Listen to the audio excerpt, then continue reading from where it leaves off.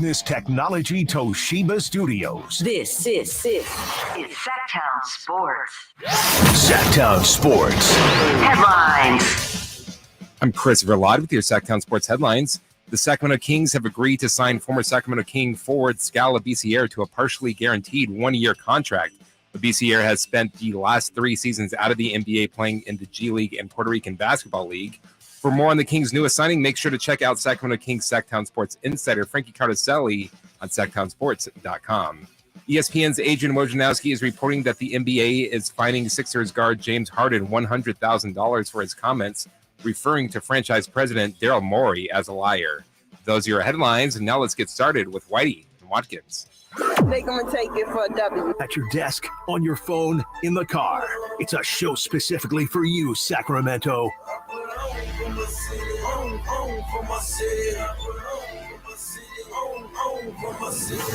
Whitey. She got a new song out of this anyway.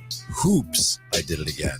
So that's right. Hello, is this on? No, Watkins. I'm sorry. I know I don't want to be the wet blanket on everybody. It's Whitey and Watkins, and it starts. Hurry up!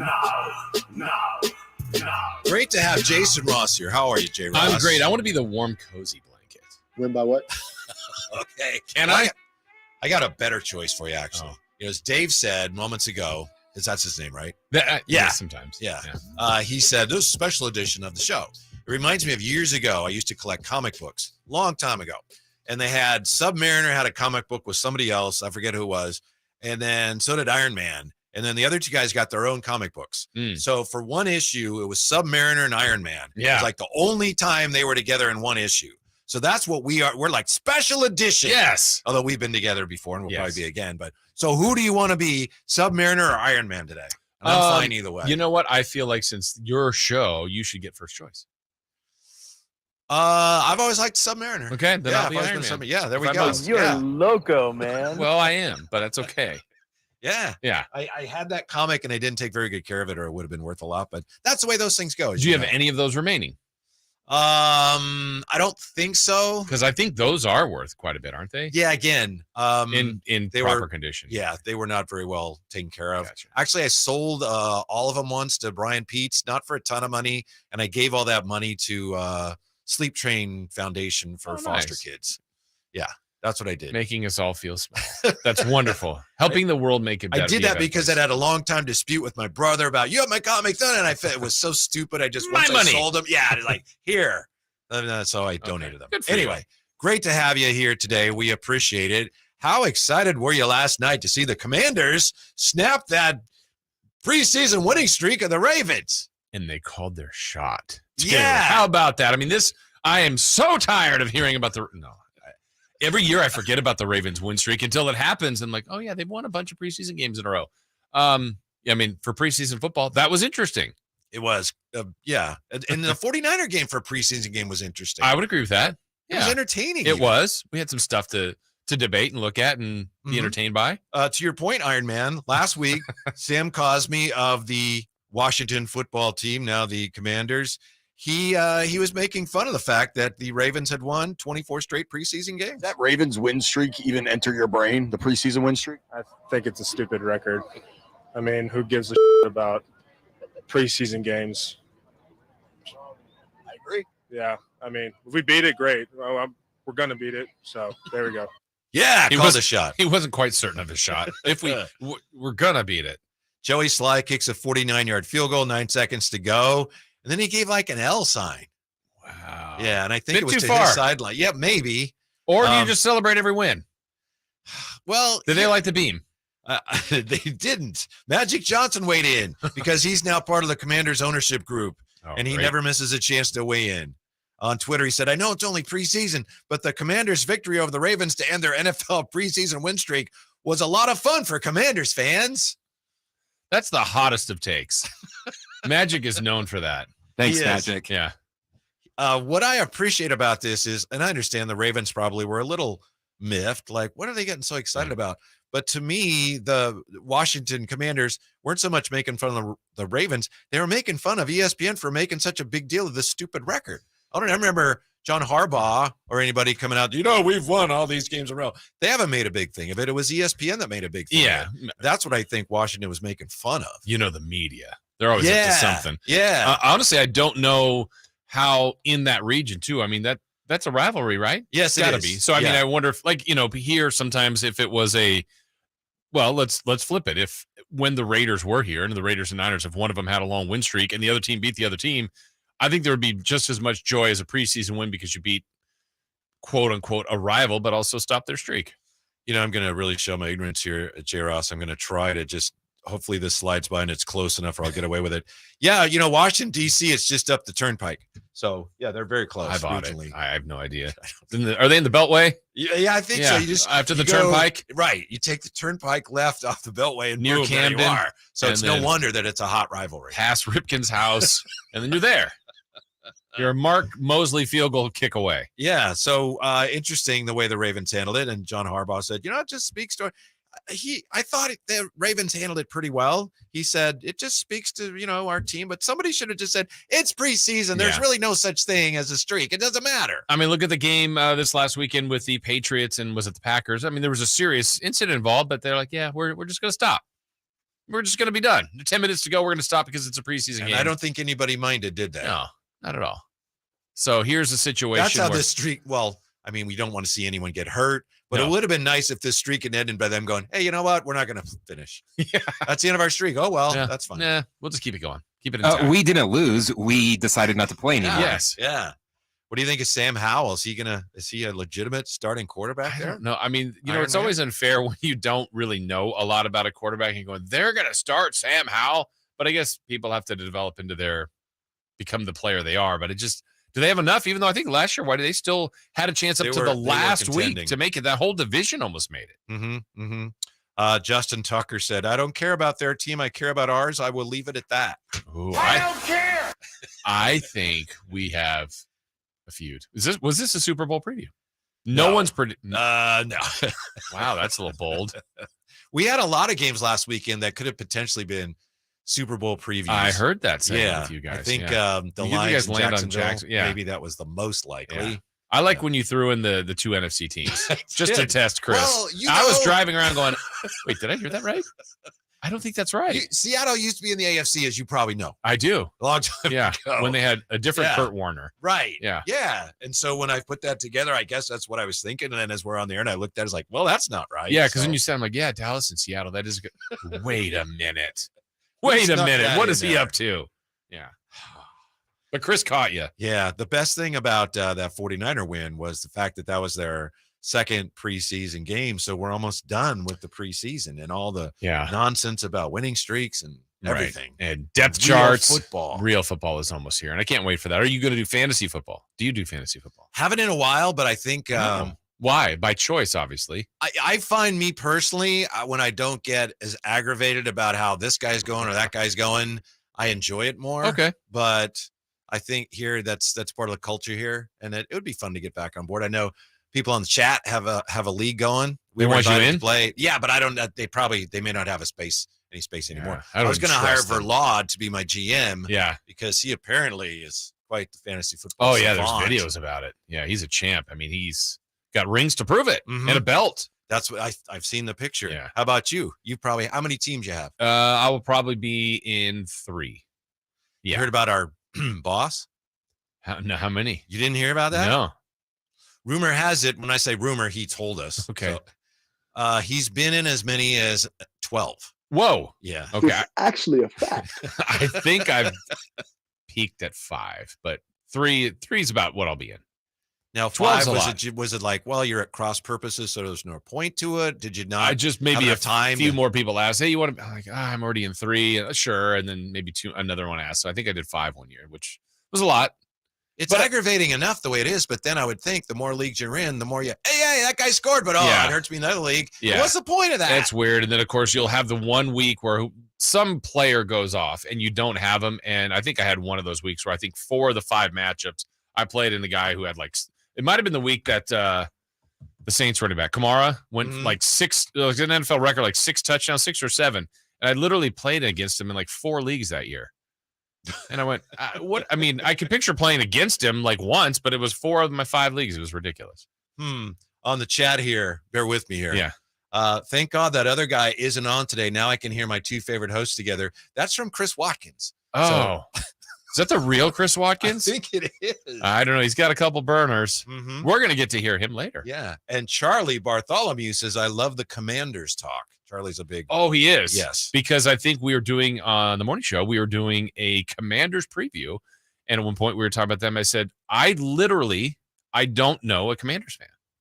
Oh, yeah. And then Charlie was in. And Charlie then sent me stuff on Twitter. Like, Charlie's all in on the Commanders, which I know they're out there, but I personally didn't know until I know now Charlie. You know Christopher Watkins' team, don't you? I do. Yeah. Do you know a Commanders fan? Because I feel like I know a fan pretty much of every team. Yes, I do. Okay. Yeah, but I assume he still is. Okay. The great Joe Borowski. Oh, yeah. Joe B. Chris and I, a couple Fridays ago, we were trying to find fans of teams that we don't think we've never met fans of. And we were trying to track down a Houston Texans fan. I think we found 3 on the text line, and it was someone said, I know somebody who is. Okay. I think we found 2.5 Texans fans. I know he used to work here, and I think he worked with you as well in the Bay. Grant Yamasaki, right? Isn't he like Jacksonville? And then he was someone else like Arizona Diamondbacks. Yeah, he had an odd, and I think he likes the Kings. Yeah. He had an odd collection of teams. That was because I thought he was a Charlotte Bobcats fan. Oh, was he? No. Okay. It's weird how people become fans of certain teams. His story, because I asked him, he said when those teams were formed, Arizona and Jacksonville, which was like 90s, late 90s, mid 90s. He's like, okay, I'm going to be a fan of those teams. That's just how he picked them because they came into existence at a time when he was looking for a team. All right. I guess there we go. And now he'll likely be rewarded with Jacksonville this year. Should be better. Good. I mean, make the playoffs. And Arizona's having a heck of a year. Yeah. Of course, they've already won a World Series. Yeah. Okay. He was already rewarded with having Blake Bortles as his quarterback. What a treat. That was a cheap shot at Grant It was. Yamasaki. Did you hear the big NFL news today? Starting quarterback news. Do tell. Okay, with one preseason game to go, this team has named their starting quarterback for the 2023 season, filling the very large shoes of Tom Brady. Oh. Todd Bowles, Tampa Bay Bucks, says Baker Mayfield will be the starting quarterback. It's Baker time. Beating out Kyle. Amy Trask. Amy Trask. Kyle Trask. Hello. Or and hi. It was how she ends her tweets. Oh, and hi. Sure, Baker Mayfield, good choice, I guess.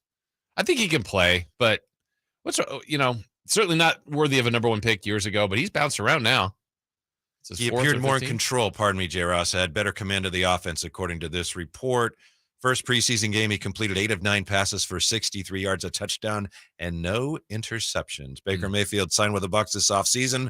1 year, $4 million with incentives that push it to $8.5 million. That's a team I would not want to be a fan of right now. Tampa. Clearly, it's going to take some time to dig out of the crater caused by Tom Brady leaving. And they knew it would happen eventually, but still, that's a pretty big crater. And in the end, worth it for him, right? Got a championship and a couple other playoff appearances. Had some fun times with Brady. I feel for Todd Bowles a little bit in that situation, but that's a really open division to me. And the Saints have the most experienced quarterback in Carr, Mayfield second, and then you got Ritter and Bryce Young. So I mean, that's a division with someone's going to win. And last year, I think Tampa made it at 8-9 or 9-8 or something. I would think New Orleans, if I had to bet on. I would agree with you. And probably I think Atlanta could be sneaky, but not a lot of people do. Yeah, not 13 wins or something, but someone's got to win the division. So I could see them flirting with that. Who did you and Brian know yesterday? I know you guys broke down teams in. Yeah. Who did you have sneaking in this year that wasn't in last year? So he wanted us to do the exercise of 7 because generally I've always done it 4 in and 4 out, but he said 7, like the last couple of years have been in and 7 out. So I put Atlanta in. I put the Rams in. Really? Yeah. I think they had awful injuries last year and, things changed through. The Lions in. And one other NFC team. He had the 49ers out, correct? He did. Oh, I had New Orleans in because I had Tampa out. Oh. I think Tampa out, the Giants out, the Vikings out, and one other team in the NFC. And then the AFC I put in. I had the whole AFC North, Pittsburgh, Cleveland, Baltimore, and Cincinnati. All of them. I think Cleveland's going to be the most improved team in the league this year. It's Okay. a really good chance. All right, so we're agreeing there. Yeah, they lost a lot of close games last year. Deshaun Watson, I think, could be really good again. He should be. His last full season, he was amazing, but kind of like Sam Howell. I mean, I know that Deshaun Watson has a much higher ceiling, but you ask me right now, how good are those guys? Like, I don't know. I know. Let's see him for real. Yeah. Yeah. All right, coming up next year, what news you guys got yesterday broke on your show, I assume. Why the Kings are once again Skal-ifornia dreaming. What's that about? Whitey Gleason, J. Ross here. I'm the Submariner. He's Iron Man. In for Watkins today. Sactown Sports. It's Whitey and Watkins on Sactown Sports. Like any good agent, we're here for the open house, for the closing, for handing over keys. But because we're realtors, we're here for so much more. Agents who are realtors volunteer at nearly 3 times the national average. We're working to broaden access to credit, increase affordable housing supply, and ensure fair housing for all. And realtors are bound by a code of ethics. We're here for it all.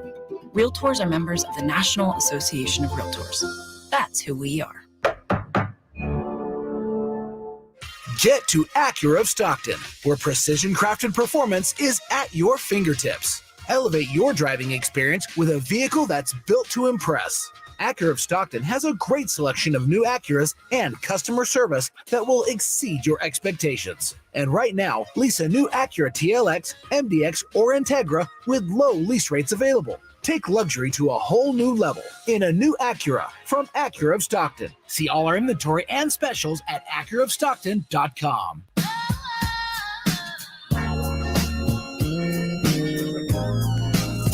Check out Whitey and Watkins now on YouTube. Search Sactown Sports and watch the show from your desk. You might notice, hey, Chris Watkins looks a little different today. Well, it's Jason Ross. Yeah. That's why. It's not Chris Watkins at all. But don't worry, because he'll be along doing the afternoon show today with Brian Noe. And I know you spent That's yesterday why I'm afternoon. the bad boy of media. Yeah. This is why he's the bad boy of media. Yeah, so I spent some time with Brian, and now Chris will this afternoon. Yeah, they'll have fun. Mm-hmm. And then tomorrow you're here with Chris Watkins? Yeah, where are you going? I'm on tomorrow afternoon with Kyle Draper. Oh, how about that? Yeah. Okay, so we got musical chairs. That'll be good. It'll be fun to, We're all part of the same miracle. right? Hear you guys tomorrow and be with Chris tomorrow, so we're all good. So So I I'm- got a little taste of Dave this morning. That's- Carmichael that's- Day. Yeah. Yeah. You just that's small doses. Is Yeah. safest. Thank you, Whitey, for not saying anything so that could be made into a drop. I love that you seemingly intimidate him. To him. I don't know how much of that is legit or what. I think I think you can feel it. I think he feels it. I feel it when I'm in here with him. And then now when I sat over there with you, I'm like, oh, he's feeling something. I don't know why. Yeah. I don't know why. Yeah. I appreciate it. Well, good. Glad I can do It something. helps you that- fill out the notepad of Davisms, which is my favorite thing. It's filling up fast. Yes. Sometimes I'm like, listen, have you guys on? It's like, I'm doing something. I gotta write I that got it. down. Where's pen and paper? Hold on, I gotta Yeah. write that down. Yeah. So we'll have another segment for this Friday. Yeah. When I'm on with Kyle Draper tomorrow, I would assume we'll be talking at least a little bit, probably more than that, about the Sacramento Kings. Yes. By the way, does anyone remember who used to say it that way? Who Fred was- Anderson. Yes, thank Yes. you. That's exactly I right. want to say the original public address announcer, but I could be wrong. I don't remember the first Arco. You may like. Oh, there was a guy named Johnny something. Really? And Because I knew no one else but Fred Anderson into what Ira Smith and Scott Moak, and then Scott Moak forever. I hate to say this, but I do remember this. And Johnny was, he was part of the fabric of the sports community. But the old Arco, this is Arco 2, they used to have us right behind the visiting bench. The media? And, yeah, then they Okay. changed Wow. that. But we're right behind the visiting bench. So I was there one time, and the Kings are playing the Honestly, was that Pistons. even a good seat? I mean, it is to see, but can you see much there? It's worth it because you can talk You to hear. coaches Yeah. and sometimes they'll turn around and ask you stuff, and you can hear Don Nelson yelling at Ralph Sampson. He puts Sampson in the game one time. Sampson gets the ball, throws it to the basket. Nelson takes him right out and just screams at him. I don't know, like this Yeah. close to him. You weren't even looking at the basket. So that's why it was great to sit Gotcha. there. But this guy Johnny, and I'm sorry, I don't remember his name. He called Isaiah Thomas Isaiah Robertson. Oh, And interesting. he's correct, like Isaiah Robertson, Isaiah Thomas. Yeah. And one of the Pistons assistants, and it might have been Malone's dad. I don't think so, Okay. but whoever it was, he turned around to no one in particular, and I have to be there. He goes, this guy's the worst in the league. So that I hate to say so that, that stuck with you. Yeah. Well, that's the thing in PA. If you make a mistake, it's everybody knows. Right, you can't like get away with it. And I've done that myself, on a PA, and you make mistakes and things. Yeah. But anyway, so Fred Anderson wasn't the first. They retired like a microphone in his honor. Do you remember that? At Arco, before Fred right? Anderson passed away. Yeah. Yeah. But now that you say that, is that at Golden One? I don't think it is. I'm sure it's somewhere, but they did do that because I remember. Okay. Yeah. But yeah, the Sacramento Kings. That's right. Yeah. Mm-hmm. That's right. The great Fred Anderson. Yes. Yeah. No question. Skal Labissiere signing a partially guaranteed 1-year deal with the organization, J. Ross. Were you just doing backflips over this or scratching your head? Scratching my head. I was a little confused. I mean, not that you get the announcement of the signing and get a full explanation of the game plan, because I've seen some people go, they got Skal back. I can't wait. This could be a huge part of the rotation. I went, I don't think so. And then others like, they got Skal back. It's a inexpensive deal, probably going right to the G League. Well, is that what's happening? And so you kind of want, not that Monty owes us all that, and he has every right to go to camp and maybe earn a spot. But that one surprised. I mean, I honestly was floored. I did not see that one coming. Mm-hmm. And I don't personally know that it makes a lot of sense to me, but it doesn't really have to make a lot of sense to me. I still think of anything that's left to be filled, I still personally would like to see another ball handler, another point guard. Jordan Ford, Folsom Lake Ford. Yeah. Right. Someone like that. Just another because to me, and when they get to that second unit, more times than not, they play Davion off the ball, and it's like Malik Monk or someone else. I just think they need another. Is Ramon Sessions still available? I hope so. Wow, too soon.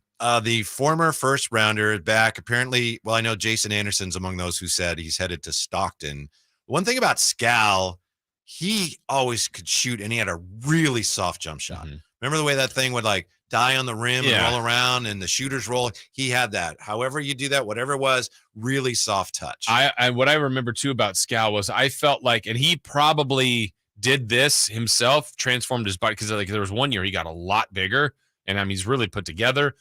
And I felt like Whitey, he was clearly that hybrid of like, maybe he could do more work on the block, or is he more of a 3? Can he try to do some stuff on the wing with quickness? And it felt like he never got to either one. And it's like, no, he's probably not fast enough on the wing. And I don't know that he's a dominant enough. Just kind of a tweener, right? Yeah, and truly positionless, but you're like, I didn't master either one. I think he worked on them all, and you just went, he probably needed to be shining in one of those areas. That was such a weird draft class for the Kings. And I know they got him because that was in the trade with Phoenix, right? And they got Bogey. They drafted Marquise Chris, traded him. And they also got, do you remember who else the Kings got? I'm sure you remember who else they got in that draft where that Malachi. Was a pick. They ended up with him, yeah. But they also, that was George. Oh, that was Yorgos? Yeah. Papagiannis, yeah. Who now is playing for Greece and playing well. And he's like 26 or something. I mean, he literally could, like, if they said they signed him, I'd be in like. He's younger than Vezenkov. Yeah. Okay. But that feels like the more the project, but maybe he's grown, he's developed. You shouldn't have picked him when you did, but now he's matured. That's interesting. But it's Skal, and I don't know. Do you think there's a spot for him? No. I mean, I couldn't figure out, you try to figure out, okay, Monty's very smart, so why do you do that? And not, like I say, the only thing I could think of was, well, he can shoot. Yeah. You can always use shooters, but the more I read reports that it's a Stockton thing, G League. That makes sense. And then he goes down there and, he gets hot or something. Yeah. You never know. And maybe you can always use, every team has room for really, really great shooting. It's kind of like pitching in baseball. Absolutely. You can't turn it down. And then if it becomes an asset that others might want, maybe he's thrown in something else later. Who knows? But plus in Stockton, they're going to flock to the arena now because we got Deuce and Morgan doing the games, and we got Skal. I mean, that's the night out, right? Perfect night out. Yeah. And it already was, but now it's like, you got to be kidding Come me. on. Yeah. I mean, I wish best for him. Honestly, that was a surprise when I saw that yesterday. Somebody, and I forget who, I apologize, on Twitter had a good question. It's like, well, why are they bringing back Skal instead of Harry Giles? I saw that, and a lot of people, I don't have a good answer. They were at the workout I believe they were for Harry Giles in Vegas, if I remember right. And that's the thing too, this, Whitey, you've been here so long and in different markets, but here for sure that kind of the once the king, always a king. And there's just such a love affair, and you're thinking the best for Skal and of Skal. And that's great. But he's not, I just can't picture him taking a spot of what they've already got here. Mm-hmm. I remember that year when they were rookies on the team. I think that was a veteran team that it was pretty clear early on that, well, it's just not working. And my rallying cry was, time to play Skal and Mal. See what the two youngsters can do. Skal and Mal. And there wasn't much there either with them. I'm fascinated by, you talk to Jerry all the time. You've known him really well. And smart basketball people that know what they're doing and how many times they miss. And not Jerry, but I'm just talking in general that, Skal was going to be drafted by somebody, Malachi, Papagiannis. The Kings seem to grab a lot of them, but people miss, and it's amazing. And I don't think there's one reason why they miss. One reason is, you're right, there's just no explaining it. Well, one reason is because of the player development. You could say player A, you send him to this team, he's going to be a really good player. You send the same guy to that team, he's not going to end up being very good. True. And if that team drafts him, they missed. No, they didn't miss. They just didn't know how to develop the player. Yeah. And so then you go traditionally, like the Spurs have been a very good player development team. So if they quote unquote miss, then you go, wow, they just didn't see the talent, right? Because they've turned players out where you go, no one else thought of that. Right.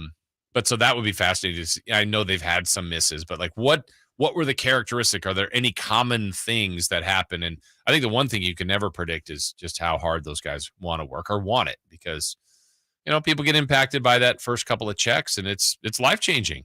But others like, I'm driven to be the best. One of the things about that draft class, and no disrespect intended, I have great respect for anybody who plays like Division III, they're on a teams. I respect you a great deal, but by NBA standards, that draft class, there were a lot of misses there. Yeah. There's certain assumptions you make. Top 10 pick in any given year, probably going to be a pretty good player, you would hope. Mm-hmm. And there weren't a ton of great players in that draft. So that makes it more likely that teams are going to quote unquote miss, right? Yeah. And that's why I don't know if it's always easy to do, but when people come out with each class and they say this player is clearly the number one, I always try to reference that then against other classes. If this player is clearly the number one, are they number one in the 2017 draft? Are they number one in the 2019 draft? Or are we talking about Anthony Bennett? Yeah, it's just, he's the best of this group. And you're like, it's not a very good group then.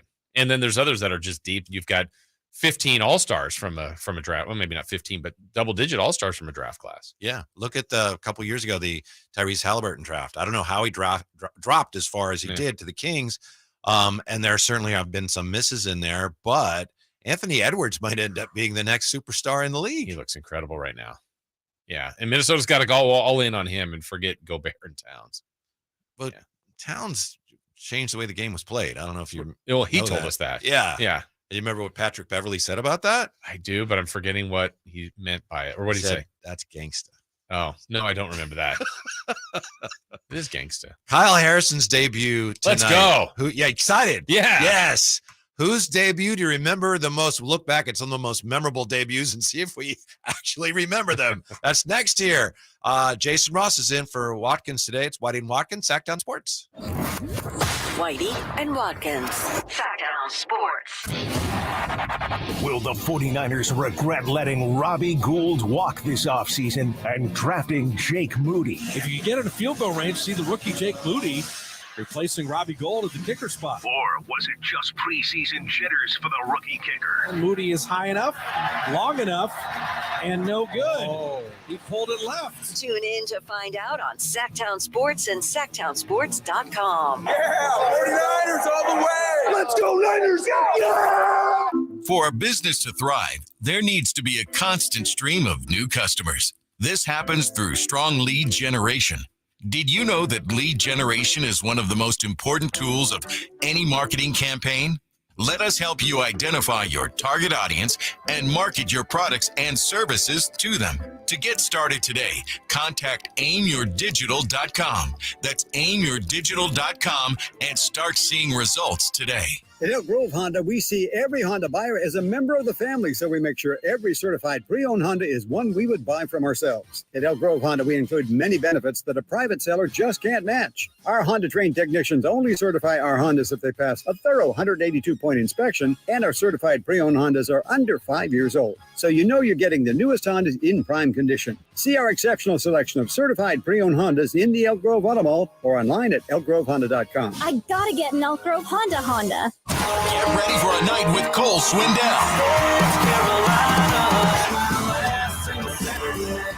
2023 ACM Song of the Year winner hits Hard Health Park at Cal Expo in Sacramento, Saturday, September 9th for the CITP2 Fest. And Cole's bringing some friends like Chris Jansen, Dylan Scott, Matt Stell, and more. Tickets start at $40 at CITPFest.com. Guys, did you know your testosterone affects everything in your system, including how you feel and perform every day? Right now, Revive Men's Health Sacramento will check your testosterone for free. Knowing your T levels is the first step in understanding if you have low T. Your testosterone level impacts your energy, libido, sleep, weight, hair loss, mood, and even ED. Maintaining an appropriate T level can change your whole life. Most men start to see changes in their hormone levels in their 30s. Experience and results matter. So what are you waiting for? Get your T levels checked today by local, experienced, and trusted men's health experts. They've helped thousands of men since 2011. They're so confident they can help you, they even guarantee it. Call Revive today and schedule your free testosterone test, free exam, and free consultation. Call Revive Men's Health at 916-277-8599. That's 916-277-8599. Or visit ReviveMen'sHealth.com. Sactown Sports Headlines.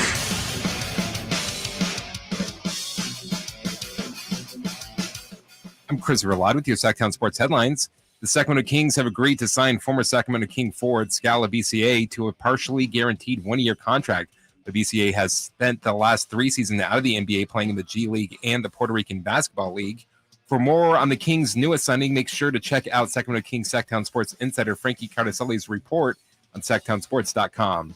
ESPN's Adrian Wojnarowski is reporting that the NBA is finding Sixers guard James Harden $100,000 for his comments, referring to franchise president Daryl Morey as a liar. Those are your headlines. Now let's get back to Whitey and Watkins. On the YouTube chat here, it's Whitey Gleason, J. Ross in for Chris Watkins. Don't worry about Chris Watkins. He's okay. He's going to be on later today. Yeah. With Brian No. Yes. Brian No, not a big Brock Purdy fan. Wow, he kind of went in on him and the Niners. Yeah. I wasn't ready for that. I was listening. I thought, J. Ross is going after this guy, but you were reserved. I just said, everybody here thinks the Niners. I think the Niners are going to be great. I really do. I do too. I understood the one part. Like, I think Purdy's been kind of given this job. Well, not given. He played well. But it is weird. There's no question. The whole thing is odd. The fact that he would have to melt for him to lose, I think says a little bit something about the competition. But also, I think in what we haven't seen, Purdy must be impressive. I think practices and whatever else, I think they must love him. It is backwards. I know Mike Greenberg was talking about it yesterday. He says, look, you got 2 quarterbacks there, Trey Lance and Sam Darnold, and they were drafted to become franchise guys. And instead, the last player taken is the quarterback they have there. That's weird. It's like, but they're smart enough to recognize, doesn't matter why he was picked or why we picked him. Right now, this is the best guy. And sure, it's only been, 8 starts last year, so we don't know.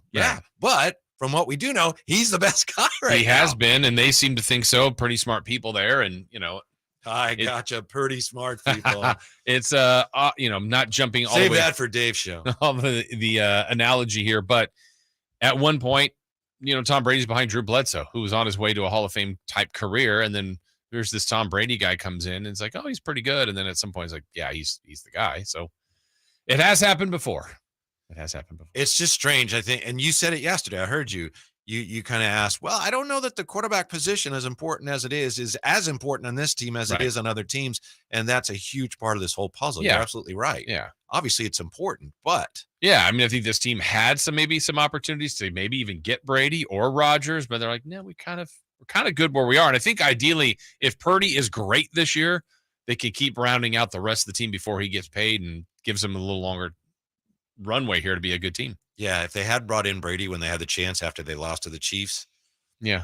I don't know. Yeah. But might have gotten them a Super Bowl, but might not have. And then you might have gone backwards too over Don't time. You feel like probably they would have won one? I feel like it. Yeah. Yeah. Or Rodgers, one of them. Yes, I do feel like they would have. Might have done it. I would have probably done it. Yeah. The way the offense is built, I think I've made this analogy before, J. Ross. Forgive me if you've heard it.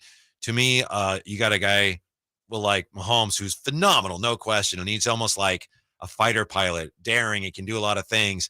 And I'm sure Kyle Shanahan would love to have Patrick Mahomes, but what he really needs, all he needs is, hey, my offense is like a rocket ship. I just need somebody who's like an astronaut, not a pilot, but somebody who knows when to press the right buttons. Now, that doesn't mean anybody can do that.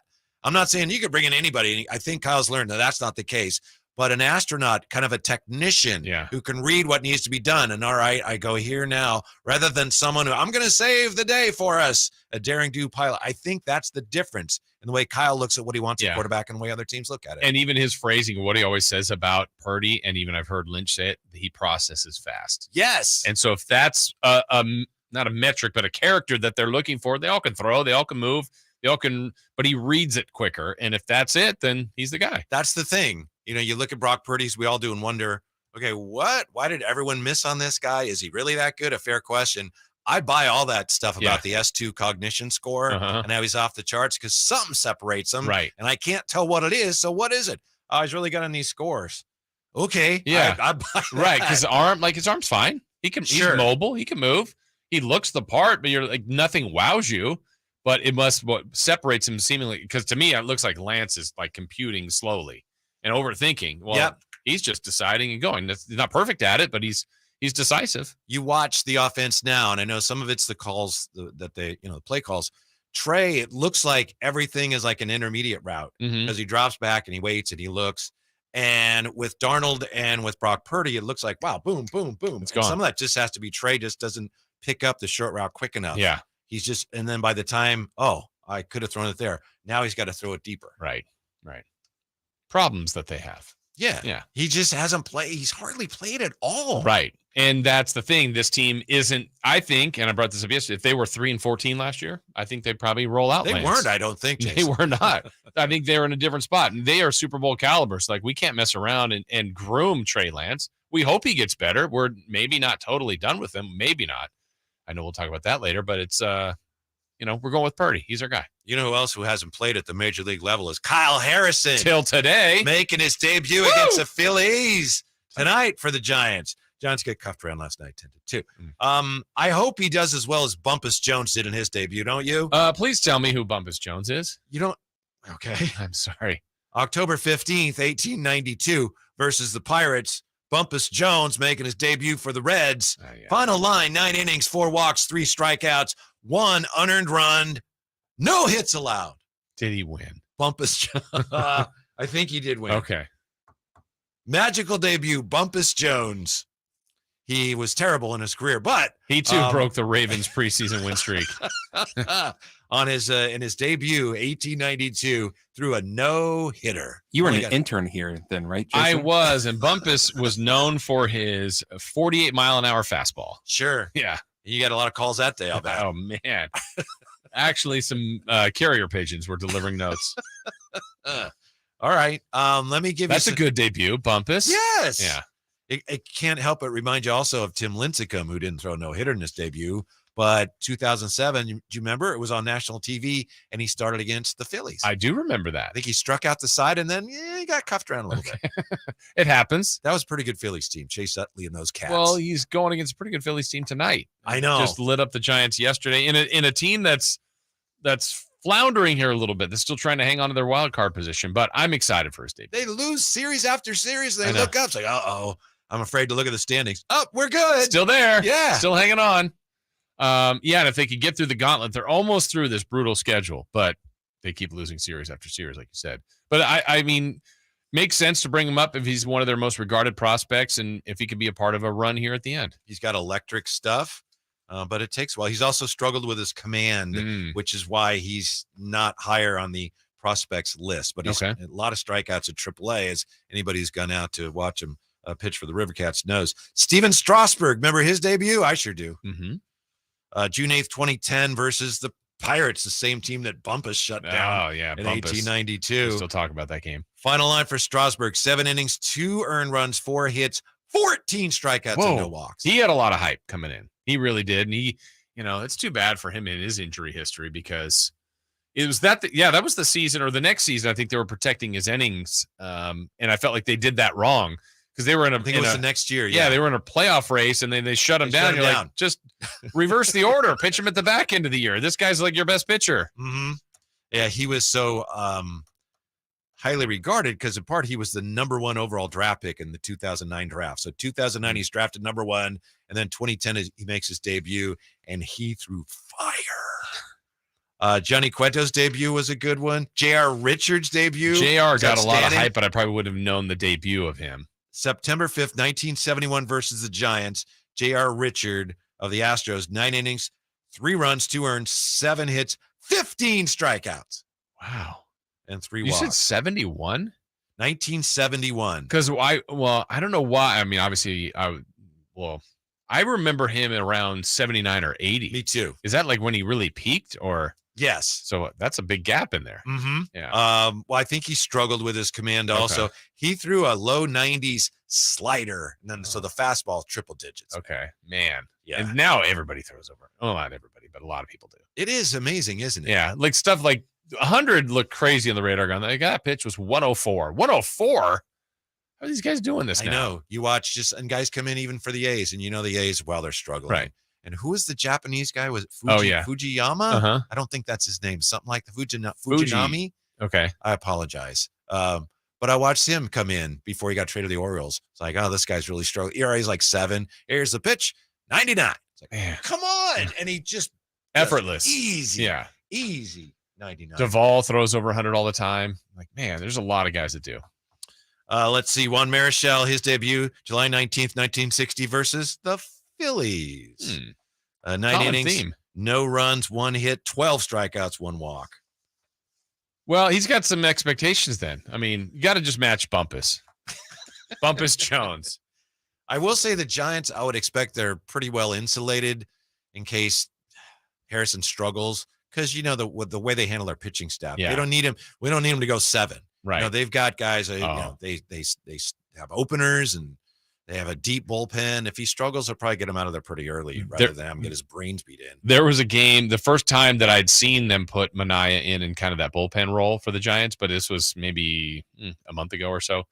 And I joined the game later and saw, and they like took Manaea out and his line score was like 5 1/3. I'm like, wow, this is really good news. If Manaea can, and it was like the 7th or 8th inning. I went, wait, so he was not the opener. And I was like, they've been using him more, and they do that mix up a lot with openers and innings. I mean, Kapler's definitely a metrics and numbers guy, and it's one of the things for fans. Fans feel less connected to the game because that's not the way they used to do it. Right. Can we have the spreadsheet so we know what the numbers are? And I don't know. I mean, I don't want to be like back in my day, but it does feel like you can't help it when you're brought up on it that way. Yeah, and you see there was something the other day. There was something floating around where someone threw a complete game, and then it was like, and I could have the numbers wrong, but did Catfish Hunter throw like 30 complete games in a year or Probably. something ridiculous? Yeah, it's just not done anymore. Yeah. Did you see Sean Manaea? There's an interesting situation with his changeup. He didn't throw his changeup last night. Threw 2 pitches, and the Phillies like, that's fine. Boom, boom. They asked Kapler. Kapler said he doesn't have a really good feel of his changeup right now. And they asked Manaea, and he said, they don't call it. I'm throwing it really well now, but they're not calling it. Not on the same page. Exactly. Not good. Yeah.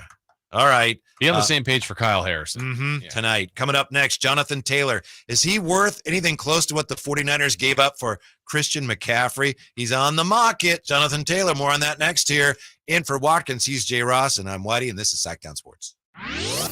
Whitey and Watkins on Sactown Sports. It's the Carmichael Dave Show with Jason Ross. And there was one team in the NBA that had more road wins than the Sacramento Kings. That was the Milwaukee Bucks. They had 26. They were 26-15. The Celtics and Sixers were both tied with the Kings for second best road record. We don't say that enough. The Kings have the second best road record in the NBA, and they arguably have the biggest home court advantage in the NBA. Right. There's absolutely no reason why they can't go 31-10 at home. The Carmichael Dave Show with Jason Ross. Weekday mornings from 6 to 10 on Sactown Sports. All new spring deals are here at Lowe's. Start planting your garden this weekend with Bonnie 11.8-ounce vegetables. Buy 4 for $10. Plus, liven up your patios and decks with fresh blooms. Select 1.5-gallon hanging baskets or 2 for $20. Lowe's knows spring. Lowe's knows home improvement.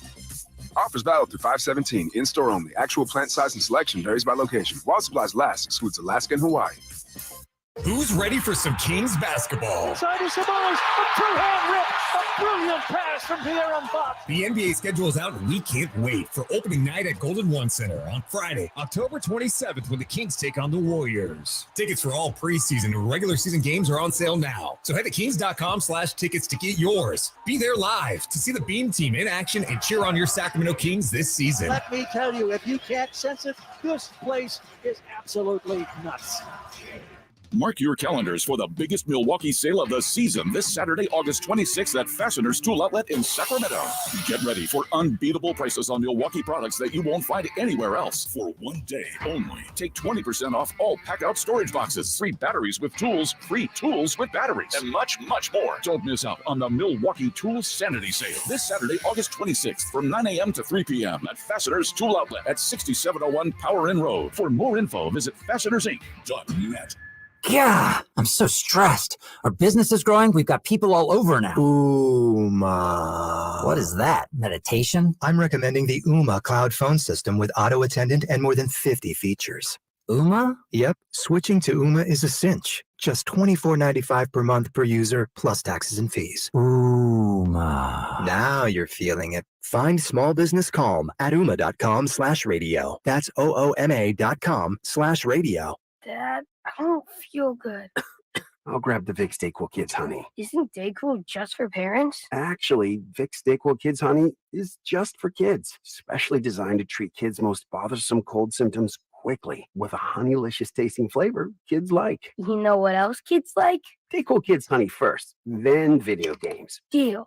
Vicks DayQuil Kids Honey, the kids' honeylicious daytime coughing, congestion, stuffy head, stuffy nose medicine. Safe for ages 6+. Did you know the average person walks 100,000 miles in their lifetime? It's true. That's a whole lot of stress, strain, and pressure ultimately put on 2 feet. Hi, DC Doug Christie here for the Good Feet store. As a spokesperson for Good Feet, I run into all sorts of surprising foot-related facts. Like despite relatively few Americans being born with foot issues, over time, 75% of all adults will experience painful foot or foot-related problems. By supporting all 4 arches of the foot, the Good Feet 3-step arch support system can help return your foot and whole body to its proper alignment. Come to the Good Feet store for a free, no obligation arch support fitting, then take them for a test walk. Experience the comfort, balance, and support of the Good Feet 3-step arch support system. The Good Feet store in Sacramento, Roseville, Stockton, Modesto, and now Vacaville.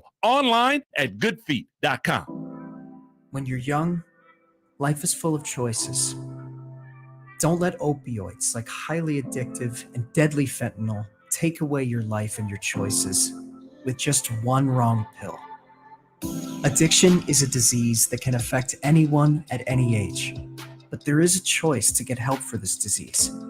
Find medically proven treatment options, including virtual, at choosemat.org.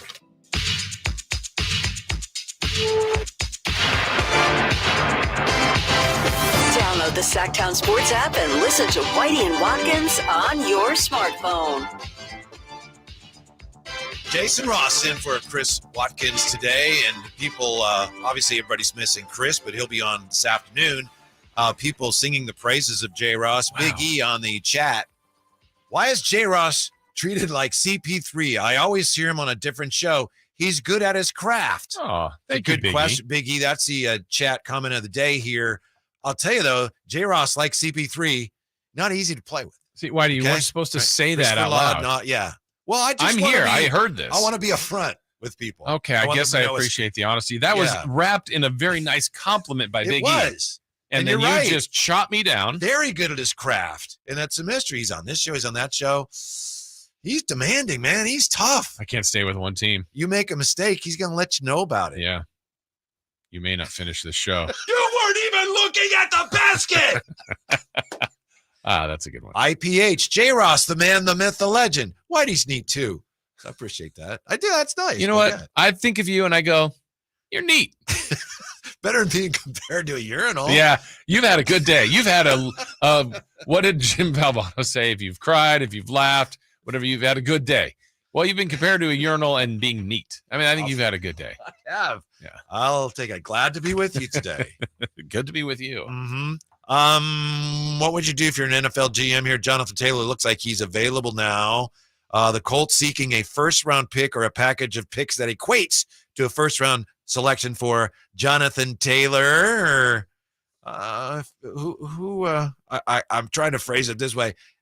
If you're a GM, what team would you be interested? I guess it's a clumsy way, but the most efficient way I can get to it from here. I think most teams should be. He's a stud. I mean, granted, last year was a mess, but it was injury related. I don't think there's like that he's a problem. I think the Colts are like you. Yes, exactly. We've not been compared, so I don't think he's in that group. I think he's too talented to not kick the tires on it. He's also hurt, though. He is, or is coming off of injury. Yeah, and he has. And the Colts were even very vague about that. Let him leave to go rehab, and their new coach coming over from Philly is basically saying, "Oh yeah, he'll be here. He'll be here after he gets cleared. He'll be here." Last year, as you may know, 11 games, had an ankle issue, led the league in rushing yards from scrimmage and touchdowns in 2021, was a 1,000-yard rusher in, the year before that as well. As a rookie. So extremely productive. Yeah. But we're back at that running back dilemma. It's like, what is their true value to a team? Set to make $4.3 million in base salary in 2023. Dolphins. They are expected to explore a trade for Taylor. They should. Buffalo. Got a lot of running backs as it is. Yeah, but he would be their best. How about Buffalo? Buffalo would be a good spot for him. A good team, Super Bowl talented team. Jonathan Taylor's next team odds: Dolphins plus 120, bet 10 to win 22 total. Buccaneers plus 350, Bills plus 450, Vikings plus 800, Saints plus 900, Cowboys plus 1,500. I like the Bills on that and the Saints. Yeah, I think two teams that, the Bills are good. Saints, we both talked about how they could win that division. And getting help with talent, and then maybe be willing to give up. That's the one thing, Whitey, all these years, I still don't understand, because the NBA trades picks so easily. Like, they just move around. Like, football draft picks, even like, you can't give up a fourth rounder. To me, I'm thinking fourth rounder for a proven NFL guy now. I'd do that in a second, but it's just a different metric, the way it doesn't equal out, and I don't understand that, but that's the way they're viewed. Do you remember what McCaffrey went for? McCaffrey to the 49ers for multiple firsts, or a first and a second and a third? It was a 2023 second, a 2023 third, a 2023 fourth, and a 2024 fifth. Okay. So second, a third, a fourth, and then a fifth. But they've already used up 3 of them, right? In this year's draft? Yeah. Yeah. Okay. Yeah. So and they got Christian McCaffrey. Again, their offense was good, very good with Elijah Mitchell. It's better now. It's more well-rounded, and Taylor would make every team better. Here's the thing that would give me pause where I'm an NFL GM. First of all, that would give me pause. Like, what? How did I get this job? I don't know what to do. But he's set to make, is Jonathan Taylor, $4.3 million in base salary in 2023. Presumably, if you trade for him to be happy, you're going to have to come to terms on a new deal. And that's going to be expensive for a guy that's hurt. And that's the whole issue with running backs. These guys get pounded. Yeah. And you can't guarantee that they're going to stay productive. He's already hurt. Yeah. So that's what it is. It's like, yeah, you're really effective, but you give a guy a couple contracts, and then at that point, is he worth the money given the beating that they're taking? And didn't I read about him? Wasn't he I thought it was him that had a bunch of carries at Wisconsin too. Like, that he was a heavy relied on. Am I have the right guy? Anyway, I felt like he was a guy that ran a ton as well in college. So it's not only the limited time we've seen him in the NFL, but it's kind of the career hits that he's taken. Yeah. So it's not, part of it is they're not valued, but it's also teams realize their shelf life is not very long. But then if you have them, like you have McCaffrey, the Niners are going to feature him, highlight him, use him in all sorts of formations, and he's one of the main pieces of what they do. Yeah, sure. Worth it if your Super Bowl window, I hate that term, but we all know what it means. Right. If you feel like, we're there now, we're competing now, this year, maybe next year, and then after that, we don't care. I just don't know what you do in that position for running backs, because I think every team, if the best left tackle became available, I think every team should be interested. If the best running wide receiver became available, quarterback, everybody would try to go for him. Here's one of the better running backs in the league. But it is easier to find a good running back, not a great running back, but also so much of their production depends on who is your left tackle and who your offensive line is. Yeah.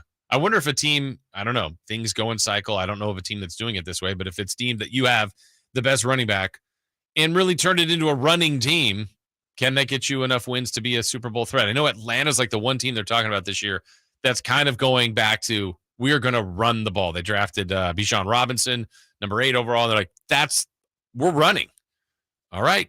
20 or 31 other teams are pass first for the most part. Although I'll say this, the 49ers are one of the teams running the outside zone. Yeah.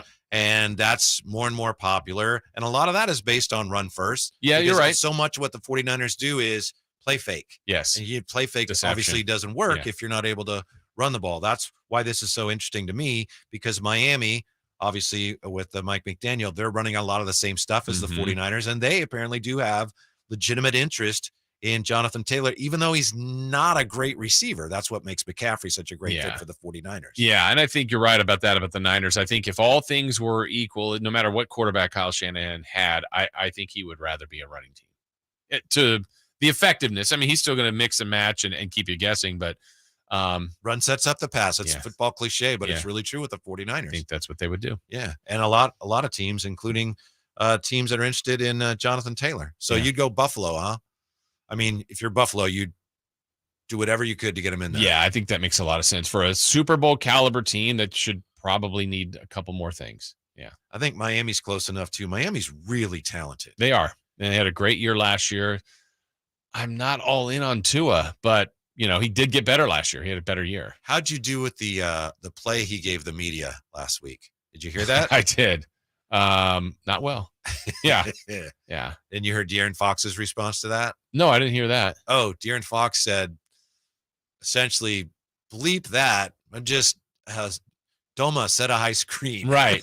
Oh, I did see. Yeah. And some see, oh, you guys run a really complicated offense. And Fox said, no, it's read and react, man. Exactly. And to me, that's the best basketball. That's what the Kings were in the early 2000s. And when you get everybody, and that's why I think continuity is important for them, because now they've done reps and they kind of know where people are going to go. And it was interesting what he said, because this obviously is what they do. You set rules. Yeah. So it's not like you throw it there and you screen there. It's like when the ball's on that side, we have this spacing. Yeah. Or when you're one of the post players, you have to be aware of this spacing. Yeah. And then everyone's aware of what they're doing, and it all fits together. Yeah. But it's not like, all right, he threw it to me, so now I go screen down there. Yeah. You don't want to be robots. Nope. Some freedom of movement. Nope. Yeah. But if I'm the Dolphins, that's your guy? Yeah, I think so. Okay. And obviously, if I have to pay him more, that's very risky with a running back. But I think that's one of the teams, especially in that division, they're close enough to some good things where I think it's worth the risk. And it is a risk. Yeah. To bring in a guy who's going to be expensive, takes up a lot of money for a position that teams don't typically spend a lot on now. Plus, he's been hurt. I definitely would want to see what my doctors say. Yes. That'd be my first thing. Well, my first thing, honestly, is if I'm the Colts, I keep him. I don't even do it. Because you just drafted this young quarterback you're giving the job to. He needs help. And the best offensive player is Jonathan Taylor. So unless it's to a point where he absolutely won't play, or there's more to this injury, or he's more of a problem than we all know, I would do my best to keep him. I heard one rumor, but it's just a rumor. 3-team trade involving Taylor and then the Raiders and Josh Jacobs and then James Harden. But I don't, I'm not. Do the salaries match? I think so. Okay, then they should do it. I'm not buying it. Okay. I'm sorry just I a rumor. mentioned it. Yeah. But just if you hear about that, remember where you heard it first. I will. Meanwhile, the king of NFL media becomes the latest to question Trey Lance's NFL future. Thought this would have ended after the way he played against Denver. It hasn't ended. That's next year. J. Ross is in for Watkins today. Whitey and Watkins, Sactown Sports. It's Whitey and Watkins on Sactown Sports. The first ever NBA in-season tournament schedule is out, and our Kings have some great matchups, including national TV games against the Spurs and Warriors. And Sacramento has won. They have risen to the occasion. And let me tell you, if you can't sense it, this place is absolutely nuts. Listen to every game on the home of the Kings, Sactown Sports and SactownSports.com. At Ashton & Price, over the last 25 years, we've won just about every injury case you can think of. Slip and fall, falling merchandise, fell through rotted decking, we won those. Dangerous stairs, falls into holes, dog bites, won them. Injured while pedestrian or on a bicycle, auto, motorcycle, big rig, company vehicle, Uber, or Lyft accident, we've won them all. And the best news is there's no fee until you win. So no matter how you got injured, Remember, for the best advice, don't think twice. Call Ashton and Price. Get ready for a night with Cole Swindell. The 2023 ACM Song of the Year winner hits Heart Health Park at Cal Expo in Sacramento, Saturday, September 9th for the CITP2 Fest. And Cole's bringing some friends like Chris Jansen, Dylan Scott, Matt Stell, and more. Tickets start at $40 at CITPFest.com. Hey, it's Carmichael Dave, and I recognize, just like my friends at American Energy Heat and Air, that your time is important. And that's why shopping for a new air conditioner is now easier with American Energy Heat and Air's online quoting tool. All you have to do is go to AmericanEnergyAir.com and get an instant quote right now. It'll help you determine what system you're going to need to get. It'll provide the best pricing options, all from the comfort of your home without having to have somebody come to your home. You know how annoying that is? They come in and everybody there is so sweet and nice, but how much better is it to be able to get it on demand? Visit AmericanEnergyAir.com. Check out how easy it can be. Or if you want to give them a call and talk through what your needs are, 916-520-9990. That's 916-520-9990 or AmericanEnergyAir.com. Call 916-520-9990 now. Labor Day, our annual celebration of workers and their achievements, was first observed in New York, and the first Monday in September became a national holiday in 1894. Hi, this is Frank LaRosa with a word about Naturewood Home Furnishings. Each year we commemorate Labor Day with parades, picnics, and family gatherings. And right now, Naturewood Home Furnishings is celebrating with their exceptional whole store Labor Day sale. Would you like to refresh your living room? Would you like to restyle your bedroom? Maybe you want to redesign your home office. No matter whether it's your dining room, kids' rooms, accents, or accessories, Naturewood's unique store-wide Labor Day sale offers savings in every department and savings on every brand like Stanton, Omnia, England, Stickley, Flex Steel, and all the rest of the award-winning furniture. When it comes right down to it, it's all about choices and always about quality. Visit Naturewood Home Furnishings right now for this remarkable Labor Day sale. Off Highway 50 at Hazel, look for the water wheel. If your family depends on your income and something happened to you, what would happen to them? You need life insurance, and SelectQuote can help you get it at a price you can afford. SelectQuote found Jacob, 40, who's in excellent health, a 10-year, $500,000 policy for only $19 a month. Not in perfect health? Don't worry. SelectQuote found Tanya, 40, who has type 2 diabetes, a 10-year, $500,000 policy for only $32 a month. We shop companies like Protective, Prudential, American General, and others to find you the company with the best rates.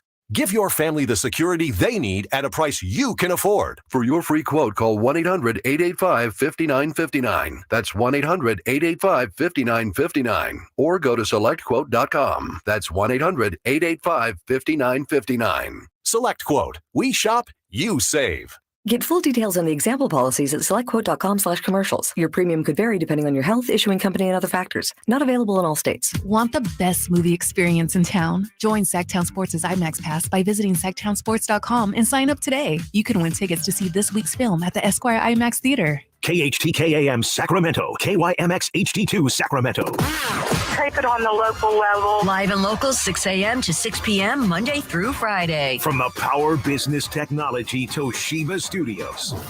Sactown Sports. Sactown Sports. Headlines. I'm Chris Watkins with your Sactown Sports headlines. The Sacramento Kings have agreed to sign former Sacramento King forward Skal Labissiere to a partially guaranteed one-year contract. The BCA has spent the last 3 seasons out of the NBA playing in the G League and the Puerto Rican Basketball League. For more on the Kings' newest signing, make sure to check out Sacramento Kings Sactown Sports insider Frankie Cardacelli on SactownSports.com. ESPN's Adrian Wojnarowski is reporting that the NBA is finding Sixers guard James Harden $100,000 for his comments referring to franchise president Daryl Morey as a liar. Those are your headlines. Now let's get back to Whitey and Watkins. No Watkins today. Well, he will be on later today. Chris Watkins will be on with Brian No, 2 o'clock. Jay Ross is in with me today. Great to have you here, Jay Ross. Question here on the chat. Epic Airbees wondering, any discussion on Skal Labissiere yet? We have. Yeah. Full breakdown. We gave season predictions, final season numbers, game-by-game log. all you have to do is go back to SactownSports.com, listen to the first hour, and you've got all of that. Yeah. Was that Finals on the air? MVP, right? You were MVP? Finals MVP? Yes. Chris had them at 80-2. With the 2 losses being against the Atlanta Hawks. Yeah, who they really faced in the finals and then swept them. Do you know that's my prediction? One of our bold predictions. Kings will win the in-season tournament, defeating the Atlanta Hawks. That's our in-season alarm. Oh, okay. So I'm on record there. That is really bold. I actually believe the Kings part. Why the Hawks?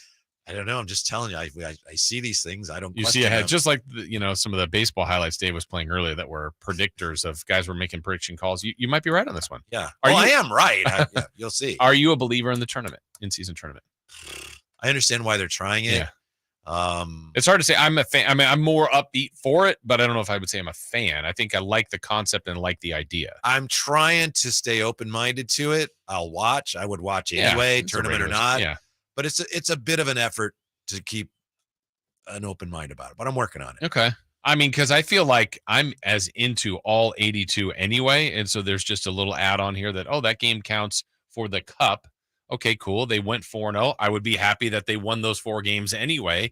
And if there's a chance to advance to something, I think they will really compete in this. That's where I feel my brain starting to split as I realize, okay, everybody wants the cup to be part of the larger championship. Like Bobby Marks, hey, you should get a playoff spot if you win the cup. And I realize ultimately and ideally it's 2 separate things. One has nothing to do with it. You don't want the cup to be secondary to the championship, even though we all know it is. Yes. But at some point, like in soccer, where you have these tournament cups, it's like, wow, that's its own standalone thing and really cool. Yeah. And it's going to take a lot of us a long time to get to that point with the NBA, but I think that's what they want to do. Yeah, I think they'll find the sweet spot of the true incentive of what, because let's take the example of Bobby Marks. I get the concept. I think Dave even mentioned this before, and I said, no, here's the big problem. Carmichael Dave? That Carmichael Dave. Urinal Dave, who said, I didn't say that, who said that an incentive should be a playoff berth. And I said, these games are now in December. So if we're worried about load management and tanking, then it doesn't work. Let's say the Clippers won, the team that's most famous for it's like shut down Kawhi till the postseason. Right. That's not what you want. Right. I mean, they'll be happy that they're in, but you can make a case. I think they also want to repeat the NCAA tournament, kind of the one and done. Like that part could be exciting. But if the worst team in the league won and you find a team in the playoffs that has 16 wins, you're right. That's just a wrong concept. Practically speaking, it does not work. Yeah. And then I think bigger picture, ultimately the league would like people to get to a point where they think it's separate totally from finals. And that's really foreign to a lot of us. Now, the one Dave did mention, I will give him credit for, he said, how about this as an idea? Besides the money they're getting, players will get money to win. There's some incentive there. But for a team to win, what if they got a boost in their salary cap? Too unfair? I don't know. Just a little too many hoops you got to go through where I don't know if it was 10 million more to your cap. I don't know. I don't know what the number would be. That doesn't, I mean, there's a reason they have the cap, whether you like it or not. Yeah. And that runs so counter to some of those reasons that I would think some of the owners would go, no, that's what does Chris Verlaud say? That's not apples and oranges. That's apples and shoes. Yes. Okay. Chris is known for saying that. The draft pick, I don't know, something, or just what they're doing, money and competition. I mean, you're competing in the regular season. We'll see if it works. Yeah. It's going to take them a while, and I have no doubt that the NBA is committed to this thing. Even if this first year is like a disaster, they're committed to this thing for many years. Yeah. Because they have a chance to make a lot of money. And just by virtue, who's going to sponsor the cup? Yeah. There's money to be made there. Well, I think there was some talk, too, about separate TV package for the cup games at some point. Even making it like the David J. Stern Cup, but I don't think I think they want to make sure it's there and established and then not be 3 years and we got rid of this. It's like, you don't end up insulting Stern. Yes. Yeah. Right. So we'll see. Did I answer your question? Yes. I'm cautiously somewhat interested, but again, like you, I mean, well, you'd be there no matter what. I will be watching those games regardless. Yeah. It's like apples and shoes. Apples and shoes is exactly right. Trey Lance played really well against Denver last week. As we know, a lot of people in the national media were saying terrible things about Trey Lance. So mean. Yeah. So mean. He doesn't belong. Was it Shady McCoy? He don't belong in the NFL. Yeah. Well, not as a starter, I mean. Yeah. He belongs in the G League. When he was lifted up out of his crib, I'm like, That okay, what was are we the doing? one, Michael Lombardi. Yeah. When his mama picked him up from the crib, he lacked the quarterback instinct. Mm. And Orlovsky's was kind of measured in comparison. He just said, I don't know if he can play in this offense. Well, now we have Peter King, the great Peter King. He was on the latest episode of the 49ers Talk podcast with the great Matt Mayoko, and he was talking about the unknowns with Trey Lance. He says, Peter King, if you're Kyle Shanahan, you want to be fair, but you also have a Super Bowl ready team right now, and you can't be experimenting. You don't know if Trey Lance is your guy. You just don't. And so because you don't know he's your guy, what are you going to do? You just have to move forward.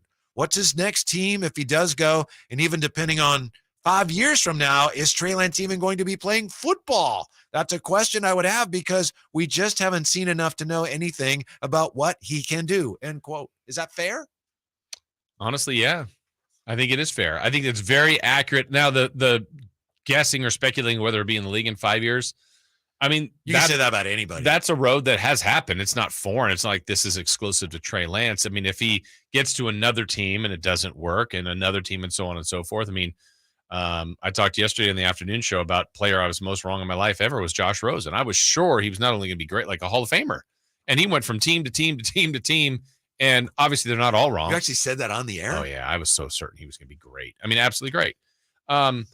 But I think he's right on the way they're handling Trey Lance. They don't have time to wait and see.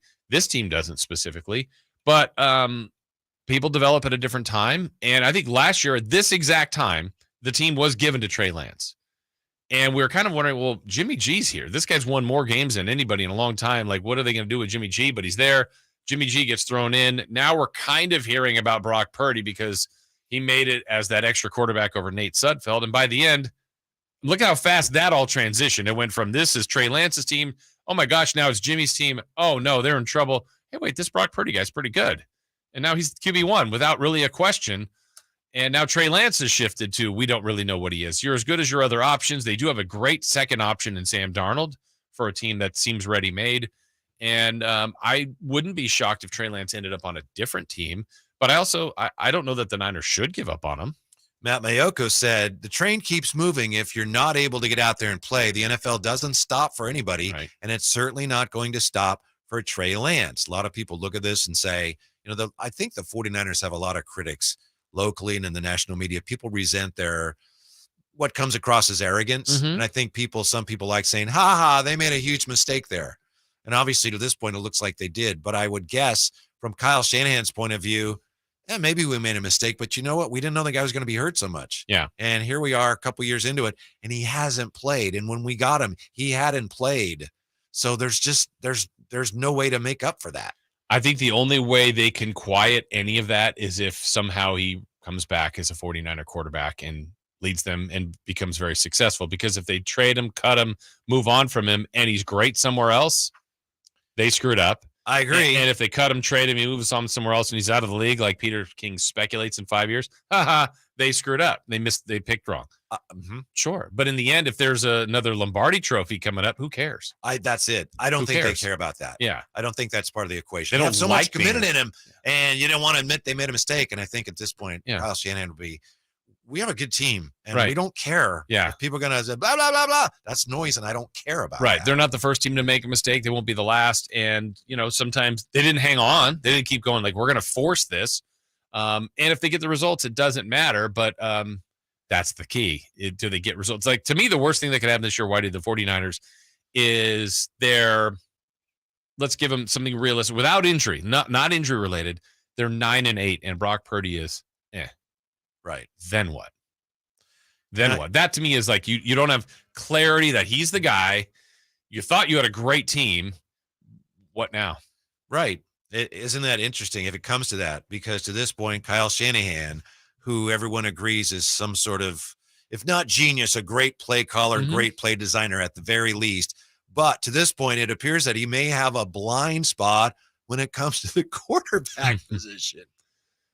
Why? How can that be? If you're so good at all these other things, seemingly, and a lot of people forget if you think so or not, but expert, people that are in it are like, oh, he's brilliant play caller. Okay, I'm going to believe the people that really break down tape and do this. How do you miss on that? Try this on. Maybe it's because he has so much faith in his offense. Yeah. He thinks it doesn't matter. I who can runs insert it. anybody. Yeah.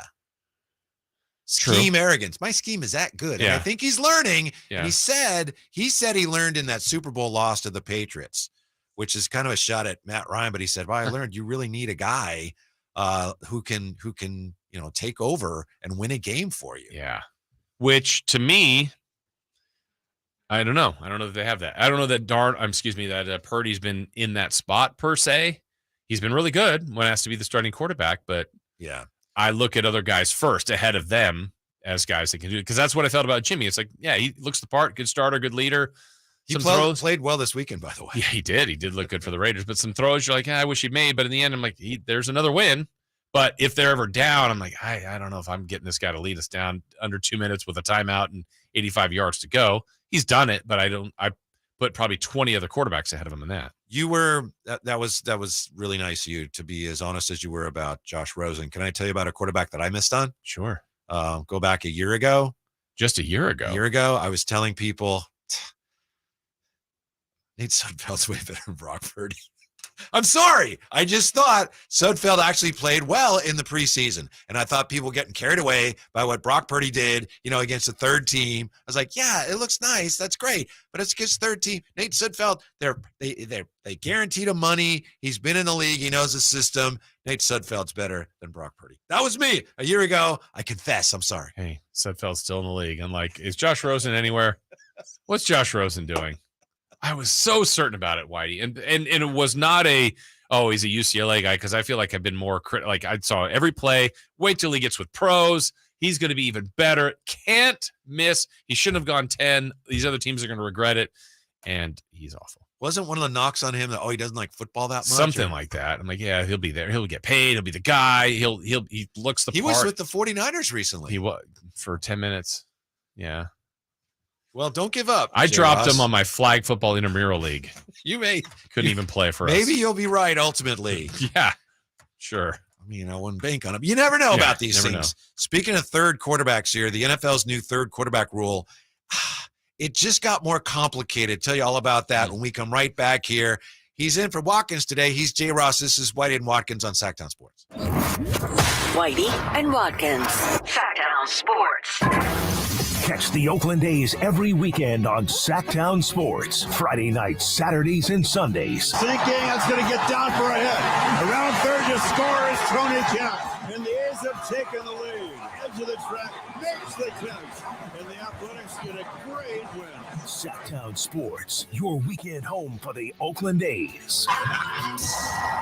Sactown Sports coverage of the Oakland A's is brought to you by Xfinity 10G, the next generation network. Folsom Lake Ford has trucks. The F-150s are here. Explorers, Expeditions, and a huge selection of Broncos and Bronco Sports. They're in stock now at Folsom Lake Ford. Shop Folsom Lake Ford, your truck headquarters, right here in Sacramento for your favorite Ford models at good, fair prices. Short on cash? Buy any new Ford with zero down. Save big with low interest finance rates. Plus, Folsom Lake Ford is paying top dollar for all trades. We want your vehicle regardless of mileage or condition. This could be the best time to buy a new Ford. Check out the huge inventory online at folsomlakeford.com or stop by the dealership and see the most recent arrivals. Looking for something special? Give them a call and tell them Doug Christie sent you. Folsom Lake Ford in the Folsom Auto Mall, your trusted dealer, my trusted dealer for over 30 years. FolsomLakeFord.com. 0 down with approved credit.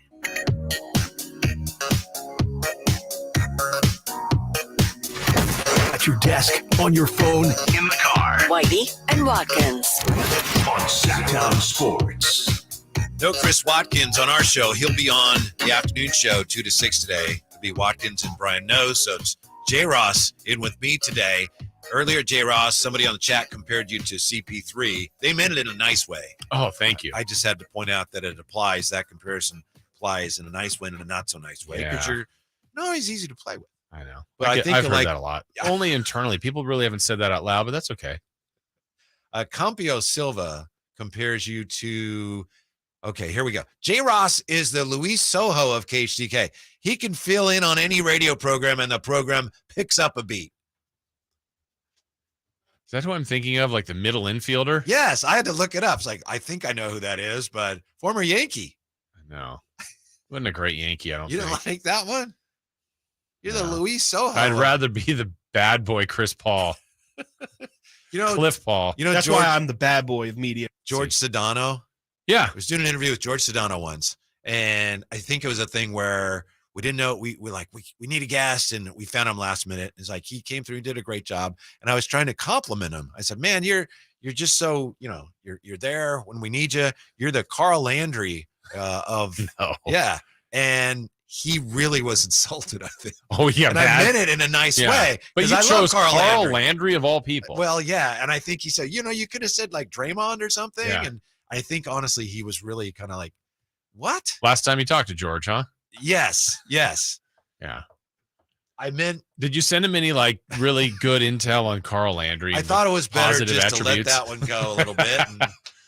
Yeah. But I honestly meant it. He used to be on our show. I was going to say he was on the morning, wasn't he? Yes. Yeah. And he was a really cool guy. I got to know him a little bit off the court. He was fun. He was a guy that, if I'm not mistaken, like he got shot, and then like a month later he was playing, or 3 weeks later. Wow. It was a drive-by. He was, like Yeah. innocent bystander. Wow. And he's out playing again. Did he?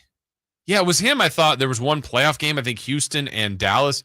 Didn't Dirk's teeth get stuck in him? Yeah. Like literally lost like his front teeth in his forearm. Yeah, those are big chompers. They are. They're Hall of Fame chompers. Mm-hmm. Yeah. He was a tough guy. He was. He was two-time king. Wasn't he involved in the Kevin Martin trade? I believe so. Yeah. Yes, he was. You know, it's interesting, J. Ross.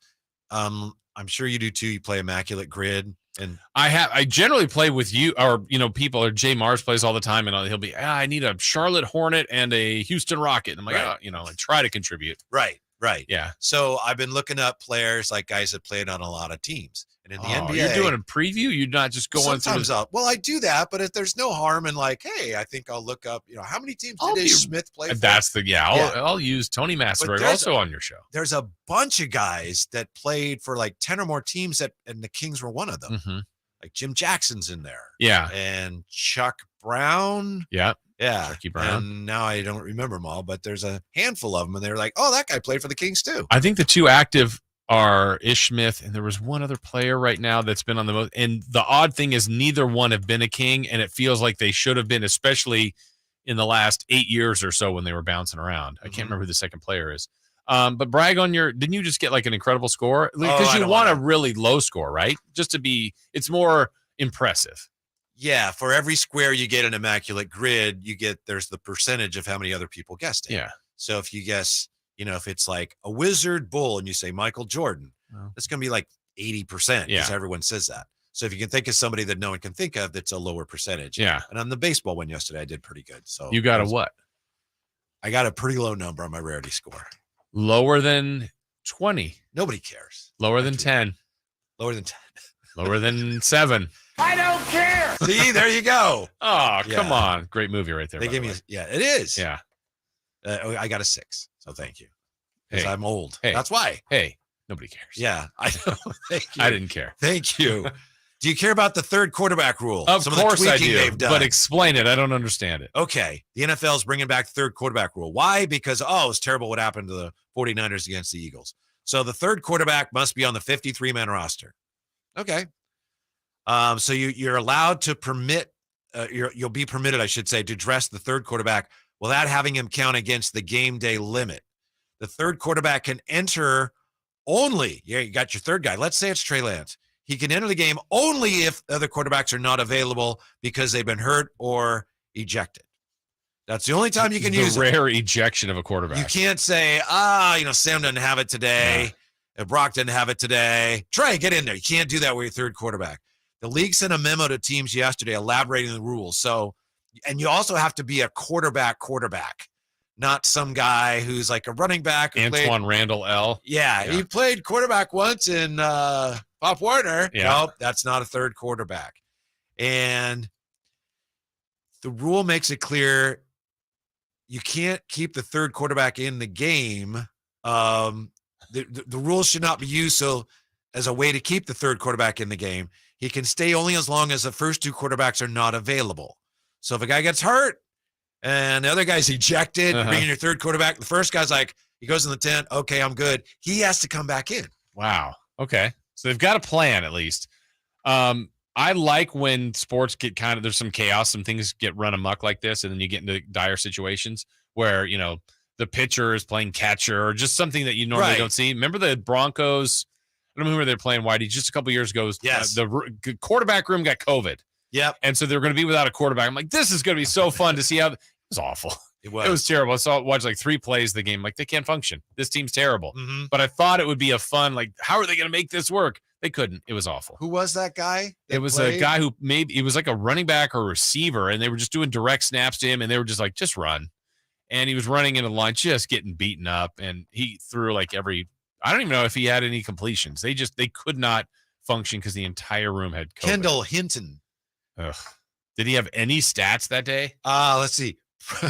Practice squad receiver Kendall Hinton was thrust into the starting role. Got a quick lesson on how tough the position can be. Yeah. I wanted chaos. That's not the chaos I was looking forward to. That was awful. He was through 9 passes, completed one of them. 1 of 9. 13 yards, couple picks, 31-3 loss to the Saints. He scored 3 points. Yeah. Led him to 3 points. I wonder how he tells the story today. You remember the So NBA that's why NFL teams have quarterbacks. Yes. Yeah. The NBA that year, they, because you never knew somebody could get sick and then 5 guys can't play. They were literally signing guys in parking lots, not just anybody, right, but guys who'd played in the G League or something. It was like, hey, guys, we need 3 guys today. Yes. Yeah. So you know what this means, this third quarterback rule, we have hope for Nate Sudfeld and Josh Rosen. Mm-hmm. Yeah. Club that activates an emergency third quarterback during a game will be required to file a detailed written report to the NFL Player Personnel Department stating the reason the player entered the game. The club may be asked to provide medical records of all the involved quarterbacks for review. Team doctors and members of the athletic training staff may be interviewed as well. The league office also reserves its right to send the player to see an independent physician to verify an injury. I don't know why they're so worked up about this, but they want to make sure teams don't say, these guys are terrible. Oh, they're hurt. Bring in the third guy. I think they're trying to prevent Sean Payton and Bill Belichick in these situations because they would come up with some weird reason to bring circumvent the rule. Yeah. But what? So what? Like if you have, who's your third quarterback going to be? Matt Barkley or somebody? Right. You're like, oh no, hey, that's not fair. They can't bring in Matt Barkley. We didn't plan for him. It's just there's reasons why. This rule is enacted according to the NFL to protect the integrity of the game and is intended only for bona fide quarterbacks. Compliance with the spirit of this rule is required and appreciated. And a club found in willful violation of this rule will be disciplined under the policy on integrity of the game and enforcement of league policies. This is just so NFL. You have this rules like, okay, I think that makes sense. And then when they try to define the rules and clarify them, you end up like, wait, what? Like, what is a catch again? I just have the visual of this happening, to Chris's point, to New England, and Belichick has to do something. And he gets word of what the rules are. So he puts it in QB3. They play the game. The next day, he just literally a handwritten report, and it's because. And he just turns it in. Short and sweet. Why was he playing? Because. That's Bill. Shouldn't you be able to play whoever you want? Absolutely. With the third quarterback or not? What's the harm in, what if they do want to bring in the third guy? And to be honest, I have never understood the roster. I understand a roster limitation, but it sounds like, what is it, 53 active? Like it's really challenging. It's really challenging. I mean, I'm not saying 100, but can you make it 60 to make it a little bit easier for some of these situations? And then we have a third quarterback. Gonna spend money on a larger roster, J. Ross. It's going to cost me money. The NFL's doing okay. They'll be fine. I know, but that's one reason they're doing okay. Yeah. Pinching pennies. Yeah. Okay. Good for them. Well, hopefully some of that made sense. I don't understand why they're doing it. Yeah. That they're just making sure they protect the integrity of the game on the third quarterback rule.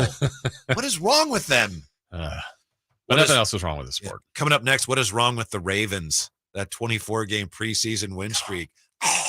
Huh? Choke job? Yeah. Next, Whitey and Watkins. J. Ross in for Watkins today. Sactown Sports. Whitey and Watkins on Sactown Sports. The first ever NBA in-season tournament schedule is out, and our Kings have some great matchups, including national TV games against the Spurs and Warriors. And Sacramento has won. They have risen to the occasion. And let me tell you, if you can't sense it, this place is absolutely nuts. Listen to every game on the home of the Kings, Sactown Sports and SactownSports.com. Sacramento weather is brought to you by Elk Grove Honda. I'm Eileen Javor in the KCRA 3 Weather Center. Mild start this morning. A few clouds may linger early, but otherwise a brighter day ahead of us. A little bit of humidity left around with high temperatures up near 90. Get the latest forecast on the KCRA 3 News and the KCRA 3 app. At Elk Grove Honda, we see every Honda buyer as a member of the family, so we make sure every certified pre-owned Honda is one we would buy from ourselves. See our selection of certified pre-owned Hondas in the Elk Grove Auto Mall or online at elkgrovehonda.com. I gotta get an Elk Grove Honda. Whitey here reminding you that not all grills are created equal. Enjoy the prime grilling season today with a new lifetime warranty Napoleon Prestige line of outdoor cookers. My personal Napoleon P500 series gas grill has turned me into a grilling pro. Napoleon Prestige grills, versatile grilling for every occasion. Form, function, and luxury can come in the same package. Just go to your local Green Acres Nursery and Supply for the best selection today, or visit Napoleon.com for a dealer near you. At aimyourdigital.com, we'll help you find the right customers. Spread awareness of your product or services. We can help build trust in your brand and services with a digital marketing campaign. Increase leads and get more customers. We create tailored digital marketing campaigns that deliver results. Don't wait. Get started today. Contact aimyourdigital.com. That's aimyourdigital.com and start seeing results. Guys, did you know your testosterone level impacts your energy, libido, sleep, weight, hair loss, mood, and even ED? And right now, Revive Men's Health Sacramento will check your testosterone for free. They've helped thousands of men since 2011 feel and perform better. They're so confident they can help you, they even guarantee it. Schedule your free testosterone test, exam, and consultation today. Call 916-277-8599. That's 916-277-8599. Or visit ReviveMen'sHealth.com.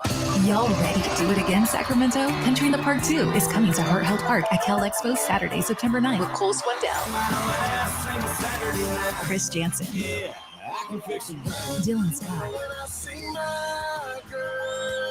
and more. Plus, a mechanical pool, line dancing saloon, and all the food. Tickets start at $40 or grab your Coors Light Y'all Access passes for $125. For more info, visit SactownSports.com. Country in the Park 2, brought to you by Goldfield Trading Post, California Army National Guard, and Raising Cane's Chicken Fingers. Sactown Sports headlines. I'm Christopher Lott with your Sactown Sports headlines. The Sacramento Kings have agreed to sign former King forward Skal Labissiere to a partially guaranteed one-year contract.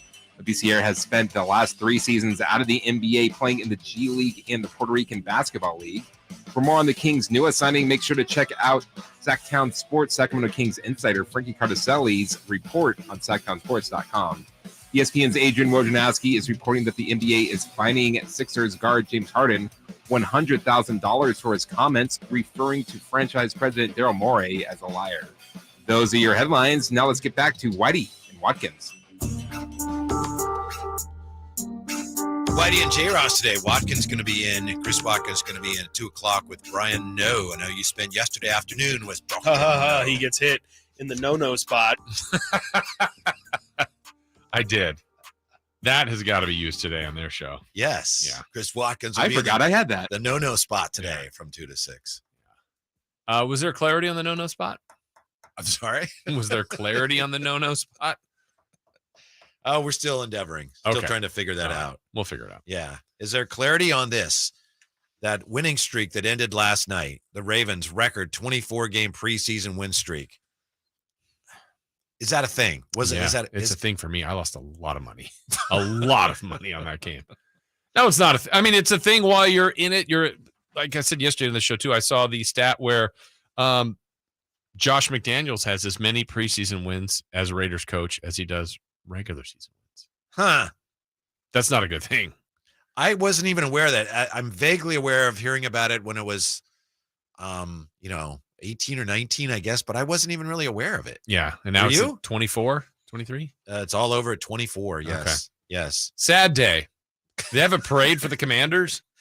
Sounds like Magic Johnson, if we're up to him. Yeah.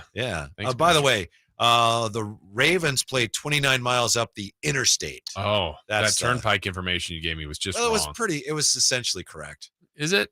Yeah. A lot of people refer to an interstate as a turnpike. Okay. Just you. And again, as I said earlier, I really think Washington, they were not so much mocking the Ravens as they were just mocking the idea that a 24-game preseason win streak meant anything. Do we have Christopher Law? This was Sam Cosmi, Washington offensive guard, last week, asked about, Baltimore, they win all these games. Are you worried about it? Sam had a perfect answer. Take my word for it. It was a really good answer. He's a little shy about it now, but he actually called his shot. Yeah. We had some issues with the computer yesterday. Sounds like we're having them again today. We'll join Sam Cosmi. In progress. Yes. They just wanted it more. Commanders wanted it more. They're really committed to the process. He celebrated one Commander's touchdown, did Sam Cosmi, by performing the gritty in the end zone. Oh, wow. He did not want to talk to reporters after the game. Oh, he had called a shot. He should be. This is the time to talk to the media to let everybody know you were right. Right? That's what you do. You called your shot. Your team won a very important preseason game. The Ravens didn't even play, obviously it's a preseason game. They don't play their. Do you think they're saying that? Well, we didn't even play our guys. I don't know how they're feeling about it. On the one hand, it'd be like, guys, that was a nice streak, but what about the way they acted? Yeah. I don't know if they play this year. To my knowledge, they don't, but I mean, I would have a little something for Washington if I were the Ravens the next time we play, unless it's, in 5 years or something. Other than that, I think the Commanders just are a team that they need anything to feel good about right now, and there's something kind of fell in their lap. Yeah, I think their defense can take them a little bit of places, but yeah, back to QB play. Sam Howell, I mean, I'll give him every opportunity, I guess, but it feels like their strength, especially that division's turned out to be a little bit better lately, but their defense is what can get them maybe some wins there. You know that back there, Sports Talk Radio is talking about this call, winning drive, which led to Joey Sly's 49-yard field goal with 9 seconds left. That was kept alive when Corey Mayfield Jr., Ravens corner, was called for a PI on 4th and 11 with 1:04 left in the game. See, those are the kind of plays that break streaks. Guys, I'm sure Coach Harbaugh is talking about that today in the film room, highlighting and just missed opportunities. Can't afford to do that in the regular season. Mm-hmm. John Harbaugh said to his team, this is just a tribute to us, the way we play. I mean, that's basically what he tried to say. Yeah. And I do agree with the notion that, look, if you're going to keep score in a game, we might as well try to win. Absolutely. No, I'm for that. I mean, we're poking fun at this, but let's say the Kings had a 24-game preseason win streak. We'd still want that thing to keep going. Does it matter? No. But it's a streak. It's a positive thing. So why not? Why not try to continue it? Even if the players don't really care. Asked if it looked like the Commanders were motivated to win, Harbaugh said, I don't want to get into all that. I'll pass. People say what they say. Yeah, obviously it was meaningful to them. I saw them celebrating over there. More power to them. Congratulations. They won a hard-fought football game. They deserve it in the end to celebrate. Okay, that's fine. It's well played. Well played. And like I said earlier, battle of somewhat rivals. That's right. Regional rivals. Regional rivals, yeah. I don't know if you're a Commander fan, are you bragging about that win today? I don't know. You're not bragging about it, but you're still like, hey, that was nice. Yeah. Maybe found some things inside the game that they can build upon for their year ahead. Mm-hmm. Harbaugh said it's one of those things you look at and you go, wow, how did that happen? How did something like that take place? It's pretty remarkable. What are the odds? I told our guys you're proud of it and you appreciate it, but the thing that you're proud of is all those games are mostly like that. Whatever that means. That was a lot of what? Okay. I think if I were a Commanders fan, which is hard to imagine, but I would feel like that's nice. My team did something that they feel good about. And they went out and they had a good time.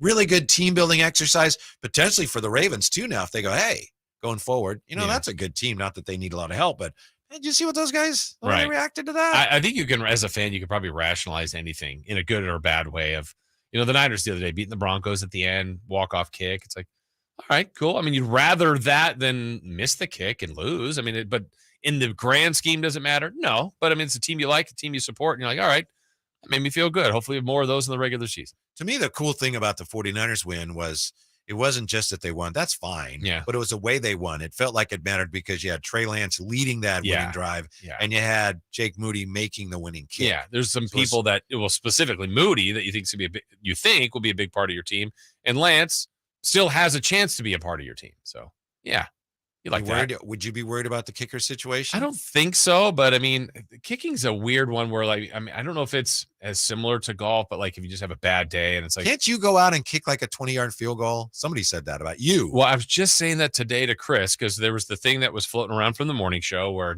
young Kyle in here had said the other day, like, I can dunk. And Dave and I are on, and it's like, then he said it like a few too many times. I think Dave bet him whatever they bet. Then Kyle actually put it on video yesterday, which we've all established was not a dunk. No, but he's close. I mean, good for him. But what I don't get is if you say I can dunk, someone else says no, you can't. Then you video you not dunking, and then you post that. You could have not sent the video. Exactly. Yeah. And no, I didn't get it today. Maybe tomorrow I will. Right. I won't. Yeah, that's what I didn't understand. So no, the way this goes back to the midday show several years back now, we were at Raiders camp. And I think I had said at the time, like, I can go out there and make, I think I said a 30-yard field goal. And I was challenged, but won by Chris. Like, there's no way. And I said, I could do it. I wanted to go out there. I'm like, I'm not going to do it during Raiders, practice. But at some point I said I need to go to a school or something and just put a camera up, line up a 30-yard field goal. I think it was within 2 tries. And I just brought it up to Chris today. I said, maybe I'm going to actually do that. Oh, you haven't actually done it? Not even since then, but I said I'd made a 40-something yarder before. He has not produced a video of himself kicking a field goal. So now there's a lot of questions. So I think before the start of the football season, I should probably do that. Yeah. And maybe now I'll go, man, I haven't kicked in even longer time than when I said this probably 7 years ago. Be like, oh, that was dumb. Years ago when we had the Raiders on the station, a long time ago, early 2000s, whatever it was, the 49ers beat the Raiders when I think his name was Jose Cortez missed a short field goal. He hooked it, a short field goal, and the 49ers won.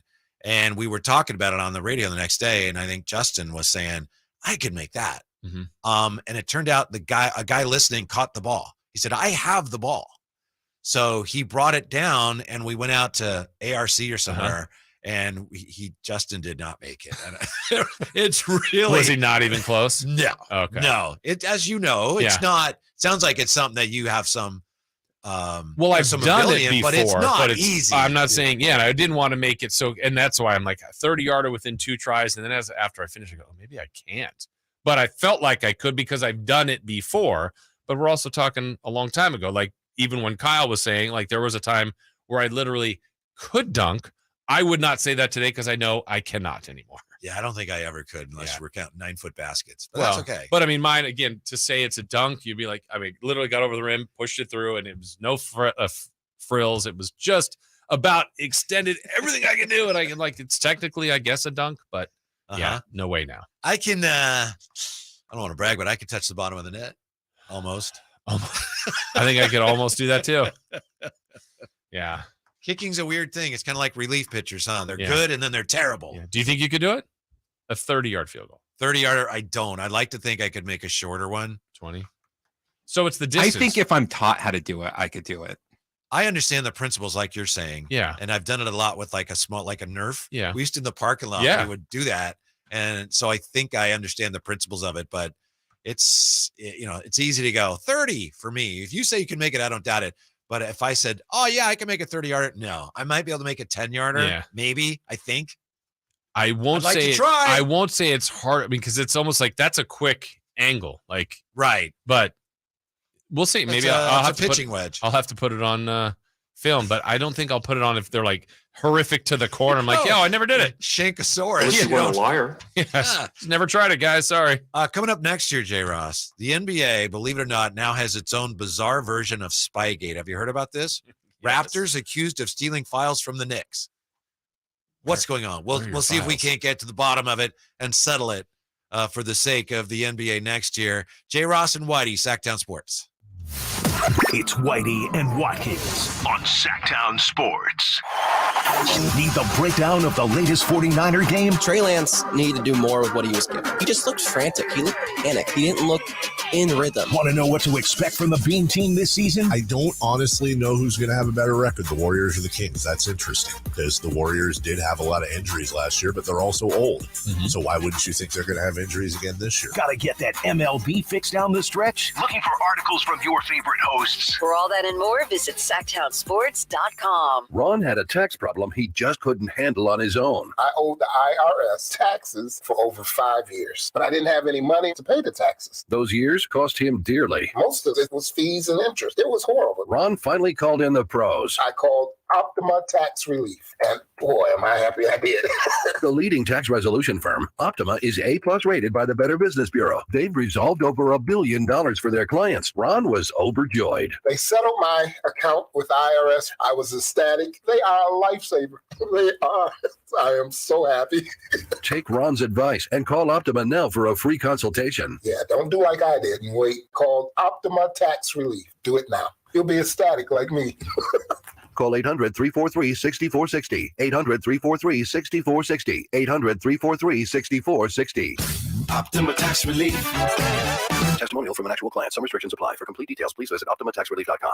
At Elk Grove Honda, we see every Honda buyer as a member of the family, so we make sure every certified pre-owned Honda is one we would buy from ourselves. At Elk Grove Honda, we include many benefits that a private seller just can't match. Our Honda-trained technicians only certify our Hondas if they pass a thorough 182-point inspection, and our certified pre-owned Hondas are under 5 years old. So you know you're getting the newest Hondas in prime condition. See our exceptional selection of certified pre-owned Hondas in the Elk Grove Auto Mall or online at elkgrovehonda.com. I gotta get an Elk Grove Honda.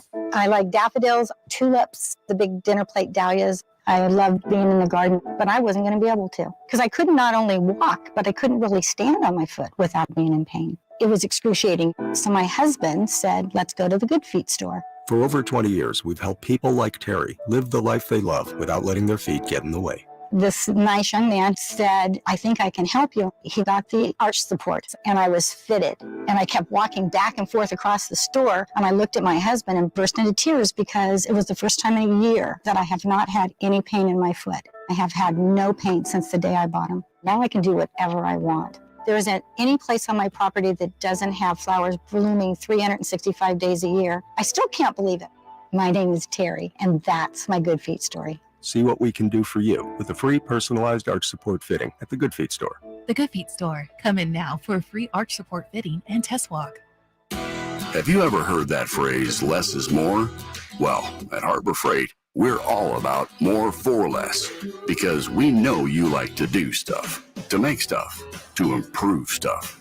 That's why everything in our stores, from miter saws to tool chests to cordless impact wrenches, is priced affordably. So get out there and drill, paint, and saw to your heart's content. We just ask that whatever you do it for less at Harbor Freight. Finding great candidates to hire can be like, well, trying to find a needle in a haystack, but not with ZipRecruiter. Its powerful technology actively finds and invites qualified candidates to apply to your job. So while other companies might deliver a lot of hay, ZipRecruiter finds you the needle in the haystack. See why 4 out of 5 employers who post a job on ZipRecruiter get a quality candidate within the first day. Try ZipRecruiter for free at ZipRecruiter.com/free. That's ZipRecruiter.com/free. Twin Peaks is the best in the game. Here, your favorite drafts report at a frosty 29 degrees. It's bigger game days and bolder fight nights. I mean, where else can you find a scratch kitchen that always comes in clutch? Every day, from lunch to late night. Only at Twin Peaks, the #1 sports bar. Get wings the way you want them. Try Twin Peaks wings bone-in breaded, naked, smoked and grilled, or boneless in your favorite sauce or rub. Whether you're shopping for your favorite Honda online or in person, you'll see why Stockton Honda is the #1 Honda dealer in Northern California and why buying from Stockton Honda couldn't be smoother. Visit in person or online at StocktonHonda.com, where your favorite Honda is ready for you. Anytime, anywhere, it's all here. StocktonHonda.com. #1 claim based on 2022 total new and Honda certified pre-owned vehicle car sales from American Honda Motor Company's own report. Want the best movie experience in town? Join Sactown Sports' IMAX Pass by visiting SactownSports.com and sign up today. You can win tickets to see this week's film at the Esquire IMAX Theater.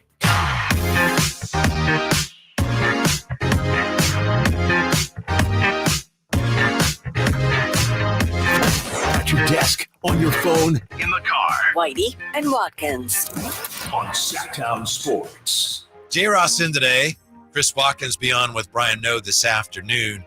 Learned something during the break here about J-Ross. We've been talking about kicking field goals and how much harder it is than it looks.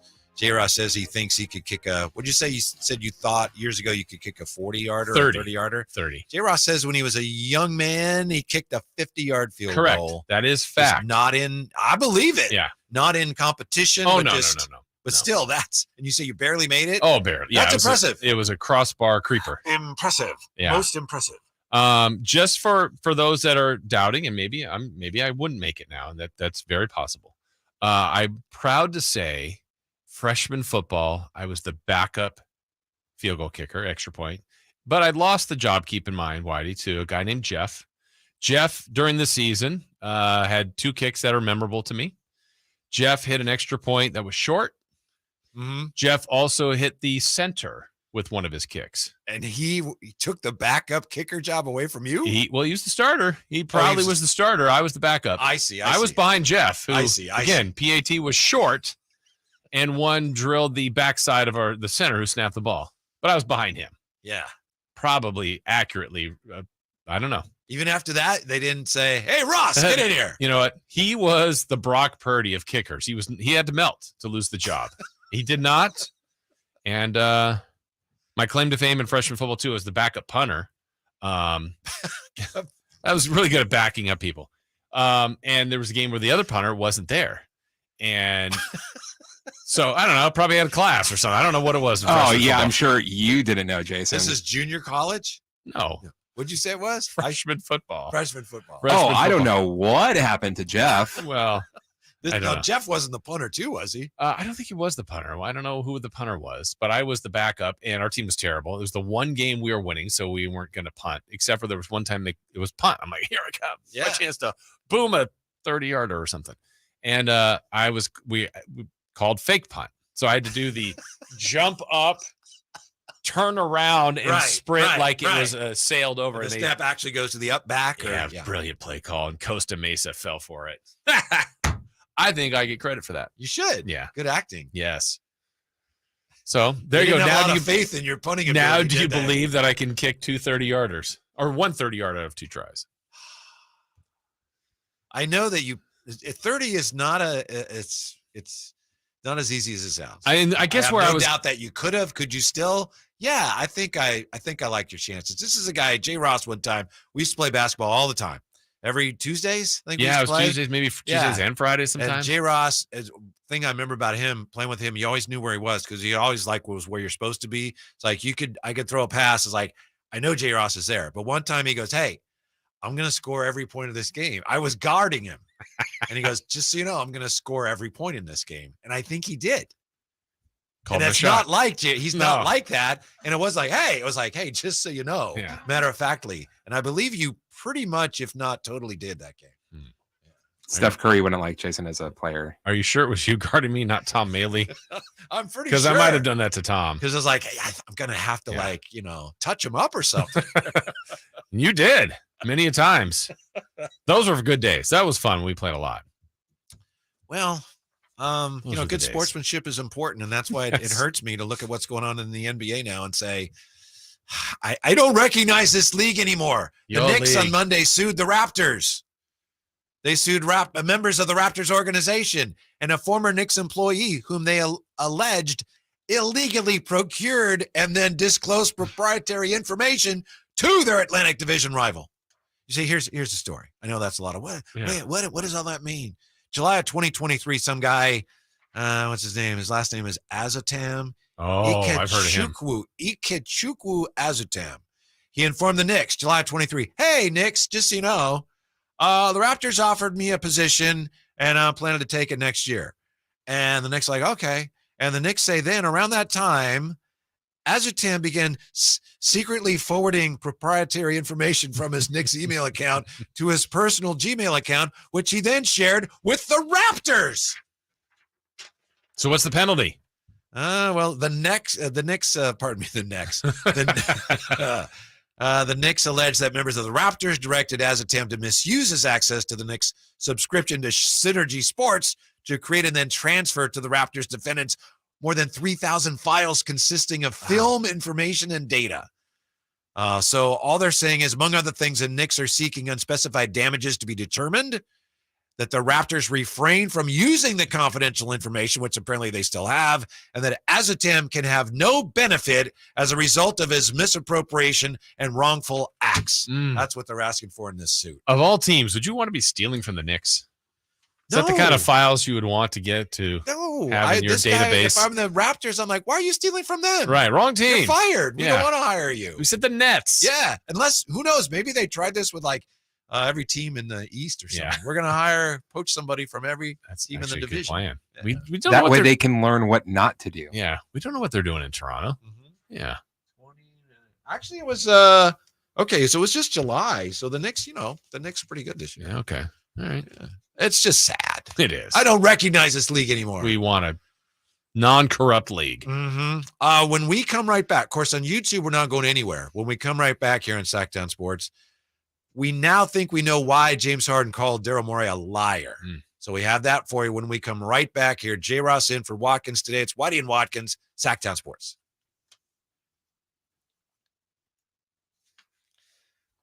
I don't know how a guy like this would think he could get away with this, J. Ross. I heard of something like this happening in radio. People like salespeople, they leave and then they end up giving information to clients or their news station or things like that. Have you ever heard of that? No. Yeah. Minus? Yeah. Oh. Now we're good. Okay. So I guess it happens. Yeah. Did you get a bonus or something like that? Like, yeah, you take the new job. Plus, I'll give you a little something extra. Why not? Employee of the month parking. I'd at least demand that. Maybe first to the lunch line. I think that's a good deal. Yeah. Friday donuts. Yeah. Do you miss working with Dave? Well, I got a taste of it today, right? Yeah. Oh, that's right. So, Dave had a full house. He had Jay in here, Isaiah, his young son, and then me. Yeah. And then you and I as the studio audience. Yes. Isaiah kind of stole the show, didn't he? He did. He just took over. The kids these days. He just starts reciting his Christmas list. Yeah, I think so. He's going to be on the radio. Yeah. Santa's probably listening. I know. He had a lengthy list. Yeah. So Santa's a lot of pressure on Santa. Yeah. Santa's a P1. Yeah, I hope so. But out of demo, oddly. Huh. Yeah. Yeah, he is an older guy. Yeah. What's the best Christmas gift you ever got that was sports related? I don't know if this is the best one, but I really remember this struggle for me. I don't know how you would have handled it as a youngster. My parents were separated, but like when I was very young. So spent Christmas with my mom and then Christmas with my dad. And I didn't realize, Whitey, that I'd asked both, or I didn't for a tennis racket. So I spent Christmas in the morning with my mom and got a cool new tennis racket. I'm so excited. Then went to my dad's and I could tell by the wrapping paper that I was getting a tennis racket. And I went, oh man, I got to sell like this is the first racket I've ever seen. But then I realized I kept the rackets at each house, but I also don't know if they wanted me to do. I don't know. It was a tough. I don't think I ever enlightened either one. Huh. Well, I felt wrong for that. Were they like the titanium or were they wooden rackets? Or? I think I had Jason was a kid, old wooden racket, and I finally graduated to some version of non-wood racket. Yeah. I can get through it. Yeah. I had an old from playing tennis in the 70s, early 80s, had a wood racket, and I didn't play tennis a lot. And then around 2000, I was doing stuff with Capitals, and I had a match, and it was like me and Lonnie Nielsen against my brother, and I think Deirdre Fitzpatrick. Oh wow! Match, and I took my old racket, and it happened to be like a Bjorn Borg wooden racket. I remember one of the players was like, "Hey, that guy's got a wooden racket!" He couldn't believe it. How'd you do? I think we won. The way it worked, I think my brother had to wear a dress or something, so we'd have So Deirdre and him were. How was Deirdre? I don't remember. I just remember that she was there. I feel like she's athletic. I think we won, and I don't remember a lot other than Brian McPhee, I think, going, "Hey, that guy's got a wooden racket." If anything, that's more difficult, right? You were just working in the craftsmanship of the sport. Yeah. I had, for the longest time, amongst any of my friends, I still had wood golf clubs for longer than most everybody. I mean, not 5 years ago, but probably up to like 20 years ago. Still had woods. Like literally. persimmon, I think? Yeah. You and still tiny. have them? Because aren't those? Well, they're like in my garage. I never got rid of them. They were in my garage. I think some of those are valuable. Really? I think some of them can in be. mint? Yeah. Okay, maybe I'll get to send them to. I inherited some of my grandfather's clubs, Louis Lundberg, really, really old. And one time I decided, I don't know why, I'm going to take these to the driving range. I'm going to hit them. Yeah. Yeah. And just on impact, the whole thing just shattered. I felt so bad. Oh, man. Yeah. Like the back of it fell off. There's wow. So then I tried another club. That was a really bad idea. Just disintegrated on impact. Yeah. What are those, like, Play It Again Sports? Remember that was in town? You could take old sports equipment back? Yeah. I don't know if those places are around anymore. I mean, I'm sure someone would take it or you put it on eBay or a garage sale or something. I'm still hoping one day, Whitey, my dream, I know you collect. I'm hoping to end up at an estate sale, a garage sale, and just find that box or binder of cards, be the first one there and like, oh, yeah, $4. You go to those sometimes, don't you? Everyone, there was actually one in our neighborhood that had an estate sale. I'm like, oh, maybe I'll be lucky. And it was, furniture and jewelry, like stuff I didn't care about. This stuff sucks. Yeah. Do you have any cards? What? Never mind. But that's like my dream, and I'll find like a Mickey Mantle rookie or something. Probably just dreaming. Yeah. You never know. Yeah. Someday. Could happen. Wouldn't like you feel bad though? Wouldn't you feel like you have to get, hey, this is valuable. I'll give you $10. Thanks for being with us today. Chris Watkins going to be along at 2 today, working with Brian No. So it's Whitey. He gets hit in the no spot. And Jason Ross. Jay Ross, it looks like we have a little more clarity now on whatever is going on between James Harden, liar, Daryl Morey, liar, and the Philadelphia 76ers. I wish you weren't a liar. The league apparently is looking into this because if Daryl Morey did promise something along the lines of, look, take this, take less money now, then we'll get you your extension later. If there was anything like that was promised, that is in direct violation of the CBA. You can't do that. Right. So they're looking into it. And it's interesting. From what I understand, the burden of proof is actually pretty low. So the league can go, yeah, it looks like that's what happened to us, and they can't act. Someone told us you said it. Not that they would want to, because this thing probably goes on a lot, and they probably don't want to open that can of worms.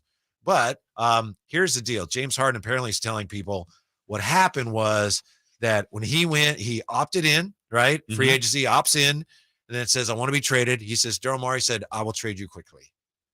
He says, that's what he was told. I will trade you quickly. And then when he wasn't traded, that's why James Harden says, Daryl Morey is a liar because he said he would trade me quickly and he didn't. Yeah. And now the league is fined Mr. Harden. Was it $100,000?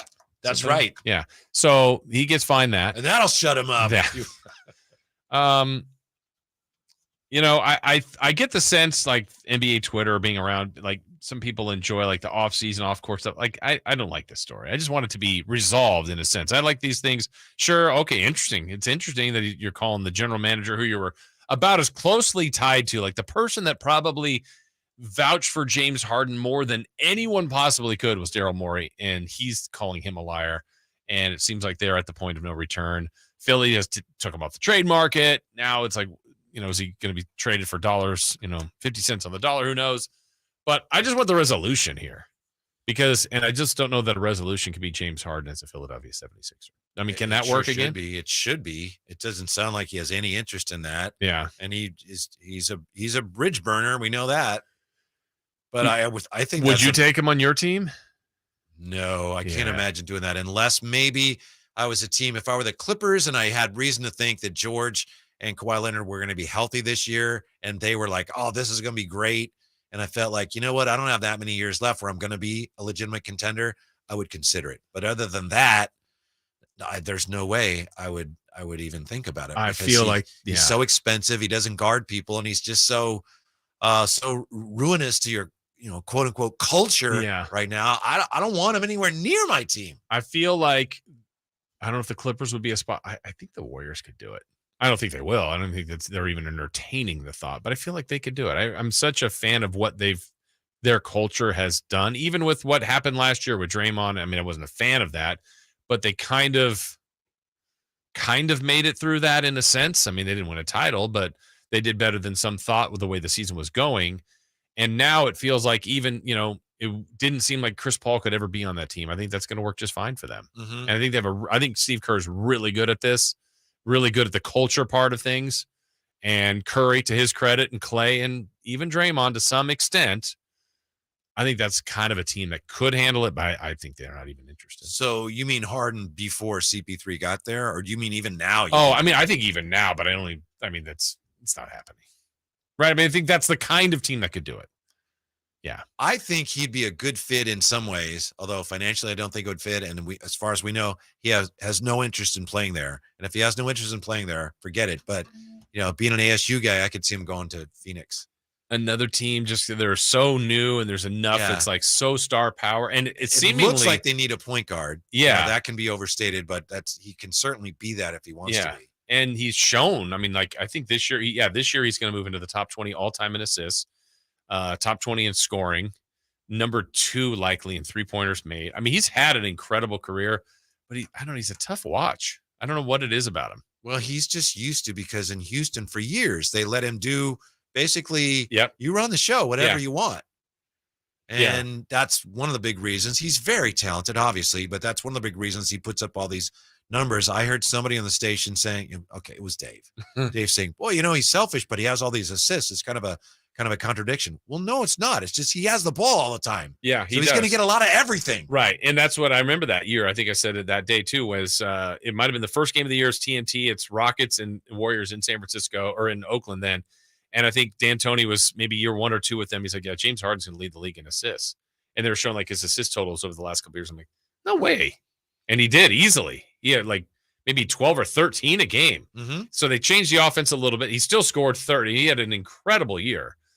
And so D'Antoni kind of used him in that I don't know what his usage was, but it had to be just about everything for the team. Sure. And obviously you got to be a really good player to take advantage of it. You look at what he did in D'Antoni's system. You look at what Steve Nash did in that system. Yep. You look at what briefly Jeremy Lin did in that system. It works for players that can handle that. And Harden can. And then I think he adapted a little bit around Kyrie and Durant. They didn't play a ton together. But when he's been with other great players, even with Embiid, he has his moments. But I can't get away from these things as an organization where you go, yeah, I see the talent. That's not what I'm looking at here. He's just not worth that anymore. I don't think. I agree. And I think he's in a difficult spot. Even him mentioning China, I'd like to play here. Like sometimes you better be careful. I mean, John Wall can still play. DeMarcus Cousins can still play. They're not in the league. And James Harden can go down that road too, even being a Hall of Famer at some point, priced out or attitude out, something like that. It can happen. Would that mean that some of Jimmer's scoring records in China would be in jeopardy? How many does he have? I don't know. I want them all for Jimmer. Maybe. I mean, Harden would go over there and just annihilate records. Sure. He would. He wouldn't have to guard anybody, and he'd sell a lot of wine. Right. But I wouldn't want him as a king. No, he would be good. He'd be probably the greatest player they've ever had. It's unthinkable. Yeah. Anybody would say, oh, I think that would work. I don't think they understand how it all works. Right. Really? You're just looking at he would put up huge numbers, but would you be any good? I don't know. I don't think so. Yeah. Plus, you never know when he's going to go, this isn't for me anymore. This is what I signed up for. And so that's not worth it. And again, I've heard other teams do the example. Like I know the Spurs are famous for it when they're looking at the draft. It's basically not a Spur. And I would hope the Kings would go, yeah, not a king. And he's great. He's a great player, just not a king. Well, plus, if you have him on your team, he's taking the ball out of De'Aaron Fox's hands. Correct. He's taking the ball out of Keegan Murray's hands. Yeah. It's also a team like that. In some ways, they're simpler to guard, not necessarily easier, but simpler to guard because you know where everything starts, where every action starts. Right. And it's this guy. Remember how teams started towards the end of James Harden's time in Houston? Teams started sitting on his left hand, and they had a lot of success with that. Yeah, they did. There was one, and it was him, and I can't remember who was guarding him. And it was the most dramatic, like literally picture him on the right wing, and they would have been defending him to his back is to the other. Like I'm giving you the lane because I want you to go this way. Where you would hedge a little bit, but that's what people started to do. It was just an over dramatic defense for him, and they just really started doing that. And I don't know if he's a star in terms of bringing people out to watch him the way he used to be. Yeah. And that's part of it too. You bring in a guy like that, rough comparison, but like whoever gets Ohtani, people are going to, we get to see Ohtani. I don't think James Harden's like that anymore. Not anymore. Ohtani's in his prime, and Harden's still really good. Yeah, he's good. But I then don't you're see him also- is he a draw in that sense? I don't think he is. No, Maybe and I'm wrong. And I think personally, I think and if he can't figure it out there, then that he can't. But I think the best for probably all parties there would be to stay in Philly, but I don't think that's going to happen. Mm-hmm. Probably at the point of no return. Joel Embiid apparently likes playing with him and likes the pick and roll, and I think Daryl Morey recognizes that. I think it's in Philly's best interest to keep him, and I do think it's the best thing for Harden. Yeah, they had what is it that does he want to go somewhere where he just gets to do whatever he wants? Because I mean, doesn't Philly give him the best chance he'd have to win something this year? I think to win and to still play at an all-star level. I mean, I think there's enough there in Philly where the team is Joel Embiid's and most of it needs to go through him. But when it's not through him, it's through Harden. And I think that's a good spot for him. There was that playoff game against the Celtics. Maybe it was game 6 where he was incredible. Embiid or 5 where Embiid was out. They looked to be in trouble and Harden basically won the game. But he was so up and down even in that series. Yeah, correct. So he showed you that ability. Down. Yeah. So you're like, man, that's the great version of him. He was awesome. 2 games later, you're like, where is he? Where is he in game 7? So if you were Daryl Morey, would you have traded him by now? I think they missed the window. I don't think they're going to get as much as they want for him or think what he's worth, but I would still try to work on patching it for that team, but maybe that's undoable. I don't know. I don't know if that's doable or not. Mm-hmm. Because I just think you're going to get way less, and you either have to settle and just say, we're free from him. We're starting new. We still have the anchor and Embiid with whatever we get back, like Norm Powell, let's say, from the Clippers and some picks. All right, if that's what you have to get, then that's what you get, and you hope that's better for you in the long term. You know how it is. The problem with a trade like that is we send Harden to the Clippers. If they have healthy players, they're going to be pretty good. Mm-hmm. We get draft picks back from them. They're going to be worthless. Right. Or not worthless, but not worth nearly as much as it's. We got 2 number 1s. Yeah. Well, they're almost second rounders, essentially. Yeah. You just hope maybe the cap relief or being out of the Harden contract, which would be a longer term deal, now is what he wants. Helps you. I don't know. That's a tough spot. Embiid, there's talk that maybe Embiid wants out, and teams are kind of circling the Sixers. Teams like the Knicks are waiting to see, well, let's wait until Joel wants out of there too. Mm-hmm. And have you heard the rumors about the Sixers next year? No. Oh, yes. Yes. Yeah. I think it's Kevin O'Connor at the Ringer. He's just kind of throwing this out there. So it's not a rumor, but it's somebody speculating based on some fact. Apparently, before LeBron ended up deciding on the Lakers, the Sixers were runners up, and it wasn't necessarily close. It looked like he always wanted to go to the Lakers, but the Sixers were intriguing, and he met with them. And now some people think that next year LeBron may opt out of his deal with the Lakers if he's not happy about the way things are going there, and he may go to Philadelphia with Bronny. If they draft Bronny. Yeah. That's the one that's always been talked about, and I get LeBron's stance. I'd love to play with his son. That's cool. I think that'd be fabulous. You got to be able to get to the team that drafted your son, right? I don't think people are going to go, well, LeBron wants to go there, so we'll let you draft Bronny. And like, if you like Bronny, you draft him. Well, I don't know how high of a pick he's going to be. It's possible that. Yeah, but if let's say he's a first rounder, I mean, that's not always mapped out specifically. Now, if the team thinks they can get LeBron, I would try to do that, draft Bronny and get LeBron for 1 last year, maybe 2 last years. But do you like Bronny that much? Yeah. And the other thing is, all right, if you're LeBron looking at Philly, you have no idea who's going to be out Philly next year. Yeah. Embiid sounds appealing. We just talked about. But is he staying? Mm-hmm. You know, Nick Nurse, I think, is a great coach. And Bobby Jackson. That's right. Yeah. But, I don't know what the draw is for LeBron there. It's just a matter of how hard it's going to be to find somebody that's willing to say, yes, we want you, we'll pay you this much, and we want your son. Yeah. I don't know that every team would want to do that. Right. What do you think? But also, let's say it's a team that's been bad, Charlotte or something. Is LeBron going to do that? Like finish his career and maybe win? I wondered about that games? A couple of years ago when he first broached this, because I was wondering by the time we get to that, is LeBron still going to be LeBron? I think he's right close now enough now. Yeah, exactly. So Charlotte would probably love to do that, but he'll have other options. Mm-hmm. He would only do that if that's like they're the only team to do it. Yeah. To be willing to do it. Right. Yeah, I mean, it's all contingent, I guess, on who drafts Bronny, right? So he can make up that decision. It depends, too, on Bronny. He might not be that hot of a prospect, where it might be easy for somebody to say, yes, we'll use our first-round pick on Bronny, so we'll get him because nobody else wants him. So we don't mind doing that if that's what it's going to take to get you here, LeBron. Yeah, I'm just glad he's okay. That was scare last couple weeks ago with him. Mm-hmm. Yeah. So we'll see. We'll see how he does, how he develops, and if he does play just the 1 year. Would you do that here if you had the option? I'd really think about it. Yeah, I really would. Really would. It just depends. I would not. You would not for sure? No, just because you know that he's the all-time greatest, arguably, but he is declining. Yeah. Honestly, my answer is more contingent on Bronny because that's who you're drafting, right? That's who you should be interested. We know what's potentially coming with it. But if you think he's got a future, then I'd really think about it. But if it's like, I'm doing this just to get to LeBron, then no. We'll have to see how he plays. I've been assuming that Bronny will be kind of a so-so prospect at best. Maybe I'm wrong. Maybe he'll have a great year. Like I said, I hope he just plays. There's no pressure. No big shoes to fill at all. My goodness. And I hope and from what I hear, I heard the other son is like really good. The younger one, who's I think just going into high school. So I don't think I would want that circus around my team too. Yeah, that's tough. We got this young guy. If he's any kind of a prospect, right? We can't tell him what to do because his dad's on the team. Yeah, who's very known for kind of telling everybody what to do. Play the kid because he's not that good, but his dad says we got to play him. Yeah. Oh, there's that overbearing dad again. Mm-hmm. Yeah. I think that would be something that would get in the way of you putting together a winning culture and winning games. It would challenge that, that's for sure. And I mean, it would be a freaking circus. It's tough to not listen to LeBron, though.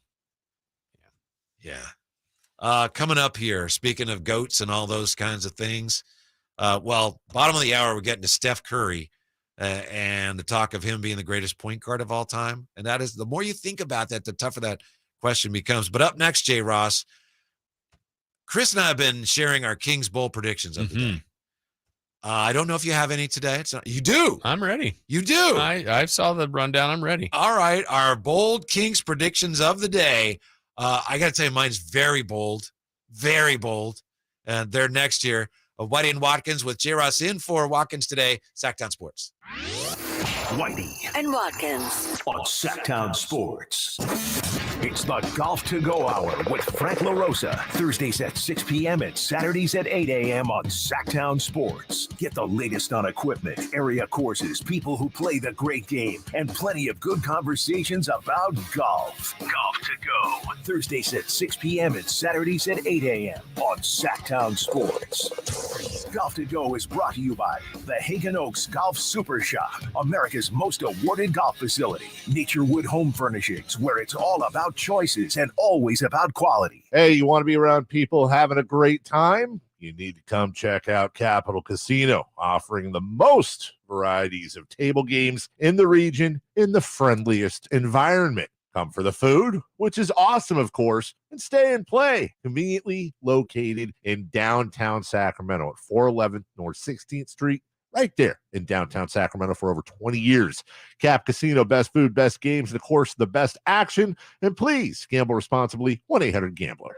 Get to Acura of Stockton, where precision-crafted performance is at your fingertips. Elevate your driving experience with a vehicle that's built to impress. Acura of Stockton has a great selection of new Acuras and customer service that will exceed your expectations. And right now, lease a new Acura TLX, MDX, or Integra with low lease rates available. Take luxury to a whole new level in a new Acura from Acura of Stockton. See all our inventory and specials at acuraofstockton.com.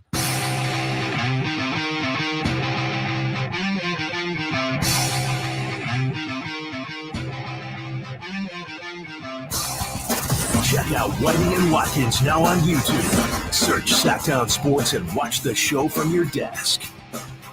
Someone on the YouTube chat earlier compared J. Ross to CP3. He said, why is he on the different shows? He's very skilled. He's like CP3. He's bounced around team to team.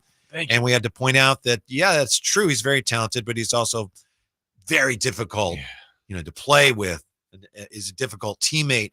So that led to this question on the text line, 339-1140, 1-800-920-1140.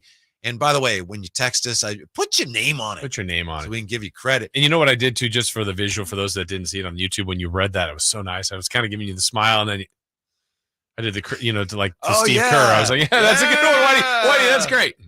From the 916, if Jason Ross is the Chris Paul of KHTK, who's the other three guys in the banana boat with him? That's a good question. Would it have to be you and Dave at least? It's up to you, I think. Yeah. It's up to me. Obviously me. And obviously Chris. There we go. I've followed you around from show to show. Yeah. There we go. I've been on a lot of shows with Chris. Yeah. Yeah. So that's the banana boat. Mm-hmm. You, Dave, Chris. Nice. Yeah. How long have you been at this station? 29 years. That's tremendous. Yeah. It's almost impossible in radio. Yeah.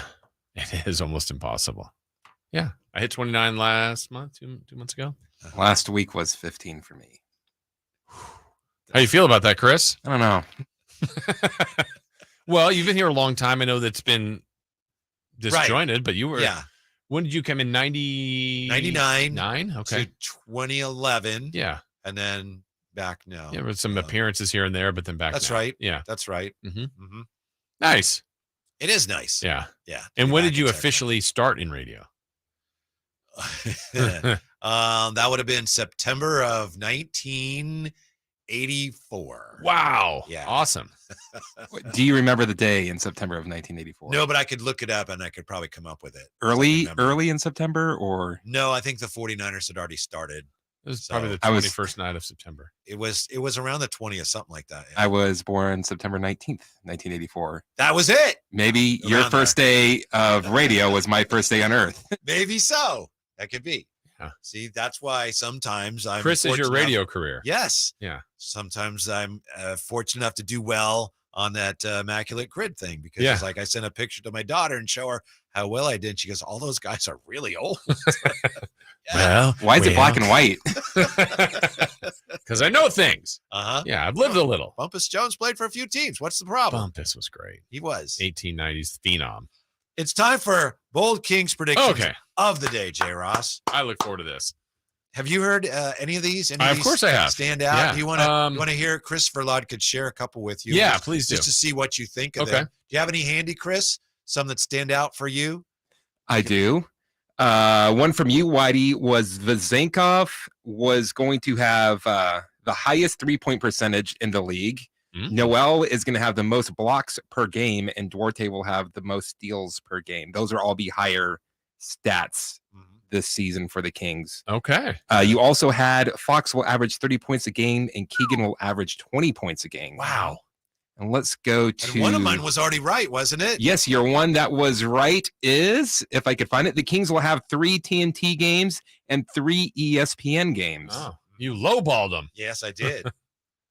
And let's see something from Chris. He said that, so the things that you guys differed on, Whitey, you said that Monk will be the 6th man of the year, and Chris said that Monk will be a regular starter this season. Okay. He also said that Fox will beat Jason Thompson's record for most games played by a Sacramento King. Which is a great call. And Is that happening this seemingly- year? I think it'd be next year. Okay, yeah. I think if he has 73 games this season and 73 games next season, he'll do it. Yeah, and I wasn't aware of that. That was a great call. Yeah. Yeah. That's a good call. Very good call. I like that call. What was the one? He had a couple that Kyle Draper didn't like at all. I think it was maybe the. He didn't like the Monk one. That was the yeah. one that he really didn't like. Right. Right. Um, So what do you got for us, J. Ross? Okay. Well, welcome. It's yes. a safe space here. Is it? Because I know Chris can use this well, material it was later. until he started keeping track of all this. I didn't know how to categorize this specific player, but it's going to be revolving around one player that's new to the team. Okay. And I think I'm going to phrase it this way. By the end of the season, Chris Duarte will be the most important player off the bench. Because I wanted to put him in as a starter because I think he might be starting for this team by the end of the year. But I'm going to say, you know what, leapfrog Monk or any at the 2, not even leapfrog Monk. I shouldn't say it that way because they're all playing. I just think he'll be like I felt like when the year ended last year, we said Monk was the most important piece to the bench. They were all Lyles had games, Mitchell, all those guys were important. I feel like it's going to be Chris Duarte. Will be the most important piece to that bench equation if he's not starting. To me, Monk he's just really well suited to be a 6th man. I agree with that. And I think part of that is because he thinks he's better than that. And that's which is okay. I that's like that. Bobby. Yes. Bobby is like, you could I see could that he's start. trying to show everybody, I should be starting. Right. And that's one of the things that made him a great 6th man. Yeah. And I think even then, I think there were games or two, where maybe Fox missed and you could plug in Monk there with Herder. You could, but coach would always put Mitchell. I want Monk off the bench. And I think he liked him there. Yeah. So I'm really a big fan of Chris Duarte. You were thinking maybe, and I don't want to walk you back across your own prediction, but you were thinking Duarte maybe as a 2 at some point. 2 and or maybe in Harrison's spot. Wow. I mean, because is Harrison the 3 or the 4? Yeah. I don't know. I mean, this team is kind of interchangeable. I mean, Herder's just as tall as those guys too. I mean, maybe he takes Herder's spot. Maybe he takes Barnes' spot. Maybe I don't think Keegan, but just in the mix, like not, hey, he's the 9th or 10th man. I think he's 6th or 7th and playing very critical moments. And maybe the closing, maybe I should word it that way. He's on the closing lineup of games. I hope you're right. Yeah. I could see how, if he can get back closer to where he was as a rookie, he was a really impressive rookie. He was. And I think he, in this style system, read and react, just play free and make shots. Make He's shots. one of those guys. You can say that about anybody, but for him to stay on the floor a long time, he's got to make his 3-ball. And be versatile, make shots, but also cut. So the layups there, defend, long, lanky. I think there's a good spot for him here on this team. I think my prediction is maybe the boldest that I've shared so far. Be careful. Mm-hmm. All right. Careful. I thought this was a safe space. I've already stated that I think Davion's going to improve his 3-point shooting. Okay. And I love the way he shoots the ball. And I know you look at his percentages, they haven't been very good. But I just love the way he shoots the ball. We also found out, as I'm sure you know, he's been working with Steph Curry's shooting coach this year. So I think Davion, and this is kind of building on what I've stated already, he's going to shoot the 3-ball a lot better. I have every reason to believe he's fully capable of that. Doing that is going to allow him to stay on the floor longer. Davion Mitchell on the floor longer means that he is going to be second team all NBA defense. He's going to be on the all defensive team next year, probably second team. I don't think, I was surprised he didn't get any votes this year. I mean, any, just others receiving votes. He's so good defensively. Did you write that one down? Okay. I got that, along with your Davion Mitchell will be above 35% 3-point shooter. Yeah, see? Okay. Yeah, thank you. I appreciate You're welcome. It. Yeah. I think it's because he didn't play enough to even be considered. And that's why. Why is the question I have. I mean, I said this, I'm going to keep going back to game 7 when the best player in the team, Steph Curry, goes for 50 and Davion barely played. I didn't understand that. I mean, I thought Mike Brown coached a brilliant season. I did not understand game 7 at all. He said it himself. Davion said it himself with Deuce and Mo. It's like, I got to make more shots so I can stay on the floor longer. Yes. I mean, in general, that's it. That specific game, okay, maybe that's the one guy's getting loose. I mean, you could. I go to forget the 50 at the end of the game. At halftime, Kings led by 1 of game 7. Curry had 20. I know. He had the look. You've seen it. Not like he's not going to let them lose today. And the Kings were ahead. I'm like, I feel good, kind of, but I'm a little nervous about this. And then Curry kept going. The Kings couldn't match the scoring, and I don't even know if Davion played any minutes in the second half. I can't remember now, but that seemed like a puzzle to me. Mm-hmm. And I don't think that was about shots. I think it was about stopping. At that point, it's about stopping their best player. I think, and you're not the only one who thinks that. I know there's a lot of really smart basketball people who agree with you, and I'm not disagreeing with you, but I would think, there is a reason, whether you agree with it or not, it had to be, the offense was kind of bogging down a little bit in game 2. And generally, that's not the guy you think of as offense, but it was all, hey, we got to stop something because neither were working. But I know. It kind of got away, too. And maybe it's revisionist, too, a little bit. It's like, maybe I would have done it differently, but you can't take it back. Mm-hmm. Don't you think, you would know better now, you're around him a lot more. Don't you think the Kings feel that they should have won that series? I mean, I think so. They feel Probably. Gee, we could have won, but we let them get away. Yeah, I mean, you're up 2-0, and then you're not in Warriors command. Are who we thought they were. You're not in command. I don't know that you threw anything away. I mean, the swing is that game 4. Like, if that Barnes shot goes in, I mean, that's but it didn't. I mean, and they had a great game 6 to force a game 7 back here, and again, you're up 1 at half at home in game 7. And then just the second half was such a disappointment in so many ways. Like, I was anticipating, it's already been a great series. Are we going to have overtime? We're going to have a buzzer beater. And then it's just like, oh, this is over, isn't it? It's kind of a real letdown. Yep. But a great series. I think this year they probably win fewer games, but they'll be a better team. They're going to play, as another bold prediction, Jason. First round, they're going to play and beat in the first round Oklahoma City. Too bold.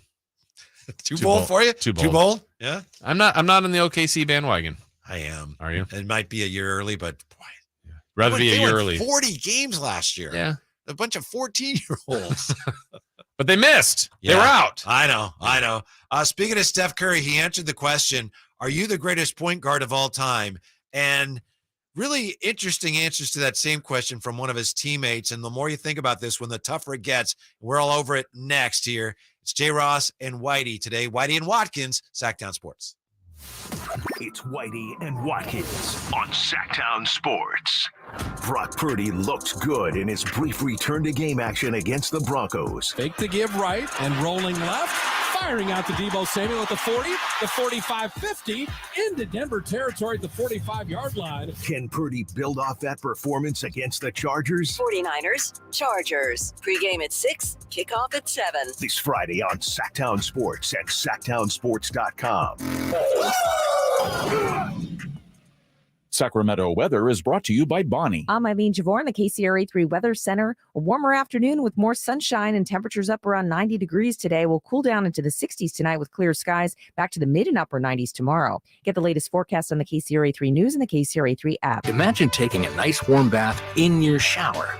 Let us fix that. Right now, get that clogged drain unclogged for just $97. Bonnie. Plumbing, sewer, electrical, heating, and air. Bonnie.com. Some restrictions apply. License 696-355. Ready for a sizzling football season? Take your game day parties to the next level with Napoleon Prestige Grills from Green Acres Nursery and Supply. Fire up the grill and score big with mouthwatering burgers, juicy steaks, and finger-licking wings. Napoleon Prestige Grills bring the heat and come complete with a lifetime warranty. Get your ultimate game day companion today. Visit your local Green Acres Nursery and Supply and elevate your tailgate experience with Napoleon Prestige Grills. Green Acres Nursery and Supply, your one-stop shop for grilling greatness this football season. Visit idategreenacres.com for the store near you. Game on. Lowe's knows how to save pros time and money. Right now, take up to 40% off select bathroom vanities. Plus, get free local truck delivery. And there's more. Get a Kohler White Elongated Water Sense toilet. Now just $199. Was $249. That's a savings of $50. Because Lowe's knows savings. Lowe's knows pros. Vanities offer valid 8/10 through 8/23. While supplies last. Selection varies by location. Kohler offer valid 7/7 through 10/26. The PGA club fitters at the Hagen Oaks Player Performance Studio know that golf should be fun. They also know that players of all abilities will hit the ball farther and straighter, play better golf, shoot lower scores, and have more fun if they get fitted before they purchase golf clubs. Hagen Oaks delivers the same technology and major brands used to fit PGA and LPGA professionals. See how the game can be even more fun. Hagen Oaks Player Performance Studio fittings are available 7 days a week. Make yours today by calling 916-808-2531. That's 808-2531. Get ready for a night with Cole Swindell. The 2023 ACM Song of the Year winner hits Heart Health Park at Cal Expo in Sacramento. Saturday, September 9th for the CITP2 Fest. And Cole's bringing some friends like Chris Jansen, Dylan Scott, Matt Stell, and more. Tickets start at $40 at CITPFest.com. At Fisher Investments, we do things differently, and other money managers don't understand why. Because our way works great for us. But it may not work for your clients. That's why Fisher Investments is a fiduciary, obligated to put clients first. It's the highest standard for a financial advisor. So what do you provide? Cookie cutter portfolios like the rest of us? No cookie cutter portfolios here. Fisher Investments tailors portfolios to meet each client's goals and needs. But you do sell investments that earn you high commissions, right? And make commissions when you make trades for your clients? No, Fisher Investments doesn't sell any commission investment products, and we never earn commissions on trades. So what's in it for you? Fisher Investments fees are structured so we do better when our clients do better. When it comes to helping clients achieve a comfortable retirement, we're clearly different.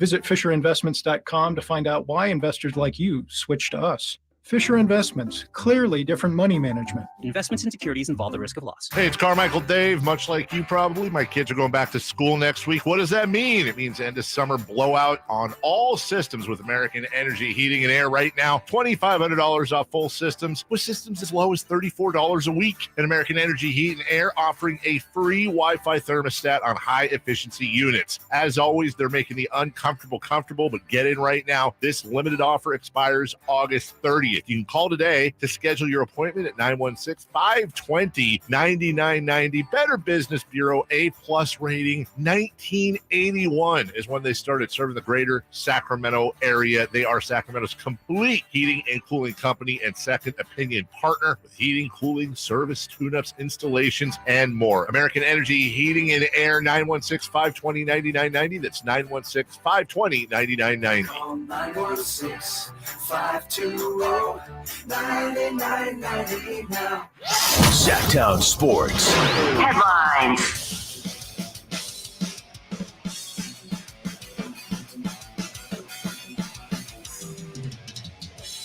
I'm Chris Watkins with your Sactown Sports headlines. The Sacramento Kings have agreed to sign former Sacramento King forward Skal Labissiere to a partially guaranteed one-year contract. Labissiere has spent the last 3 seasons out of the NBA playing in the G League and the Puerto Rican Basketball League. For more on the Kings' newest signing, make sure to check out Sacramento Kings sports insider Frankie Cardicelli on SactownSports.com. ESPN's Adrian Wojnarowski is reporting that the NBA is finding Sixers guard James Harden $100,000 for his comments referring to franchise president Daryl Morey as a liar. Those are your headlines. Now let's get back to Whitey and Watkins. I know a lot of Kings fans really excited about the potential return of Skal Labissiere.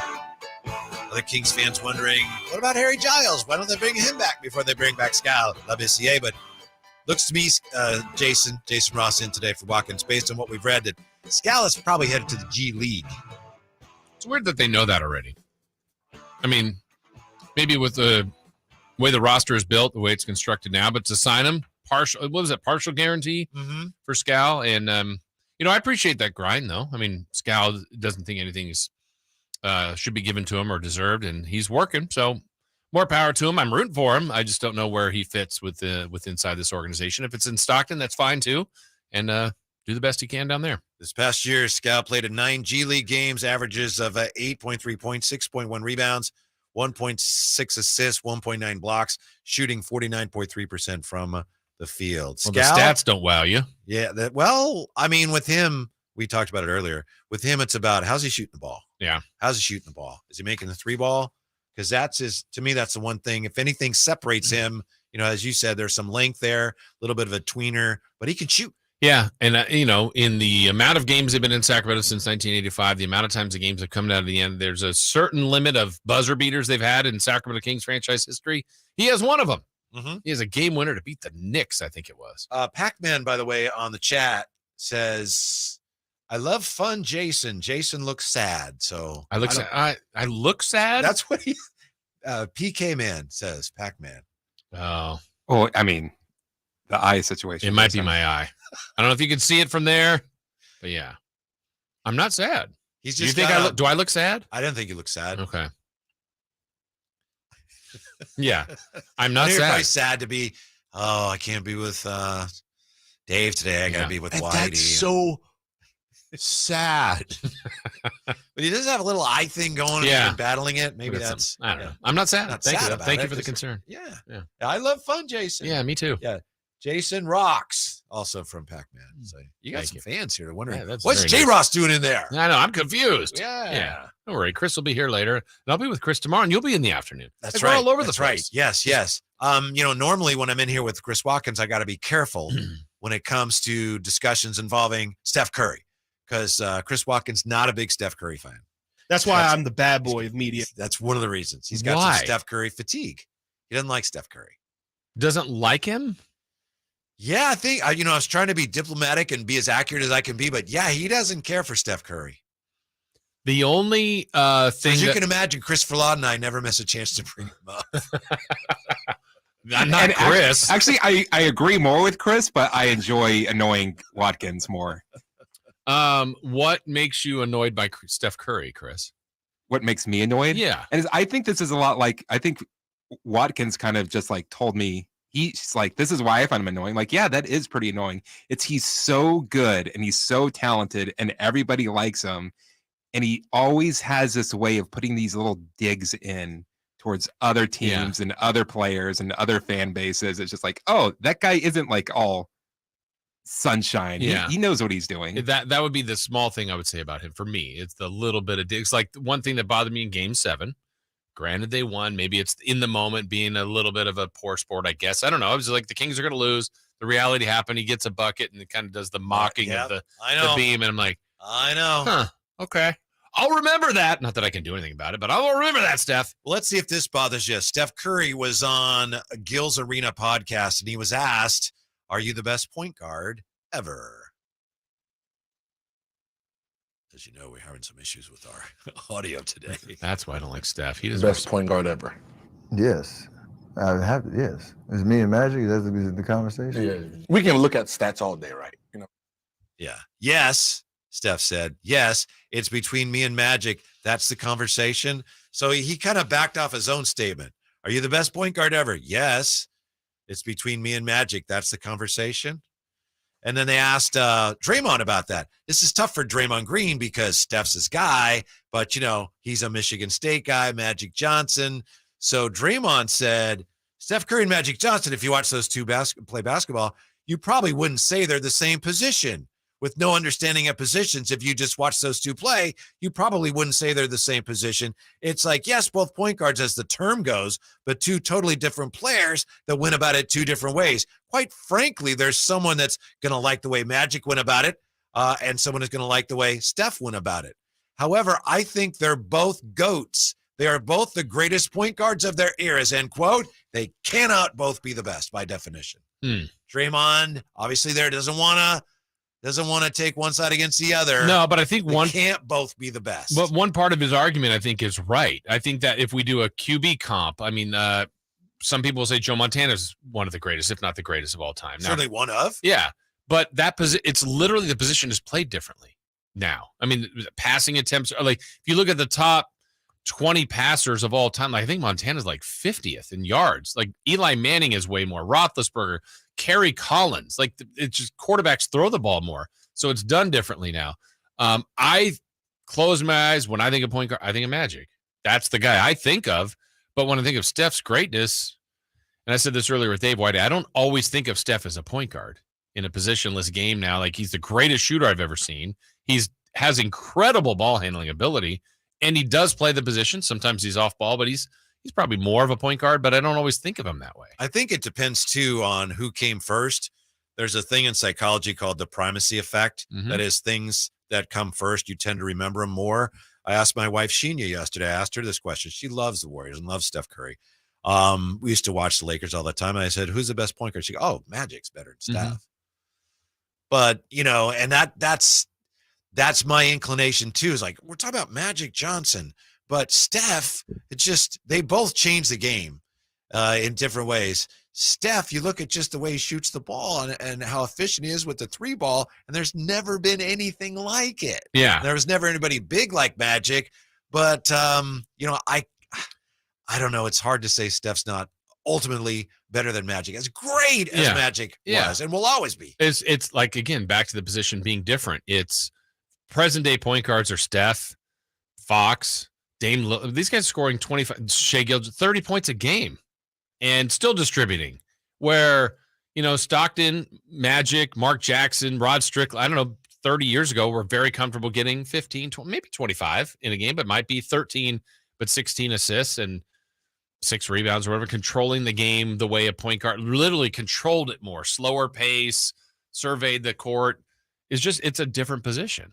You know what surprised me? I have to double check. I believe Steph Curry had per game to this point fewer turnovers than Magic. Yeah. It's close, but that kind of surprised me. Yeah. Because doesn't Magic, at one point when he was the all-time assist leader, he was the all-time turnover leader too. Yeah, and that's, because that's point guard. You can't turn the ball over. That's one thing about Chris Paul that I think is really going to help the Warriors. He doesn't turn the ball over. Yeah. Until that win over Boston in the finals where Steph finally did something that a lot of his critics said he couldn't do, where he took over. Mm-hmm. It was him. Mm-hmm. He won that series from game 4 on by himself. Until he did that, I would have said, oh, yeah, Magic's better than Steph. Yeah. But now I'd have to say, I think, and it's hard for me, I think ultimately of those two, you can say, well, they play different positions or they're both the greatest. No, I think ultimately Steph with the shooting that we've never seen before, I think it's Steph. Yeah, and I think Steph, like said, Magic's resume is ridiculous. Well, Steph, yours is too. His resume is... Yeah, Magic have 5 championships, and I think Steph at this point... It's 4. Yeah. Right? but Magic, they both obviously have multiple a lot of help. MVPs. Magic, I think, has 3. Steph has 2 All-Star appearances. I mean, they both had great teammates. They both made people better. They both kind of. I mean, you can't. I think more people try to be like Steph. You're not going to be 6'9", handling the ball like Magic.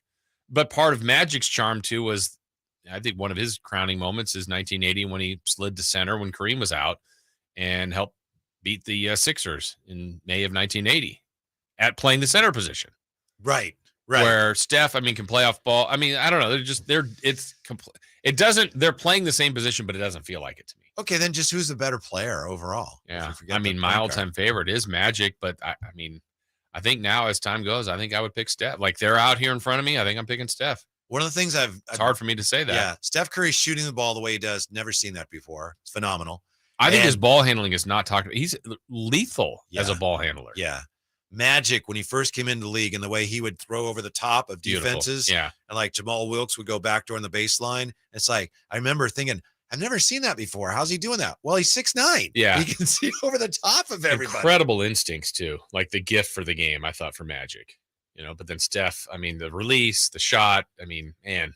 Better passer. Magic a better passer. Magic's a better passer. And made himself a good shooter, just not anywhere near Steph level. And then I think the other part about Steph's game, like the under the rim, like driving to the basket, flipping, spinning, like there were so many plays in the Kings series, like he would slide through and you're like, how did he get there? And he just really a magician with the ball. That's a hard one for me. It is. Really. I kind of go back and forth. Yeah. But you look at like the true shooting percentage, effective field goal percentage, those things.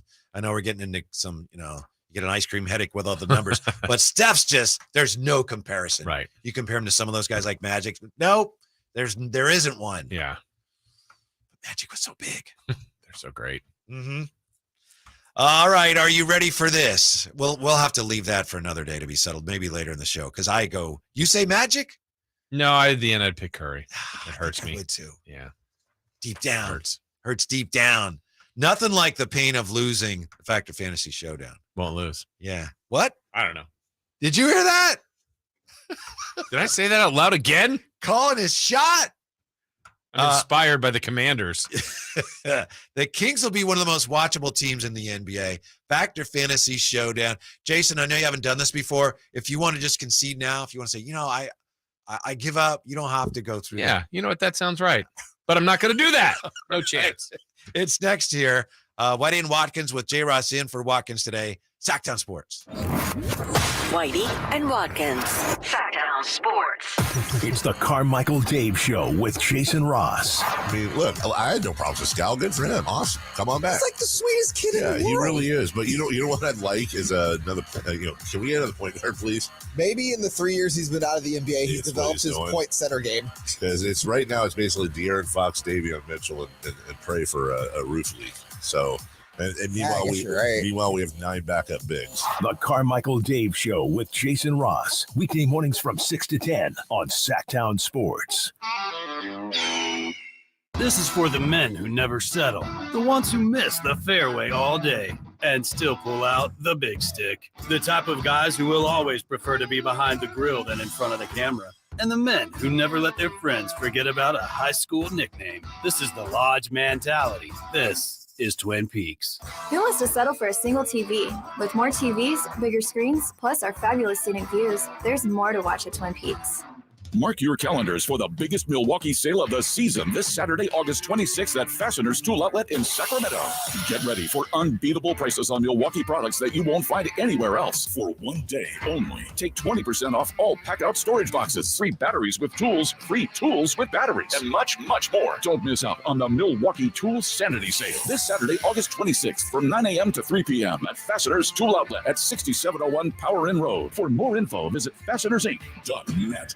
Did you know the average person walks 100,000 miles in their lifetime? It's true. That's a whole lot of stress, strain, and pressure ultimately put on 2 feet. Hi, DC Doug Christie here for the Good Feet store. As a spokesperson for Good Feet, I run into all sorts of surprising foot-related facts. Like, despite relatively few Americans being born with foot issues, over time, 75% of all adults will experience painful foot or foot-related problems. By supporting all 4 arches of the foot, the Good Feet 3-step arch support system can help return your foot and whole body to its proper alignment. Come to the Good Feet store for a free, no obligation arch support fitting, then take them for a test walk. Experience the comfort, balance, and support of the Good Feet 3-step arch support system. The Good Feet store in Sacramento, Roseville, Stockton, Modesto, and now Vacaville. Online at goodfeet.com. Whether you're shopping for your favorite Honda online or in person, you'll see why Stockton Honda is the #1 Honda dealer in Northern California, and why buying from Stockton Honda couldn't be smoother. Visit in person or online at StocktonHonda.com, where your favorite Honda is ready for you. Anytime, anywhere, it's all here. StocktonHonda.com. #1 claim based on 2022 total new and Honda certified pre-owned vehicle car sales from American Honda Motor Company's own loan report. Guys, your testosterone level impacts your energy, drive, weight, hair loss, and even ED. Revive Men's Health Sacramento will check your T level for free. For your free T level check, exam, and consultation, call 916-277-8599 or visit revivemenshealth.com. At your desk, on your phone, in the car. Whitey and Watkins. On Sactown Sports. Heading for a showdown. Got a rookie stepping into the arena today. This is Whitey and Watkins. Chris Watkins will be doing the afternoon show today with Brian Noe. So going head to head here in the Fantasy Showdown, Factor Fantasy Showdown. It's me and Jay Ross. Jay Ross, welcome. Unfair characterization, because factually you have that right. But I feel like for years, longtime listener of this segment, first-time participant. So many times, maybe even a direct text into said telephone of Whitey Gleason at times when I'm heard famous battles with you and Mark Kreidler. Yeah, but and I would weigh in on my opinion of the judging and different things. I appreciate that, but that's like saying Nolan Ryan. Yeah, I could get a hit off him. I've watched him on TV a million times. You're right. It is the same. Is it? It is the exact same. You realize this is what's at stake. I know what's at stake. Yeah. Yeah. The crown. The question is, could my tank head fit in there? Yeah. Pike 916, J Ross in helmet. So everyone thinking Jason Ross is going to win. He thinks he's going to win. Chris won't let me win. I don't know. You never know what he's going to do. All rise. As entering the chambers now is our judge for today. I always hope. The Honorable Christopher Laud. You may be seated. Thank you very much, Chris gentlemen. doesn't always stand for you, does he, Your Honor? He does not. He does not. So thank you. I've showed respect to the judge. Thank you, Jason. And I hope you enjoyed my gift basket I sent to the judge. So like Derek Cheater. Whitey, let's start with you. We were just talking about this. Removing local bias from the equation, the Kings will be one of the 3 most watchable teams in the NBA this season. Fact or fantasy? That is a fact, Your Honor. That's the fact, Jack. A big reason why they'll be one of the most watchable is because the atmosphere at the Golden One is so incredible. It's like nothing else in the NBA, and that's why a majority of the games that are on TV this year are home games for the Kings. In addition to that, you have a team that plays an up-tempo style, scores a lot of points. Typically, when we say, who's the most watchable team, we're talking about teams that play up-tempo, a lot of shots, a lot of points scored. The Kings have young stars. De'Aaron Fox has a very high Q factor. So without question, the East now is more boring. The West is where it's at. A lot of Western teams have a lot to figure out. Kings easily one of the 3 most watchable teams in the NBA this year. Jason? This is a fact as well. I agree. That's the fact, Jack. But let me add a little bit more to this, because I think, the nation gets behind things, right? And they started to last year, but they were very late to the party. People knew the beam. They liked the beam. They wanted to see the beam lit. This team was the best offense we'd ever seen, and it might even be better. Also getting more national attention, even a more well-rounded roster. They got all the awards last year. The award they're going to get is one of the top 3 most watchable and, wink, listenable. Listen to them on the radio as well. That broadcasting crew is amazing. So, yes, it is a fact. Okay, you both have good arguments. Jason says it's because the national people watching. Whitey, you said because the people in Sacramento are cheering for them. which means me, which I appreciate. Whitey gets the point for saying that I'm one of the reasons why the Kings are one of the most watchable teams on television. Now I'm sad, Jason. Okay, Jason, this is for you. After snapping the Ravens' silly preseason win streak, the Commanders celebrated much more than they should have. Fact or fantasy? Fantasy. Oh, I just wanted to hear that. I love when you guys did that before, too. It is a fantasy. It's a preseason game. Who cares? Who cares? What was his name? Cosby Show predicted the outcome that would happen. Right. Cosby Show. The Cosby Show said it would happen. That doesn't matter if they have Rudy or Cliff Huxtable. It doesn't matter. No, it's preseason. Who cares? I don't care if they're in the same region and they have a battle that they care about there. It doesn't. This is preseason. They don't count. We don't give awards out for the preseason. So Commanders, it's a win for you, sure, but you shouldn't care that much. No need to celebrate in the preseason. Only do it when it matters. After snapping the Ravens' silly preseason win streak, the Commanders celebrated much more than they should have. That is a fantasy. Oh. They had reason to celebrate, and I appreciate the reasons why they celebrated. They weren't necessarily celebrating we showed those Ravens. They were celebrating the fact that the ESPN making so much of a 24-game preseason win streak was stupid. That's what Cosme said. Sam Cosme. Let's give him a little respect, get his name right. He said, it's a stupid record. So I think they appreciated being on TV. It was a great team-building exercise for the Washington Commanders. That's what they were celebrating. Hey, we snapped a stupid record. Yeah, it happened to be the Ravens on the other side of the field, but that's a dumb thing to talk about, and we put the national pundits in their place and had fun doing it. Whitey, once again, great points, nailing all of them. You get the point as well. Jason, sorry, no points for you. But we have the third question, which I don't know if you know this. It's worth 3 points. I've seen this movie before, Jason. Yeah. Don't be discouraged. Yeah. It might be too late. And we'll start with you, Whitey. It's the NBA Finals, Game 7. You could pick one of 2 point guards. Steph Curry is the obvious choice over Magic Johnson. Fact or fiction? That is Fact or fantasy. Yeah, that's a fantasy, Your Honor. Because you used the word obvious, and it's Game 7 of the Finals. And here's the thing: Magic has won one more championship than Steph Curry. Both great players, I know. But Magic coined a phrase. He used to call the fourth quarter of games winning time, because he knew what to do in winning time, whether it was with Kareem, earlier Kareem, or late model Kareem, James Worthy. Magic Johnson got the best out of his teammates as great point guards do. He also was capable of taking over and scoring when he needed to. See the 1987 championship and the hook shot in Boston. Magic knew how to win. Therefore, he is the right choice to guide a team. Steph Curry is not even the most obvious choice. He's not the right choice as an answer to that question. Jason, would you like the question repeated to you? I would like to, Your Honor, please repeat the question. It's the NBA Finals, Game 7. You could pick one of 2 point guards. Steph Curry is the obvious choice over Magic Johnson. Fact or fantasy? Your Honor, I'd like to submit that as a fantasy. Oh. The reason is Magic Johnson is the correct answer. Magic Johnson, to quote the 9th greatest coach in San Francisco 49ers history, Mike Singletary, I want winners. And Magic Johnson is one of the greatest winners of all time. He could do it all. He could play center. He could play point guard. He could get a game-winning shot. He could make a defensive play. He could tip the ball to the other end of the court in the proper way, unlike Vlade did. So there's so many different things that Magic Johnson could do. One of the great winners of all time. He could be the point guard of this team, would be the point guard of this team. I want winners, Your Honor.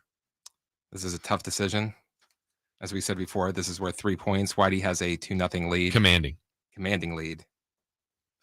You both made similar points, which makes this very hard, but Jason, for throwing Vlade Divac under the bus, gets the win. Wow.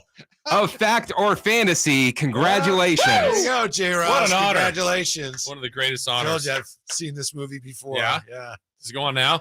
You whatever you want to do, it's yours now. Oh, yeah. You might be able to fit it over your headphones. Might be. Yeah. Yeah. And if I could be honest, I really just wanted to see Jason in that helmet. It does fit. I didn't think it would. And it looks good. Yeah, as you laugh. So that's the same helmet you wore when you were the backup punter, correct? This is the helmet I'm going to wear when I'm kicking a 30-yard field goal with low odds of success. Magic Johnson could kick a 30-yard field goal. No doubt, left-footed. If the game was on the line. If it was on, he'd make it too. Maybe even a double doink that goes through. There is something about it. I feel like you're laughing a little too much. Well, it looks right. Is it backwards? No, but it just fits you so well that there's something. It seems like you should have been wearing this all along. Yeah. It's a good look for you. It kind of is. Congratulations. I'll keep it on the rest of the show then. Yeah, that was an impressive come from behind win. Yeah, I think actually now that I go back on, I think my second point, I argued the wrong point. You did. Yeah. I realized it after I said it. I go, you know what? I did the wrong thing. I deserve to lose noticed that too, and I was, let's see. Yeah. But you said you just wanted to hear. I did, and then to be fair, you kind of confused me. So I'm like, I don't really know. I confused me. I'm like, I don't know what he's saying. Yeah, the point goes to Whitey. Yeah. Who's got the helmet? I needed a helmet. I'm confused. Would moving on from Trey Lance right now be the best thing for the 49ers and for him? That's next year with the victor today. Jason Ross in for Watkins. It's Watkins and Whitey, Sactown Sports. Whitey and Watkins on Sactown Sports. The first ever NBA in-season tournament schedule is out, and our Kings have some great matchups, including national TV games against the Spurs and Warriors. And Sacramento has won. They have risen to the occasion. And let me tell you, if you can't sense it, this place is absolutely nuts. Listen to every game on the home of the Kings, Sactown Sports and SactownSports.com. All new spring deals are here at Lowe's. Start planting your garden this weekend with Bonnie 11.8-ounce vegetables. Buy 4 for $10. Plus, liven up your patios and decks with fresh blooms. Select 1.5-gallon hanging baskets or 2 for $20. Lowe's knows spring. Lowe's knows home improvement. Offers valid through 5/17. In-store only. Actual plant size and selection varies by location. While supplies last, excludes Alaska and Hawaii. Labor Day, our annual celebration of workers and their achievements, was first observed in New York, and the first Monday in September became a national holiday in 1894. Hi, this is Frank LaRosa with a word about Naturewood Home Furnishings. Each year we commemorate Labor Day with parades, picnics, and family gatherings. And right now, Naturewood Home Furnishings is celebrating with their exceptional whole store Labor Day sale. Would you like to refresh your living room? Would you like to restyle your bedroom? Maybe you want to redesign your home office. No matter whether it's your dining room, kids' rooms, accents, or accessories, Naturewood's unique store-wide Labor Day sale offers savings in every department and savings on every brand like Stanton, Omnia, England, Stickley, Flex Steel, and all the rest of the award-winning furniture. When it comes right down to it, it's all about choices and always about quality. Visit Naturewood Home Furnishings right now for this remarkable Labor Day sale. Off Highway 50 at Hazel, look for the water wheel. Are you tired of your tee shots ending up in the adjoining fairway while the rest of your foursome is hitting it down the middle?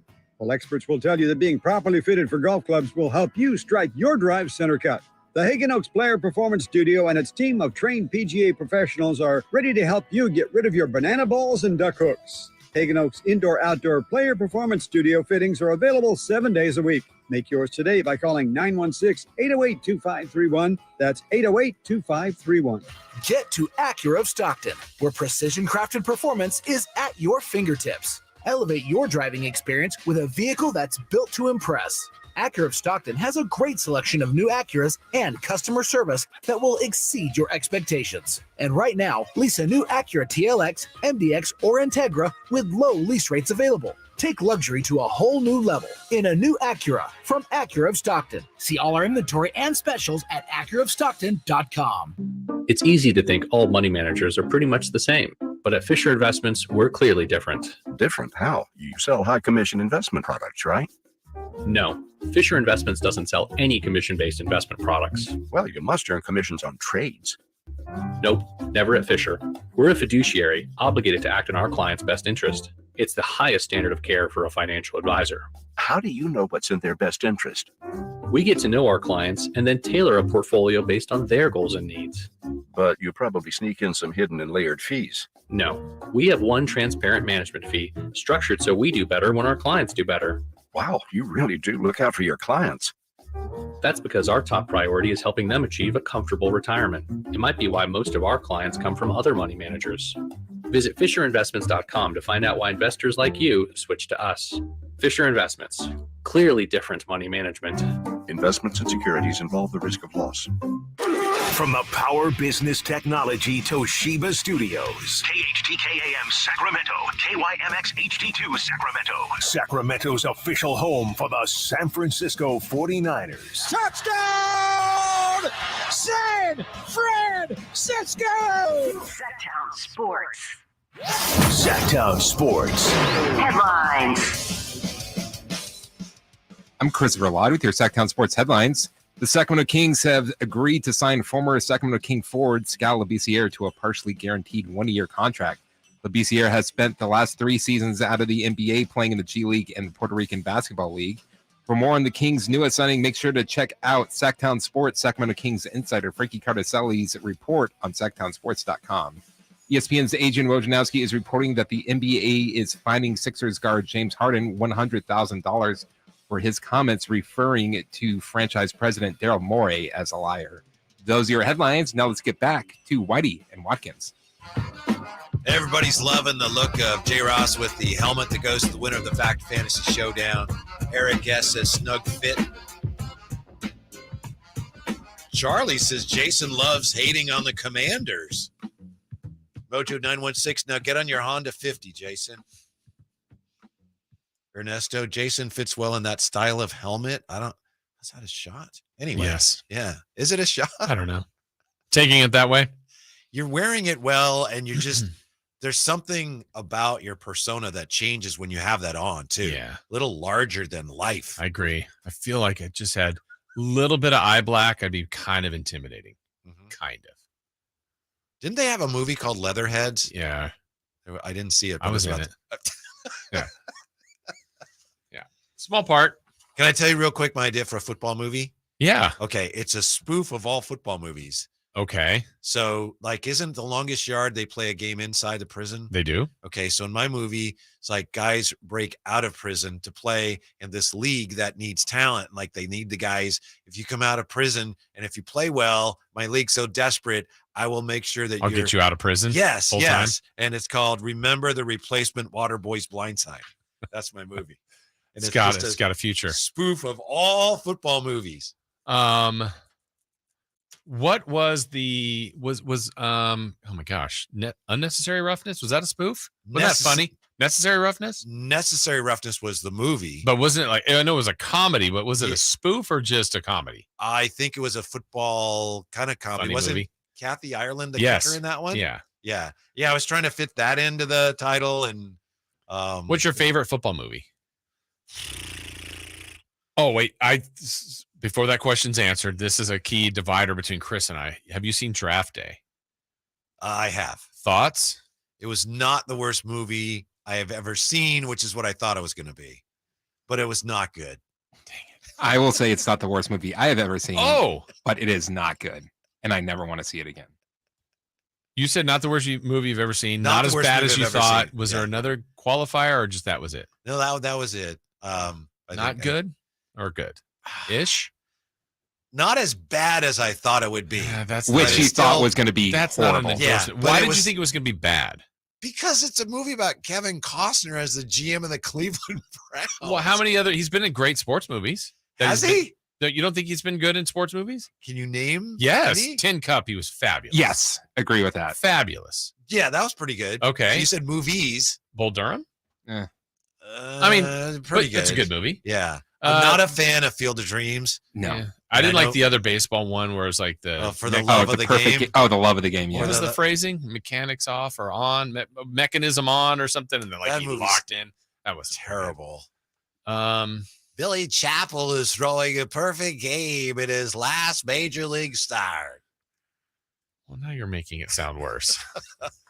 Draft Day was very enjoyable. And the whole thing was he realized I can't draft this guy because he was at some party and none of his teammates were there. He cracked the code. Therefore, he was a bad dude. His teammates don't like him. Yeah. Therefore, he can't be a leader. So I'm going to end up He was trading down and drafting the what was the guy's name? Vontae, no matter what. Yeah.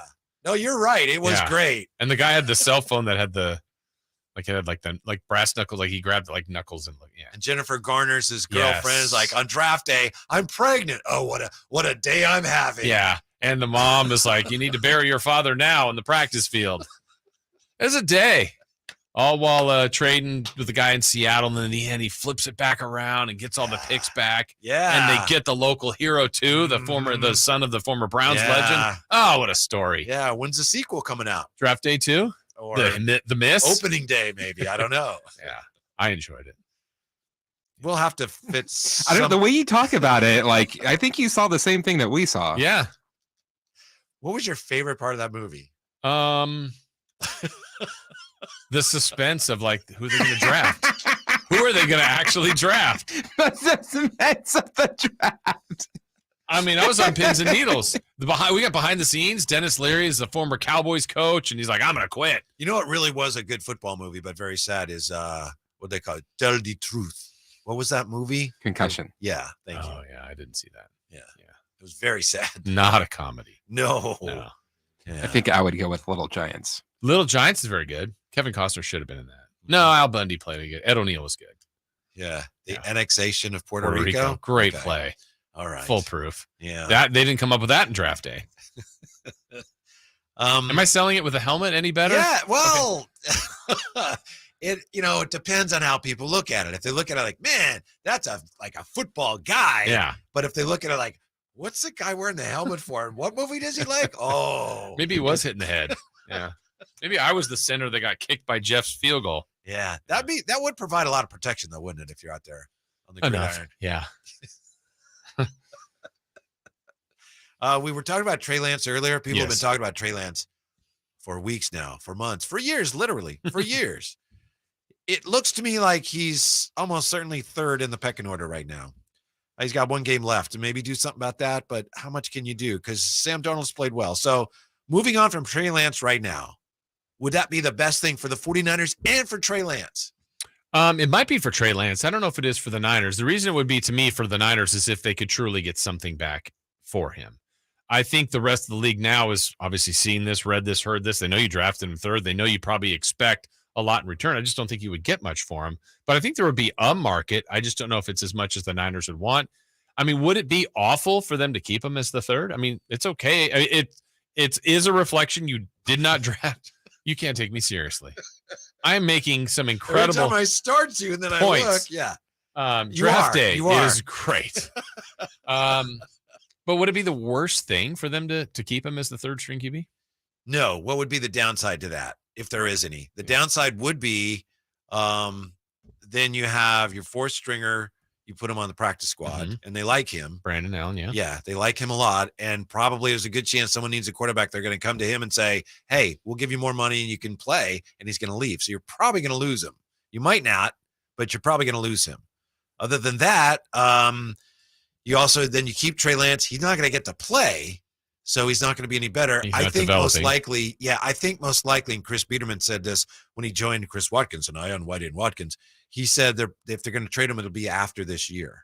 Oh, well, you won't really learn more about him, but maybe kind of a year away from him being seen. Does that increase his mark? I'm not increase, but does it help the trade value? Boy, I don't know. Yeah, I don't think so. And at that point, maybe you're just like, I don't care. We've established that Purdy is our guy and Darnold's our backup.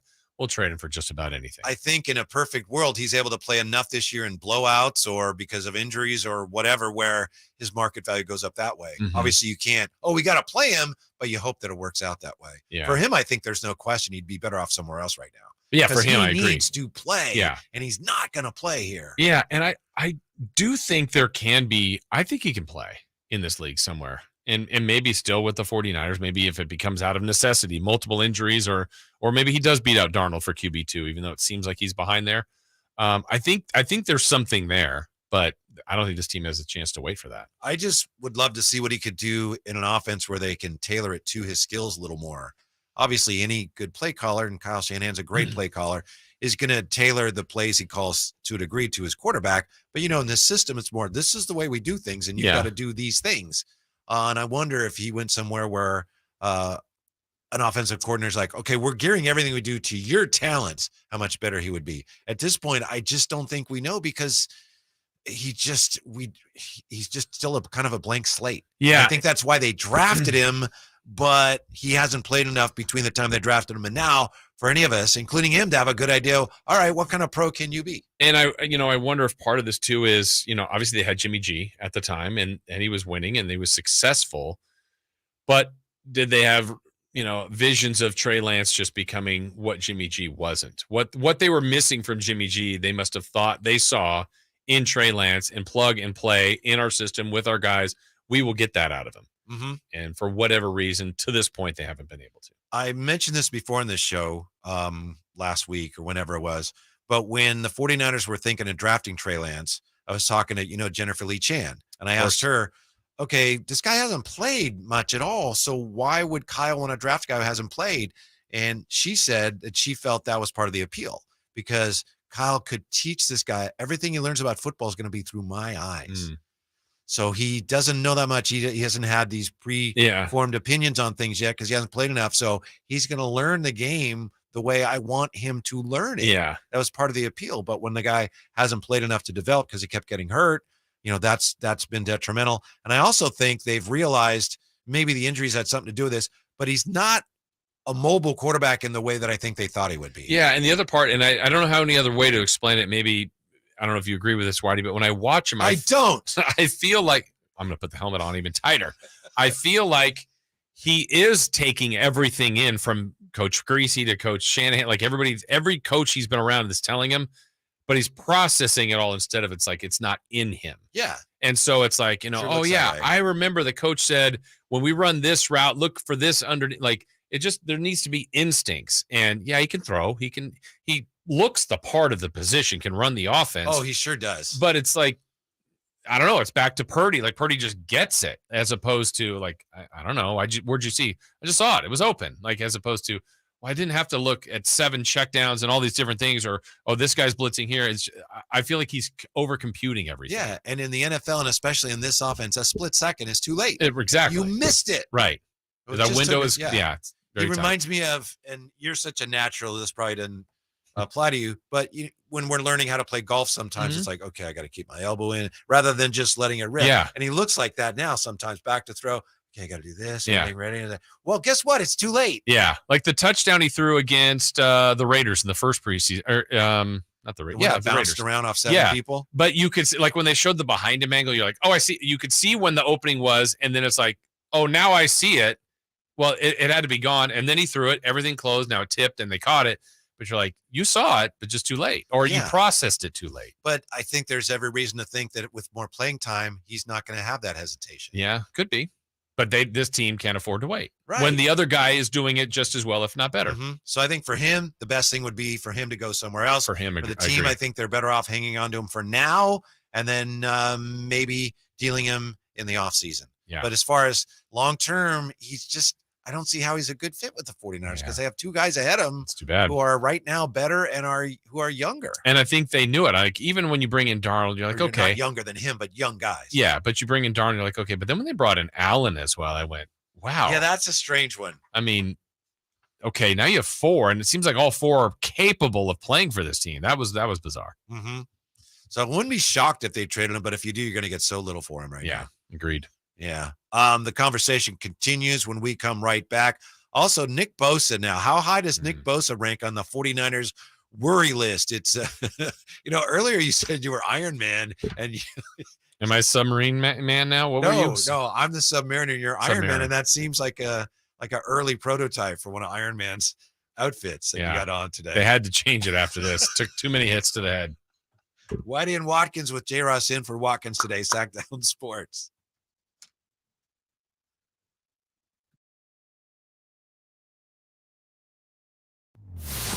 It's Whitey and Watkins on Sactown Sports. Catch the Oakland A's every weekend on Sactown Sports. Friday nights, Saturdays, and Sundays. Sinking, that's going to get down for a hit. Around third to score is Tony Kennett. And the A's have taken the lead. Edge of the track makes the catch. And the Athletics get a great win. Sactown Sports, your weekend home for the Oakland A's. Sactown Sports coverage of the Oakland A's is brought to you by Xfinity 10G, the next generation network. Hey, it's Carmichael Dave, and I recognize, just like my friends at American Energy Heat and Air, that your time is important. And that's why shopping for a new air conditioner is now easier with American Energy Heat and Air's online quoting tool. All you have to do is go to AmericanEnergyAir.com and get an instant quote right now. It'll help you determine what system you're going to need to get. It'll provide the best pricing options, all from the comfort of your home without having to have somebody come to your home. You know how annoying that is? They come in and everybody there is so sweet and nice, but how much better is it to be able to get it on demand? Visit AmericanEnergyAir.com. Check out how easy it can be. Or if you want to give them a call and talk through what your needs are, 916-520-9990. That's 916-520-9990 or AmericanEnergyAir.com. Call 916-520-9990 now.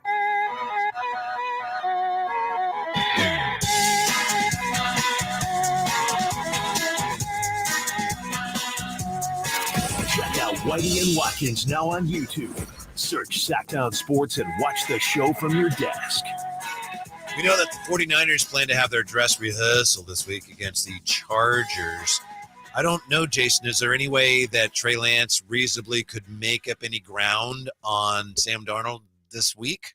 Possible. I mean, again, I think for that battle, it to me, what I've been saying, it goes back to what's happening on the practices. Come on. I'm sorry, but it's just when you get a frown and you're trying to talk serious and you have the helmet on, it amuses me. But I appreciate that you're wearing it, and you earned it today. No question about that. That's the one. What's happening every day besides what we see, right? That's what, because for Purdy to be earning that spot without really, when we're reading stuff from Emil and people that cover this team on the day, Brock did this today and Trey did this, and the numbers are like, wow, that all looks pretty good. What did they see as a separator that's like, Brock Purdy is clearly the guy? So I think it's based on other stuff there. So how has Trey been on a day-to-day practice level? Because I think in games, Darnold's looked pretty good in both. I think Trey Lance looked much better, though, this last weekend. Mm-hmm. But I you mean, think he looked better than Darnold? Or no, better than his. His first performance was rough. That first week was really rough, I thought. So last week, though, I mean, it was good. Game-winning drive. I mean, there's not perfect, but some good elements to that game. To me, at this point, based on what we've seen and based on what clearly the 49ers have seen in practice, I just can't imagine that one quarter of a preseason game is going to make that much difference. Yeah. Even if Sam Darnold came out and he's like, he wasn't very good, and Trey Lance played well, would that be enough, really, if you're Kyle Shanahan and go, okay, you're the number 2 now? Right. And sometimes, and they as play callers, Kyle would know this better than any of us, but I literally thought this and said this yesterday with Brian Noe. The first play of the game this last week against Denver, little play action fake, roll out, dump off to Debo. Like, it was a smart, simple, easy play. Debo catch goes for 18. It was like, or whatever it was. And it was like, get it to a playmaker. I mean, it was the percentage chance to complete that was about 95%. No one was in the way, made sense. And Trey Lance didn't have that play, or did he? Was he running the wrong thing? Did he not? Like, if you set that up for him in the first play against the Raiders, you might get the same result. Now, it wasn't Debo playing, but that just made a lot of sense to me. You're like, okay, why not run some stuff for him to succeed? Instead, maybe it was by design to do some different things, or did Trey Lance misread things? 339-1140, 1-800-920-1140. Let's go to JR has some things to say. Love JR. Sactown Sports. What's up, JR? This show is like draft day. Like, Is that you're good? all over them. Yeah, I keep waiting for Chris to announce he's pregnant or something. And I'm telling, is there enough leather in the world to make that helmet? What is that? I didn't know you could cover up the sun with a friggin' helmet, J-Ross. I'm protecting a lot of people out there, getting jobs for people. You look awesome. He does, and he knows does. it. I thought with the quarterback concert, you were actually Y.A. Tittle, and you guys were talking about old Niners quarterbacks or something right there. Back in Sports Talk Day, that's when they talked about me being a potential backup QB. Y.A. Tittle could slay You it. did, and then UCLA, didn't pick you up. Yeah, I'm sorry about that. I could spin it though. You can spin it. I've seen that. I've seen those trophies you hold after winning the Sac State Championship. That's right. Did you know that? Yes. You guys, this is the greatest show ever. Seriously, you two together. What is this? This is miracle day. Well, and well, I don't know about that. Did I push it there? Sorry. A little over the top. Yeah. A little over the top. Yeah. And Whitey, you got all my money to do that movie. I'm 100%. Yeah, that'd be funny, wouldn't it? That would work. We got to cast this movie. Remember the replacement Waterboy's Blindside? Yeah. A huge hit. Yeah. I love it. Longest, I don't know how you get the longest yard mixed in there. I'm trying to think some other great ones. It could be just Whitey's song. I don't know. Can I ask you an actual football question? Is that okay? No. Okay. What do you got? Where do you think Trey Lance, if you're the 49ers right now, what do you think with Trey Lance? Do you want to keep him? Would you like to trade him? You still think he can be the guy? Where are you? All right, so I think he still could be. I don't think he could be the guy. I want him as a number 2. Now, I don't have amnesia. You know, I'm a lifelong Niner fan, born and raised in Candlestick Park. Yes, right. Last year, we learned firsthand you need 3 deep. I mean, let's face it.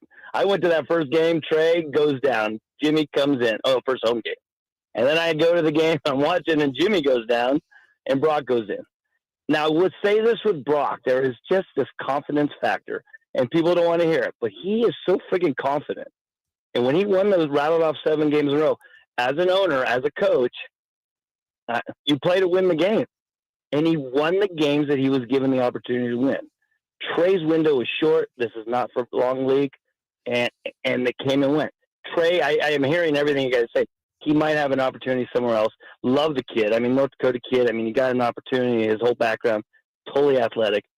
I just don't think here is his place anymore. But as a Niner fan, I definitely want him on that depth chart. And I do think he could move to 2 by starting week. You know what, JR? Donald. Yeah, that confidence that you talked about, I'd never seen anything like it until today. When J. Ross put on the leather helmet, that's the only other time I've seen that level of confidence that Brock Purdy brings. The only thing you can compare it to is J. Ross' confidence going in. Now, if he could just knock out one tooth, he would look beautiful. I'll have that by the end of the show. If the 49ers had a list of concerns here with one more preseason game to go, and that you were in charge of it, where on this list, how high would be the fact that Nick Bosa hasn't signed yet? Probably pretty low if I knew what was going on in the conversations, because I still haven't heard, and unless you have that, hey, he wants X amount, and the Niners are saying we're not going above this. I feel like there's more to this, and with the point where he's a wrecking ball, and let's not get him hurt. Let's not get anyone else hurt. Let's hurt the other teams when he's ready to go. And I guess you could have not played him. That wrecking ball. Yeah. You could have not played him, but I think it's just easier. Like, we'll keep you out of camp. We know you're working out. You're in shape all the time. And then we'll probably after this weekend say we've officially signed you. Yeah, reporters ask coaches at Kyle Shanahan all the time, what's going on with Bosa? Like, the reporters, like, oh, what? And the answer is, you know what? We're fine. And I believe that. I do too. I think you'd hear, or his agent, when people would leak some things if there was some concern, like they're farther apart than these, the Niners are making this out to be a no. No leaks means no problems. Hope so, because talk about a difference maker. I mean, he makes that whole thing. That would be your tagline. Yeah.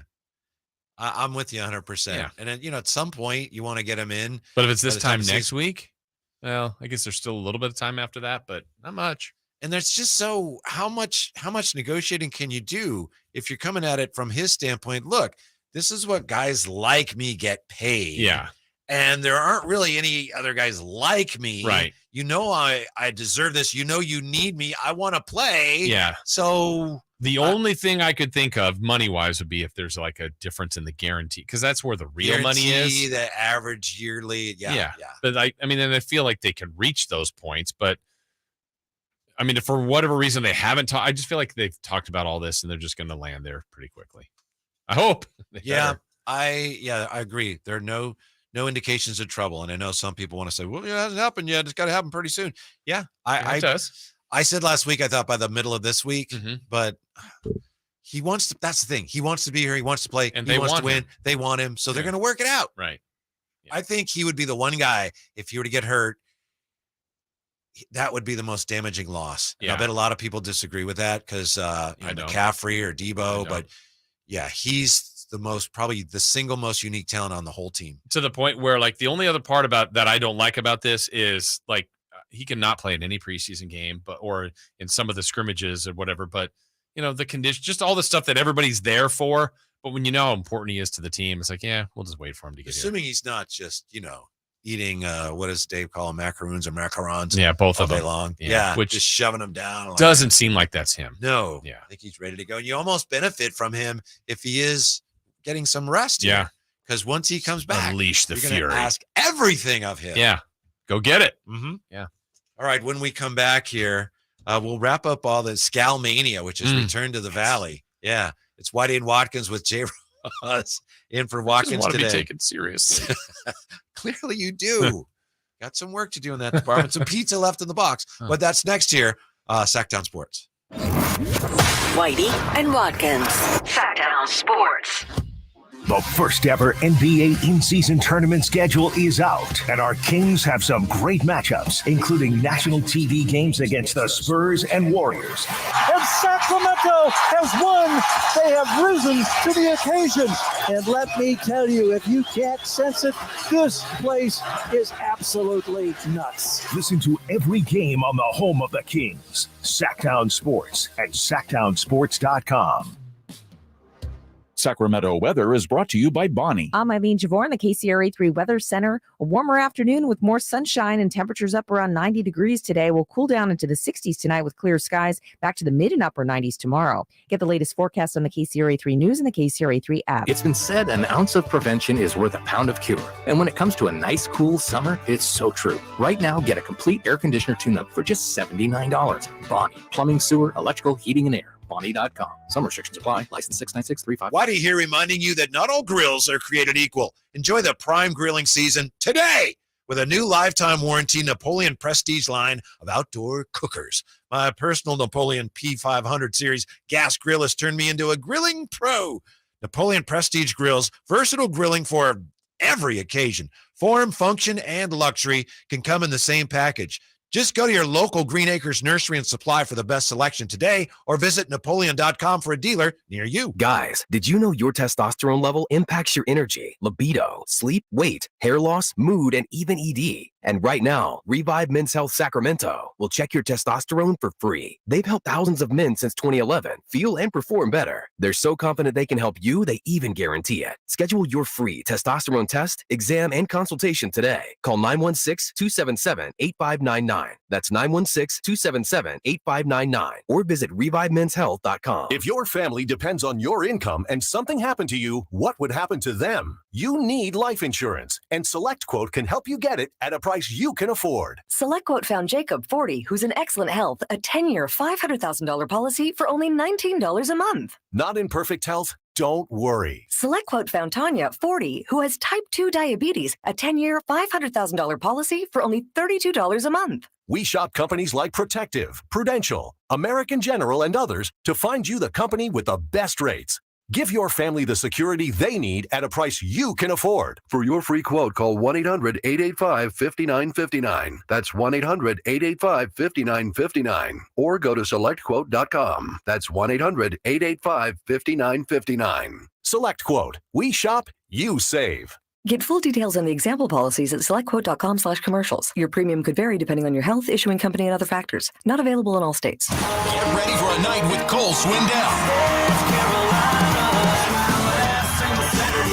The 2023 ACM Song of the Year winner hits Heart Health Park at Cal Expo in Sacramento, Saturday, September 9th for the CITP2 Fest. And Cole's bringing some friends like Chris Chanson, Dylan Scott, Matt Stell, and more. Tickets start at $40 at CITPFest.com. Did you know the average person walks 100,000 miles in their lifetime? It's true. That's a whole lot of stress, strain, and pressure ultimately put on 2 feet. Hi, DC Doug Christie here for the Good Feet store. As a spokesperson for Good Feet, I run into all sorts of surprising foot-related facts. Like, despite relatively few Americans being born with foot issues, over time, 75% of all adults will experience painful foot or foot-related problems. By supporting all 4 arches of the foot, the Good Feet 3-step arch support system can help return your foot and whole body to its proper alignment. Come to the Good Feet store for a free, no obligation arch support fitting, then take them for a test walk. Experience the comfort, balance, and support of the Good Feet 3-step arch support system. The Good Feet store in Sacramento, Roseville, Stockton, Modesto, and now Vacaville. Online at goodfeet.com. When you're young, life is full of choices. Don't let opioids like highly addictive and deadly fentanyl take away your life and your choices with just one wrong pill. Addiction is a disease that can affect anyone at any age, but there is a choice to get help for this disease. Find medically proven treatment options, including virtual, at choosemat.org. Sactown Sports Headlines.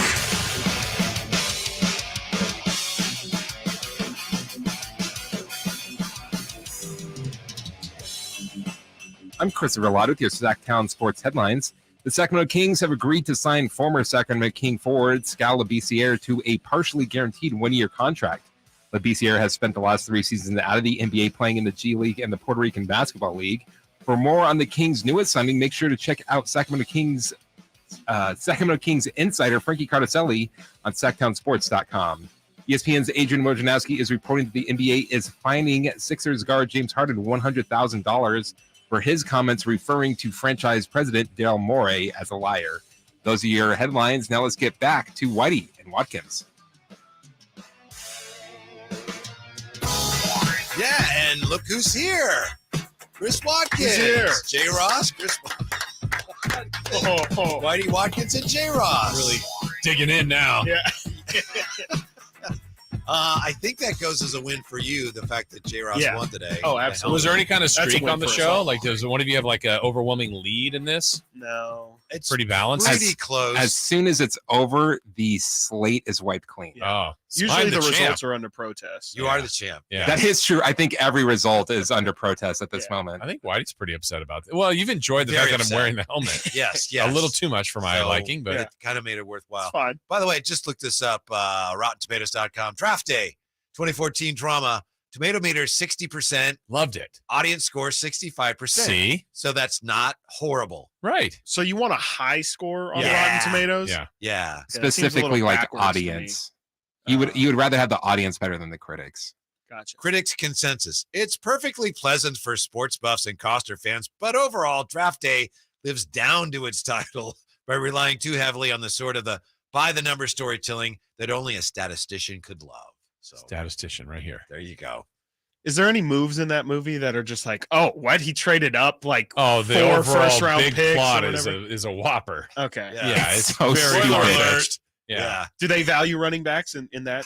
They timeline? do. They're, Okay. Yes. That's the fakest part about it. Yeah. It's like a running back's going number 2. It's like, oh gosh, this Well, movie's. we've already ridiculous. revealed. So, like, there's a clear cut number one. Clear Okay. cut. Bo Ryan, right? Isn't that the guy's name? I think That's a good movie. something name. Ryan. Bo Ryan. I'm going to go with Bo Ryan. What position? QB. Okay, Like, has can't to be. miss. Yeah, yeah. Wisconsin stud. Okay. Right? Yeah. Yeah, believe it's Wisconsin. But Costner's like, you got to unearth it. We got to find it. There's something wrong with this guy. What is wrong with this guy? Is there anything wrong? Okay. Apparently, his teammates didn't go to his birthday party. Which tells him, Oh, He's then not the guy I thought he was. Yeah. they don't like him. He's not a good leader. Right. We can't bring him in. Was his birthday like at a club or something? I don't know. They didn't go, Oh, but he got the intel, okay. and it was kind of a game changer. So then he got off and was able to kind of switch How many things around. thousands of people have you just ruined this movie for? Rotten Tomatoes, 65% people, I guess. This reminds me a lot of the Marvin Bagley Lucas situation. It's very similar. Where it's just like, Yeah. wait, we didn't draft him because he Yeah. didn't like his dad. Wait, what? Yeah. Huh. 339-1140, 1-800-920-1140. Paul wants to talk Niners here on Sactown Sports. Hey, Paul, thanks for hanging on. You're on with J. Ross and Watkins and Whitey. What's up? Hey, who made the bigger bonehead move, Shanahan or the guy for the Jets by not picking Justin Fields if you're picking a quarterback? Who made the bigger bonehead move? Yeah, because, I mean, Shanahan's such a genius. He knew Fields inside and out. And if you ever watched football, it was Trevor Lawrence and Justin Fields, 1 and 1A. and Fields was just as good as many times as Lawrence was. And if you watch their head-to-head matchups, Fields totally outplayed him. So the Niners give up all those draft picks to move up to pick some guy that didn't even start that many games. But the Jets picked a guy that probably can't even be a second-string quarterback in the NFL. So I just wonder, all these geniuses, sometimes they don't get the attention they should get for making bonehead moves, which down the road we'll see what happens. But right now, could you imagine what the Niners would have looked like with Justin Fields? Thank you, You Paul. guys talked about it. Thanks. Yeah, appreciate your call. You go ahead. Yeah. I don't think the 49ers were ever really very high. Kyle Shanahan was never very high on Justin Fields, from what I remember. And the only other name we heard was Mac Jones. What if they took him? I don't know. Better, worse, same? He'd probably be kind of an underwhelming sort of, wow, that was a lot to give up for that guy. Yeah. Or, well, no, they wouldn't have had to just trade up to get him. It's just like, well, they missed on him. But they like Zach Wilson, the guy that Paul's talking about. The 49ers, we believe, really liked him. Yeah. They got Aaron Rodgers out of it. Worked out for them. Mm-hmm. Right. Yeah. Justin Fields, I mean, yeah, that's the only thing. Do we know that he's great? No, absolutely not. Yeah. That's what I don't, I think he got a lot of preseason MVP talk. Yeah. I thought, well, that's easy on that a one. lot of it, I mean, and he was ranked higher than Trevor Lawrence was in that NFL 100 list this year. Not that that's the end all be all, but I don't it's see more it just, yet. He's a great runner. Yeah. Fantastic. Right. Too Put much up of one, though. Fantastic fantasy numbers, which is, I think, is honestly a big reason why so many people think that he's, proven NFL quarterback at this point. But as a thrower of the football, no, he hasn't really proven much. As I recall, I'm trying to remember the scouting reports when the 49ers were considering who to pick. And I think one of the things that came out then was that Justin Fields was one of those guys who doesn't necessarily get the ball out at that time anyway. And for Kyle Shanahan, it's like, well, that's a no in our offense. So I don't think they ever really considered him. And I also would bet, as well as he's played, I don't think right now they sit there and go, oh, we should have picked him. I don't think they ever were interested in Fields. Yeah, it doesn't feel like they missed out on some grand swing. It's not like, there was a lot of teams that passed on Patrick Mahomes. I don't think you feel that same way missing out on Justin Fields. All due credit to you Justin could argue Fields. that they should feel that way, but I really don't think they do. Right. I'm trying, not that they would have traded up to do something else than quarterback, but who else was, we always went to go to quarterbacks here. Who was like 4, 5, 6, 7 that was non-quarterback in that draft that maybe they could have had? Which, again, I don't think they're trading up to do that. But what if that player is on their roster? I got to remember back and look back to that draft. But Eric S. asks, is Trey Lance a bonehead move? If they trade him, it depends what they get back for him. Well, that's a good point, but they're not going to get anything close to what they gave up to get him. No, at this not point. At this point. No. And if he ever played well enough where he'd be worth that, you wouldn't want to trade him. Yeah. I mean, I guess it would go down as that. I don't know any other way to put it, but I mean, it happens a lot. And it's not exclusive to the 49ers. I mean, okay, Marcus Spears, one of the worst trades ever. Is that what he said? Last week. Yeah. He said it could go down as such. Herschel Walker. Yeah, I wouldn't put it there. What else? What went? It's not great. It's not great. But I mean, how many teams? It feels like so many teams have now done this and been guilty of this. The Rams jump into they that. traded for Jared Goff. They traded up all those picks. So did the Eagles in the same draft. They moved and they've moved on. Wentz, and those two guys are Goff's been on one other team. Wentz has been on 2 or 3. I don't know that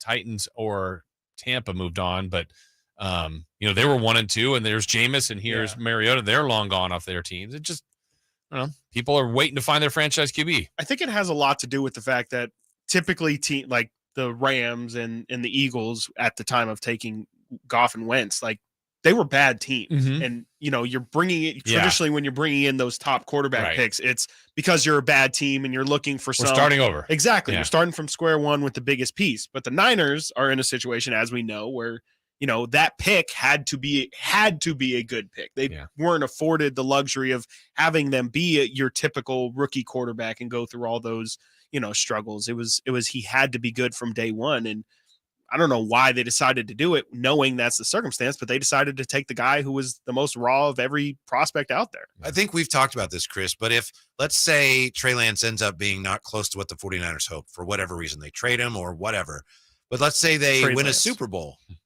Well, if you win a Super Bowl, then does it even matter if it was a boneheaded move or not? You won a Super Bowl. That's what you're trying to do anyway. Yeah. So that's where they are, I think, where it's like, maybe that wasn't the best move, but we have a chance to win. Yeah. It hasn't derailed them. right? Yeah. It hasn't taken them away from like it doesn't look good. All of that is true. But to your point, if they go on to win a Super Bowl, even if it's somehow with him in hey, he got in there because he was the third guy, 2 injuries happen. Right. It doesn't matter if they're holding the Lombardi trophy up. It worked out. Yeah. It's like the Rams traded all of those draft picks, which that's not a good idea to trade your entire future stock for, Jalen Ramsey and, they got a Super Bowl out of it. Lakers, same thing. They traded all of those young pieces, all of those young Lakers, Lonzo Ball, Brandon Ingram, Julius Randle, Josh Hart, all of them gone for Anthony Davis. But they got the title, so at the end of the day, it's pretty much worth it. Right. Yeah. It's like when the Raiders drafted Jamarcus. I mean, that set them back for years. For sure, because they tried him and it didn't work, and they didn't get anything out of it, and they didn't get better. And then they were looking for the next QB. That's why I said I think the worst thing for the Niners now is let's just keep Trey Lance third, Darnold second, and Purdy is just blah this year. Like that's going to be terrible because this is a Super Bowl caliber team that can't afford to go backwards with people being healthy. Before we get to the we already started the crossover here, which is great to have you in, Chris. But I know you guys are going to talk about this today. What'd you think of the Kings signing Skal? It was interesting. It was definitely an interesting signing. Didn't see it coming at all. It kind of reminds me. J-Ross said. I was thinking on the way here, it is a little bit reminiscent of, well, not really reminiscent, but it's very similar to the 49ers situation now with the quarterbacks, where it's like last season, that was the doom of the 49ers was they didn't have enough quarterbacks. How do they respond? They come to this training camp with 4th. The Kings could not find a backup center to save their lives last year. And now we have Alex Len, we have Neemias Queta, we have Nerlens Noel. They got Trey Lyles signed back to be the backup 5.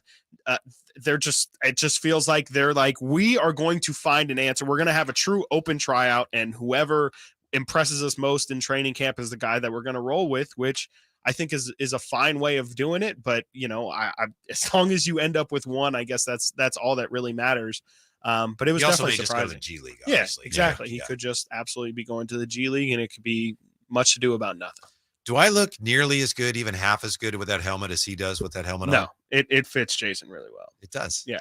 He looks like in Mario Kart, there's like Koopa Troopas who like have to wear helmets, and you're just missing like a turtle shell and you're ready to go.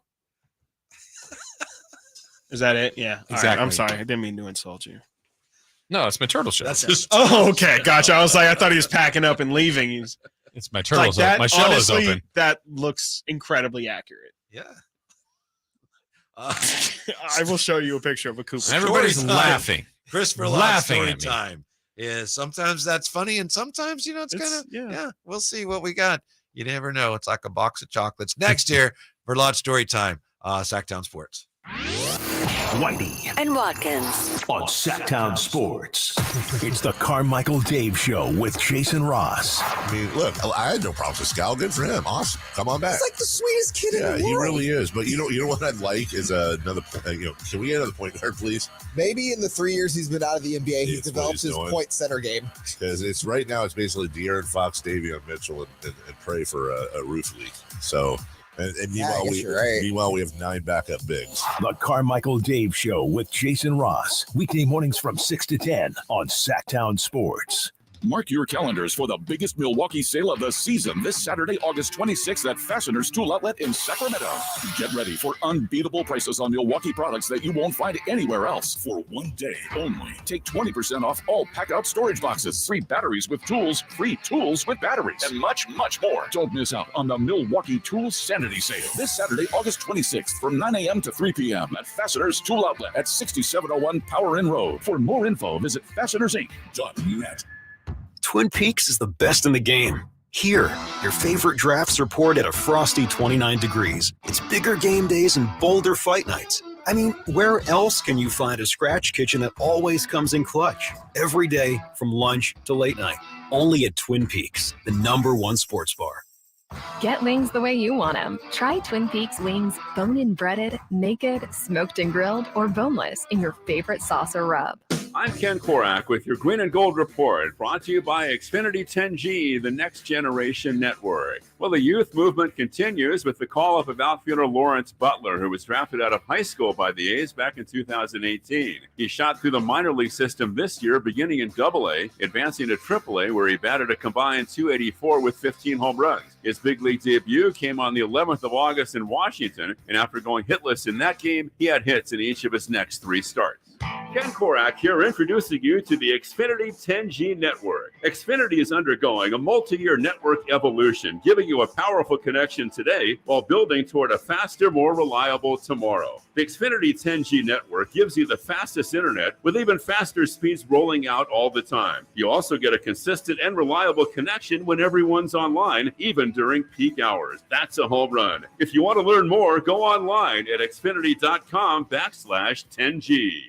Are you ready to cruise into the new school year in style? Look no further than Elk Grove Kia's back-to-school sales event happening right now. Rev up your engines because the 2023 Kia Forte LXS is calling your name. Zoom through town in this sleek ride for just $149 a month plus tax. Unbeatable style and affordability in one package. But wait, it gets even better. Feel the adrenaline rush with the 2024 Kia K5 GT line, the hottest sedan this side of the Pacific. Get behind the wheel for only $299 a month plus tax. Experience power, performance, and sophistication like never before. Don't miss out on the best selection we've had in over 3 years. Check us out at Elk Grove Kia or elkgrovekia.com. 2023 Forte 24-month lease of $149 plus tax of $41.30 required at signing, residual of $15,256 at $10K per year, 20 cents per mile over, zero security deposit required, subject to Kia finance approval. GK 8921 expires 8/31/23. 2024 K5 24-month lease of $299 plus tax of $47.12 required at signing, residual of $21,782 at $10K per year, 20 cents per mile over, zero security deposit required, subject to Kia finance approval. GK 8932 expires 8/31/23. Elk Grove Kia.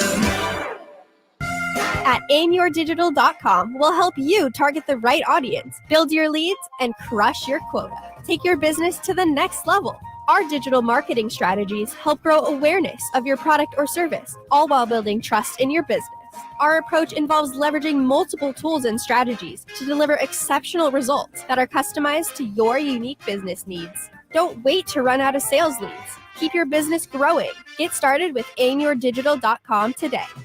Summertime and River Cats baseball are the perfect pairing. The only thing missing is you. With weekly promotions, premium giveaway games, and unique theme nights, there's fun for everyone at Sutter Health Park. Stick around post-game every Friday and Saturday night as we light up the sky with the brightest fireworks in town. Visit rivercats.com to purchase tickets.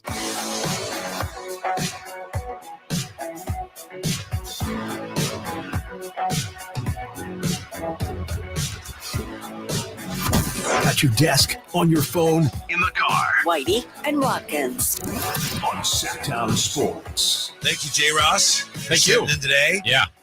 Chris Watkins has been with us for the last 10 minutes or so. He's getting ready to join Mr. No. Right? Yes. Ryan No. Ryan No. He gets hit in the no spot. See what you did there. Before we get to story time, I wanted to ask you guys if you care to make a prediction on how Kyle Harrison's going to do tonight. It is debut for the San Francisco Giants. What do you got? I'll say 5 2/3 innings. Whoa, that's good. We'll say 7 Ks. Okay. How many hits and how many earned runs? Say 2 earned. And that's then spectacular. Yeah, we're gonna have a spectacular debut today, and we'll say 5 hits. 5 hits. Yeah. All right. Wow, that would be cause for celebration. Yeah. Yeah. Mr. J. Ross. Wow, I was writing those. I'm like, did you see I put 5 1/3, 6 hits, 2 walks, 4 Ks, 4 earned though. He's gonna leave some people on when he gets taken out, and they score some more after that.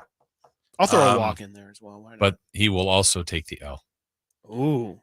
Yeah, which is why he gets taken out with a third. 4 1/3, 7 hits. That place is a bandbox. It is. Just pop-ups go out. Yeah. I think he's going to give up 4 earned, but like 6 runs overall. Perfect game, or he's washed. 5 strike. I think he's going to get knocked around, and I think it's going to be fine. But I think this is not an ideal situation for him. Tough debut. Yeah, park and lineup. Mm-hmm. Yeah. Yeah, he's got kind of a weird. Have you seen him with his follow? I have. Kind of, yeah, a little recoil. Yeah, yeah. But it obviously worked for him. Yeah, yeah. If Chris Watkins is right, it's going to be a something to behold. Yeah, I hope so. That'd be great. Good for the Giants. Yes. I've actually already watched the game. Oh, Chris does see games in advance. Yeah. Surprised he hasn't predicted a few more of these. Yeah. Well, I don't want people to know. Yeah. Gotcha. It's time now for story time with Chris Ladd. We interrupt this program for an important announcement. It's that time of the day where Chris Ladd gives you the stories that you need to hear. Or maybe not. It's story time. This is a little strange, but Chris is our guest today. So, Chris, where would you like to go? We've got the United Kingdom, New Jersey, or Nebraska. Don't fall for it. No Florida today? No Florida. Oh my gosh. I guess Nebraska. Nebraska. Specifically, Sumner, Nebraska. Okay. This story comes from NTV. Like, let's just get past it. Like, okay. Not MTV. Like the news television. Yes. I think it's Nebraska. Nebraska TV. I don't know. Sure. Nebraska TV. Just assuming. Some heroes drive cows. Yeah. Some heroes drive FedEx truck. Matt Grovier. Grovier. Let's go Grovier. Let's class it up. Yeah. Was delivering a package when he spotted a 36-inch prairie rattlesnake in a corner near the front steps. Snakes again. On a Ring camera, the snake can be spotted and can be heard rattling its tail when the delivery man spotted the snake. Grovier left and grabbed a shovel and rake from the garage of the homeowners. He killed the snake, cleaned up the mess, and sent a text to the homeowner saying, "I hope you didn't have a pet rattlesnake at your front door because I killed him." Then he sent a second text saying, "Sorry about the blood." That's nice. And the homeowner, she was very thankful of this. She said that her daughter had just walked out of the door 10 minutes before Grovier came there. So there was a rattlesnake around the house when her daughter was out playing in the front yard. Now, while Grovier did get rid of the snake, the National Park Service recommends leaving rattlesnakes alone to avoid getting bitten. They say bites are more likely to happen if you provoke or attempt to catch a rattlesnake. The best way to avoid a bite is to leave the animal alone and give it plenty of space and walk away. Snakes have been very prominent in the story time lately. Yeah. This guy broke into their house and then killed something in their front yard and then was just like, sorry. Clean it up. Worst thing I've ever seen, camping when I was a kid, walking down a trail, guide stops and whoa. Just rattlesnake going across the trail. He grabs a shovel, chop the head off, cut it just like that. The rest of the body was like biting at his boot. It was alive it seemed like forever. Really? It was probably 2 to 3 seconds. But as a kid, I was like, oh no. It was biting him, but the head was gone. The head was off. Worst thing I've ever seen. Man. Yeah. I feel like I'm traumatized just hearing I that. was traumatized. What was the head doing? It was over there just chilling. Yeah. Me, I felt like I needed the helmet on, so I'm putting it on. Yeah. I was like, You feel safer with Yeah. that. Now we're protection. Bring on Yeah. the snakes. Well, you have Chris to blame for that one. So yeah, sorry.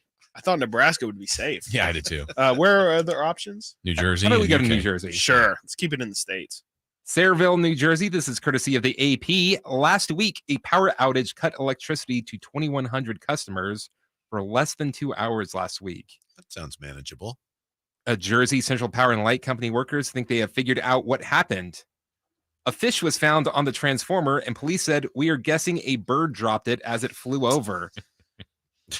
Birds and littering is just an epidemic. Clumsy birds. At least it didn't go back after it. Yeah. Jersey Central Power and Light Company spokesperson Chris Honing said animals, usually squirrels, are a common cause of power outages, but fish are not on the list. He also thanked customers for the patience and asked for sympathy for the bird that dropped the fish. He said, "If you've ever dropped your ice cream cone at the fair, you know that feeling." 1 minute. Same Except feeling. if you had to like make the ice cream, it's like he had to earn that fish. What is this? With every story now he has? Is there a snake in it? Are we or supposed to somebody believe dropping? that? Yeah. No wonder why. Yeah. His pastor's. I'm starting to wife doesn't believe your it. pastor. You're making half of this up. I think I could come up with something better. Yesterday's story was true. I did know about the pilot that was in the bathroom that died on the flight. See? that's Jason never lies. Yeah. That's still terrible. All right. Would a guy lie wearing this helmet? It's a great point. That's a fantastic point. Chris Watkins, you know what you and Brian Noe are going to be dealing with today, sharing with us on the airwaves? I know that we're going to be doing, much like Jason did yesterday, 7 in, 7 out, seven NFL playoff teams that were in the playoffs last year that will be out this year, and then replacing those teams as well. Lions, right? Lions. Yeah, we might include the He doesn't Lions like the Lions. We'll see. And then apparently Yahoo Sports did a Madden simulation of the next 2 NFL seasons, and some wacky stuff is prepared to happen. Why don't you tell us? Jason and I are sitting here going, "This could happen, that could happen," and you knew you. Again, I gotta know what's happening in 2 years. I've already seen it. Already seen it. It's crazy. Were you the one that played the simulation? No, I wish. All right. Well, that's actually I'm lying. That's actually what I've been doing. Yeah, that's why I couldn't make middays. All right. Today. So now you guys are in here tomorrow. At yes, this time? Tomorrow. Yes. Where will you be? I will be coming in at this time. Hal Draper tomorrow at this. Yeah. So there we go. I will see That's you clear. tomorrow about this time. Okay. Yeah, we'll be Sounds listening. like a plan. Yeah. Stick around. Brian Noe, Chris Watkins are next. Where else? Sactown Sports. He gets hit in the no-no spot. Will Christian McCaffrey lead the NFL in rushing? Can Sacramento's own Eric Armstead bring his game to another level? Prescott back steps up in the pocket. He gets sacked. Back on the 15-yard line. Get in my belly. Get in my says belly. Eric Armstead. Will rookie Jake Moody pick up where veteran kicker Robbie Gould left off? Find out on Whitey and Watkins every day at 11